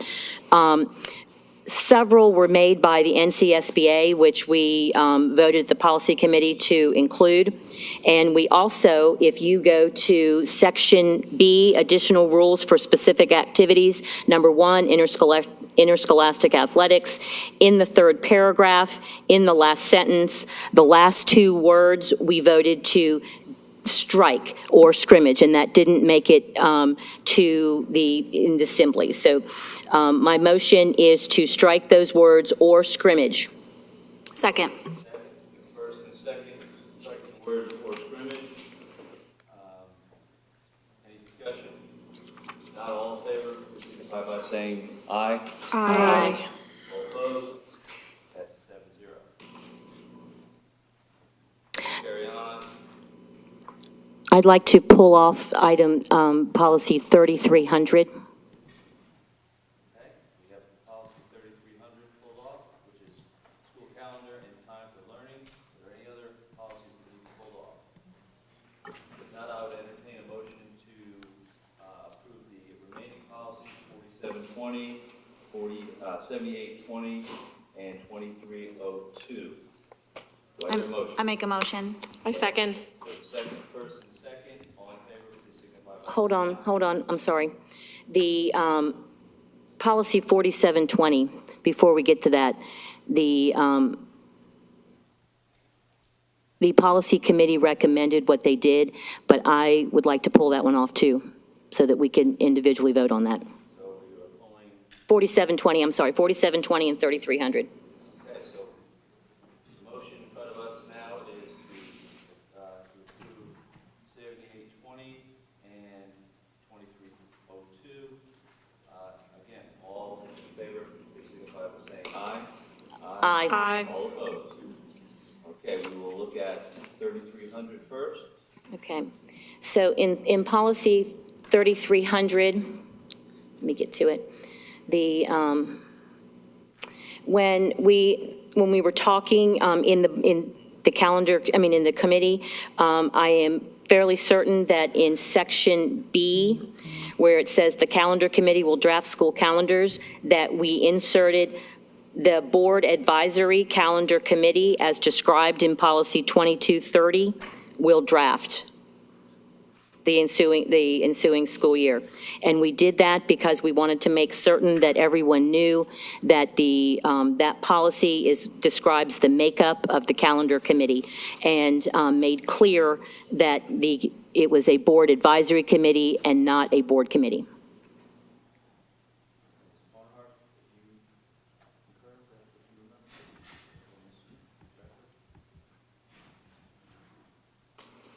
Yes. Okay, and then, so two things we have to, and in letter B, the first sentence should read, the board advisory calendar committee, as described in policy 2230, will draft the school calendars presented for approval. And going with that, we need to add in cross-references, board committees, policy 2230. So I move to put those in to this before we approve it. Okay, do we have a second? Second. Second. All in favor, signify by saying aye. Aye. All opposed? Passes 7-0. Okay, that one passes. So the last remaining one is 4720, the survey of students. I concur with everything that was written in there, but I wanted the whole board to draw their attention to the fact that we were making every survey that we have an opt-out versus an opt-in. That is a 180 flip from what our previous policy was. So I just wanted that to come to the board so they would make sure that they had understood what was added in there. Any questions on that? I do have a question. Do you mean every survey had to be an opt-in survey, meaning parents had to say, you have to have permission with every single survey? That's opt-in. She did opt out, okay. Did I say it the wrong way? Yeah, you did. But I'm that's sorry, okay. because what it says in here is that the parent or eligible student must be given the opportunity to opt out, which means that. It's an opt-in. Which means that it's opt-in. Yes, Right, I okay. am questioning, I don't believe that we're not going to get clear data. We're not going to get true data. We're going to get skewed data if only certain people, and in fact, we may not even get any usable data because we heard from the principal at that meeting that it's really hard to get the information back, that teachers have to use their time, to call and email to even get surveys back. So it just seems to me that it's a way of hindering the school system to get information that they need to do their jobs. Mr. Chair. Yes, Ms. Walker. Thank you. I guess my question is, why does every single survey have to be that way? What was the logic behind that? Because I feel like staff, they give surveys. I know this is probably pointing at the survey we did last year, which we got a lot of good data from. But then there's a lot of surveys that the school does all the time. So I don't know why this is always opt-in. And I'm going to speak to, I remember, because I was one of those teachers that had to, because when we had, 6th, 7th, and 8th grade, we had to get with all of the parents, and it was sometimes, a pain in the neck to have to do it. But I mean, it was important because we want to get parents we want to get, make sure parents are aware of what's going on, I guess, for lack of a better word. Okay, so are you making a motion here, Ms. Craybill, or are we just going to discuss? My motion is not to approve this. I mean, Okay. but I guess we will voice that in our vote. So that's Okay, all right, very good. I don't agree with Okay. the policy. Mr. Chair. Okay. Chair, before we vote, can I just ma'am. ask, is it appropriate to ask the staff how much this is going to cause for issues? I mean, are there some surveys that are done for grants, or, I mean, I don't know what this is going to do for that. Is there any kind of implications for everything to be opt-in? Can anybody answer that? I don't know. I don't really know what surveys you guys give. I mean, Ms. Barnum. Sorry. I'll answer to either name. Sorry. Yes, there are certain situations and certain funding that requires us to have a certain response. And then there would also need to be some discussion at a point about making sure that there's a distinction between surveying students with regard to certain curriculum materials and then whether initial questions at the beginning of some types of programs are formative assessment or survey. So I think that's going to need to be a discussion moving forward. Yes, ma'am, Ms. Craybill. Barnum, is that something that we need to codify, or we just wing it as we go? In order to implement policy, I would be more comfortable if that is clarified, because there are some programs that we implement that do require pre-tests, but are really not about an instructional skill level, but about a healthful living curriculum standard. And some of those might be misinterpreted as survey when they're really pre-assessment in order to measure for post-assessment. And again, we do those for projects that we have grant funding for.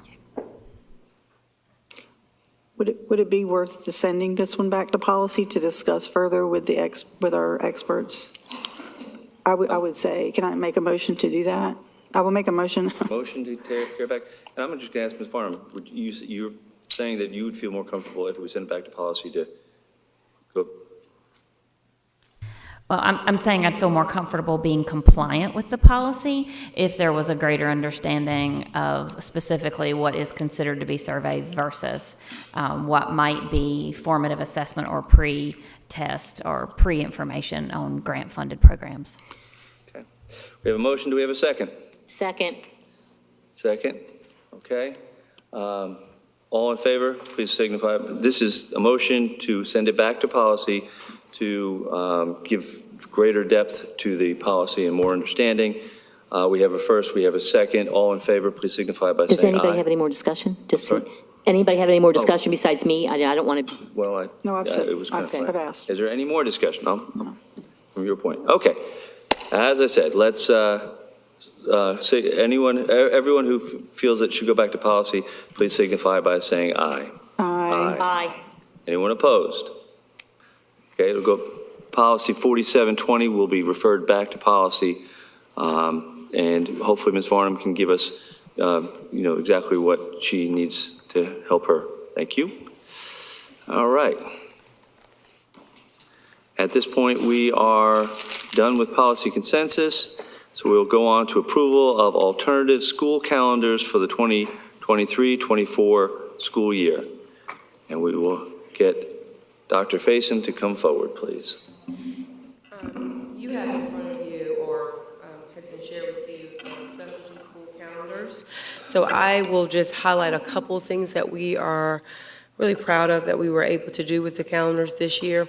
First and foremost, all of the calendars have August the 23rd as a district PD day, and that will allow everyone to be a part of when we kick off our professional development for the district. So that was, the specialty schools have often felt left out on those things, so we're really happy about that. And all of the spring breaks align with the traditional calendar, besides, of course, CTEC and WEX, who are with the CFCC. So really think we have some calendars here that will really help our families. But at this time, unless there's some questions, I ask that you approve the specialty calendars so the schools can go about their planning. Does anyone have any questions about either or any of the three, calendars in front of us? Take a second to look them over. If not, I would entertain a motion to approve. So moved. Ms. Barnhart approves, motions. That was Ms. Bradford. Yes. Do we have a second? Second. I'm sorry. Thank you, Ms. Mason. All in favor of approving the three calendars, please signify by saying aye. Aye. All opposed? Carries 7-0. Thank you. Thank you, Board. We are moving now, we would be moving to committee reports, but I believe this is the point where we will have anyone else who would like to speak will be speaking. So Ms. Bradford, thank you. Thank you. Yes, it is late, sorry. Yes, it is. Ms. Bradford, please call out the Okay, folks. you know the drill. Is Bailey Breen still here? Going once. Not going to drag this out. Mildred Whitaker. Denise Yanown.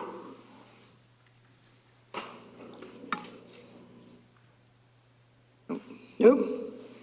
Gail Major, don't see her. Catherine Madison, don't see her. John Toole, he's gone. Aubrey Andrews. We could do this the other way if you've signed up, just raise your hand. Eden Avery. Please come forward.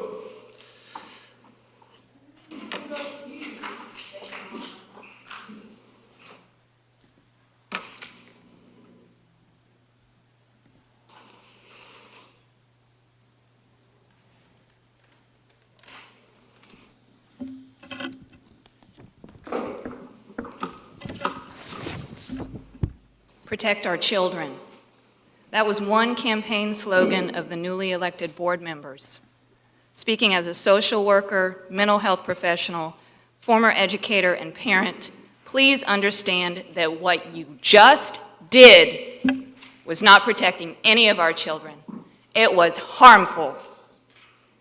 The debate you have opened up, allowing such vile language to be spoken by yourselves and members in this space, was disgusting, frankly. I don't have that written, but I had to interject that. We know it's really not about sports. The unlawful and harmful impacts of the policy that you just voted into place have been made clear. We have heard the heartbreaking statistics about how vulnerable LGBTQ students are, and we know that just having these debates and the policy that you just voted in makes them even more vulnerable. Yet sadly, this obviously has had no impact for some of you in how you are making decisions. So I ask, what about the other children in the room? Maybe even your own children who have been listening to you, listening to the words spoken here today. Because we know that all children are listening to us. And what are we saying to our children when they hear adults use hateful, inflammatory language to describe their gay and trans peers? What are we saying to them when elected leaders choose to rely on personal biases, gross misinformation, and scare tactics to enact policies which are discriminatory and target already vulnerable groups? When you do that, you are indoctrinating our children in hate.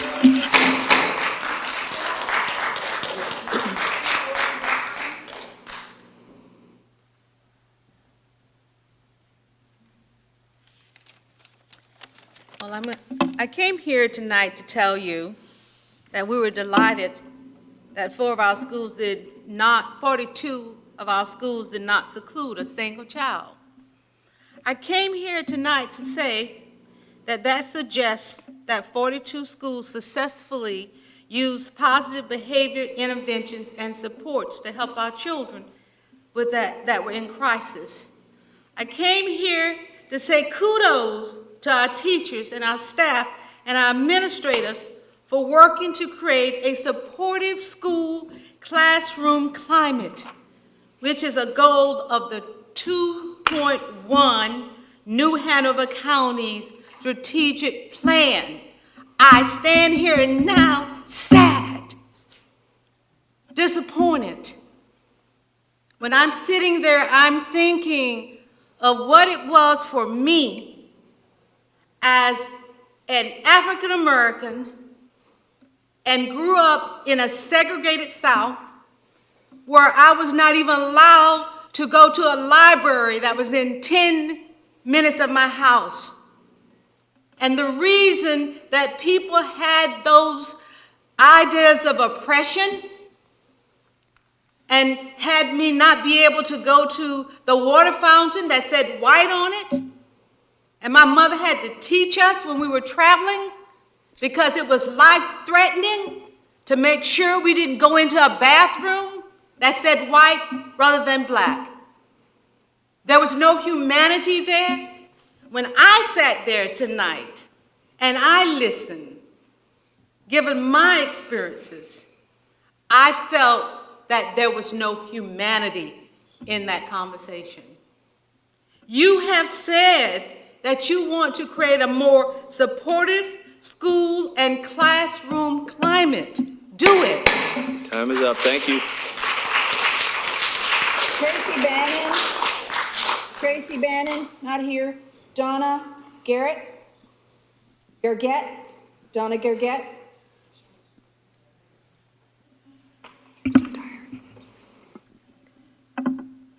Toxic. Inflicting trauma. This is how my 13-year-old sums up her school experience. Here's a list of things that keep me up at night. The image of a 6-year-old girl in handcuffs at school haunts me, and it should haunt all of you. Bullying, harassment, and discrimination in our schools. The high rate of seclusion and restraint that continues to target our special ed students with IEPs and Black students. The lack of strong policies to protect our children from cyberbullying. I'm concerned about the focus on our LGBTQ students. Your reasoning for updating the policy is nothing more than a campaign promise at the expense of our students. And the missing piece of your reading program is acknowledging the 1 in 5 students that have dyslexia. All of these are 100% preventable.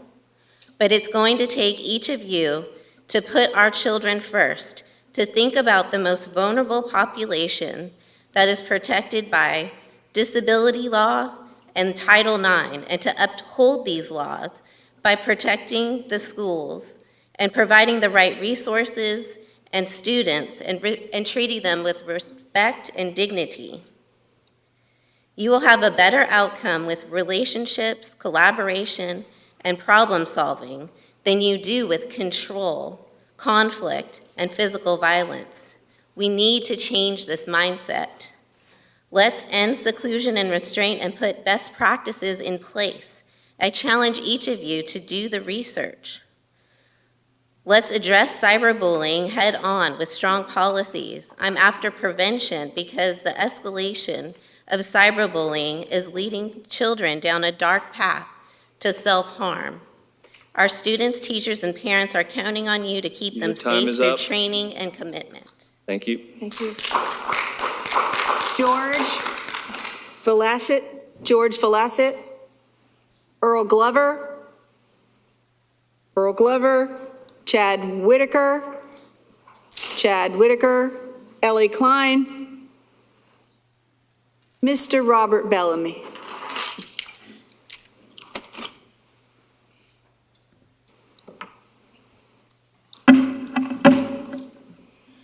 How y'all doing tonight? I'm here in support of Love Our Children and keeping babies out of handcuffs and restraints. I want to explain my actions and what I think is in the mindset of a 6-year-old girl. I wrote a poem. Our school resource officer really scared me in my innocent little world. I am only a 6-year-old girl. I acted out and was locked up in handcuffs. The resort officer was big and really, really tough. And because I didn't calm down on time, he treated me rough. I mean, really rough. My mommy was upset and cried, "Enough is enough. Enough is enough." The resource officer only took it as a bluff. So he huffed and puffed, thinking it was okay to put a 6-year-old girl in handcuffs. Those cuffs really hurt my wrists. My mommy told them I did wrong, but there was better ways of handling things like this. My mommy is still pissed. She said seclusion and restraint should never have been on any list. She said my future is at risk and that kids are on a pipeline to prison when you treat them like this. My mom still insists. That's why she told me to hold up my fist. Another child at risk, another black child been disrespected, physically affected. This has got to be corrected. So stop trying to neglect it. Board members, Mr. Superintendent, what's your objective? I was here tonight and I saw officers and I saw the incidents that was going on over there in the corner. I don't think anyone should have been handcuffed, but I think it should have been more control, just like they controlled that little girl. Does it take, Bellamy, your time is up. Oh, God. Thank you, sir. All right. Have a nice day. Thank you. The last name I have is Betsy Siwi. Is Betsy here? Did I miss anyone? Going once, going. Time I would like to speak, if you guys would allow me to. We can't. Thank you. At this point, we have our committee reports. I did not receive any committee reports, but would anybody like to share anything? Oh, okay, yes, ma'am, Ms. Bradford. She's not still here. Thank you. The January 23 Curriculum Committee meeting report, under the supervision of Dr. Patrice Faison, Chief Academic Officer, led by Dr. Lo DeWalt, Director of Curriculum and Instruction. This meeting focused on the Literacy Intervention Plan, dear to my heart. One of my starred notes was that they were discussing teachers focusing on basic fundamentals that are best for kids.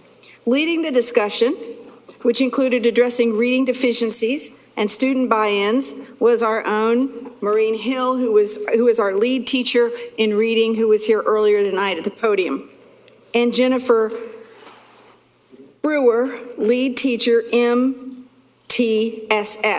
For those of you who don't know, MTSS stands for a multi-tiered system of support, a framework with a tiered infrastructure that uses data to help match academic and social emotional behavior, assessment and instructional resources to each and every student's needs. MTSS is designed to help schools identify struggling students early and intervene quickly. It focuses on the whole child. The previous meeting in September had focused on the learning targets for students, including visual tools. The next meeting is May 22nd, where we will hear from CTE. I'm looking forward to more career readiness. This meeting is open to the public and online. Any other committee meetings? Thank you, Ms. Bradford. If not, any correspondence that anyone would like to share? No? We do have several announcements. The Policy Committee meeting will be meeting on Tuesday, February 14th, 10 a.m. at the Board of Education Center, 1805 South 13th Street. The general public will have the option to view remotely on NHCS-TV YouTube. And the March regular board meeting will be held on Tuesday, March 7th, 5 p.m. at the Board of Education Center, also 1805 South 13th Street. The general public will have the option to view remotely at the NHCS-TV YouTube station. Ms. Craybill? Do we have a date for the agenda review? We do. Ms. Bowie? So would you like to follow the same schedule that you had for, that Yes, we had for this meeting? Yes, So ma'am. therefore, that would be on Tuesday, February the 28th. I shared correspondence with you earlier this afternoon in regards to planning 2 meetings on that day. As soon as I hear back your response, and I can proceed with scheduling those meetings. I will get back with you on the second one, but that will be the 28th. I'm sorry. Yes, ma'am. Thank you very much. Unless we have anything else, I don't believe we need another closed session. So at this point, I would entertain a motion to adjourn. I move to adjourn. Ms. Mason, Ms. Bradford, all in favor, please signify by saying aye. Aye. Aye. We are adjourned. You want to stay here and I'll sign and you sign? Or you just want to take it back? Okay, all right. Okay. I just saw like everything at your side. So, whew.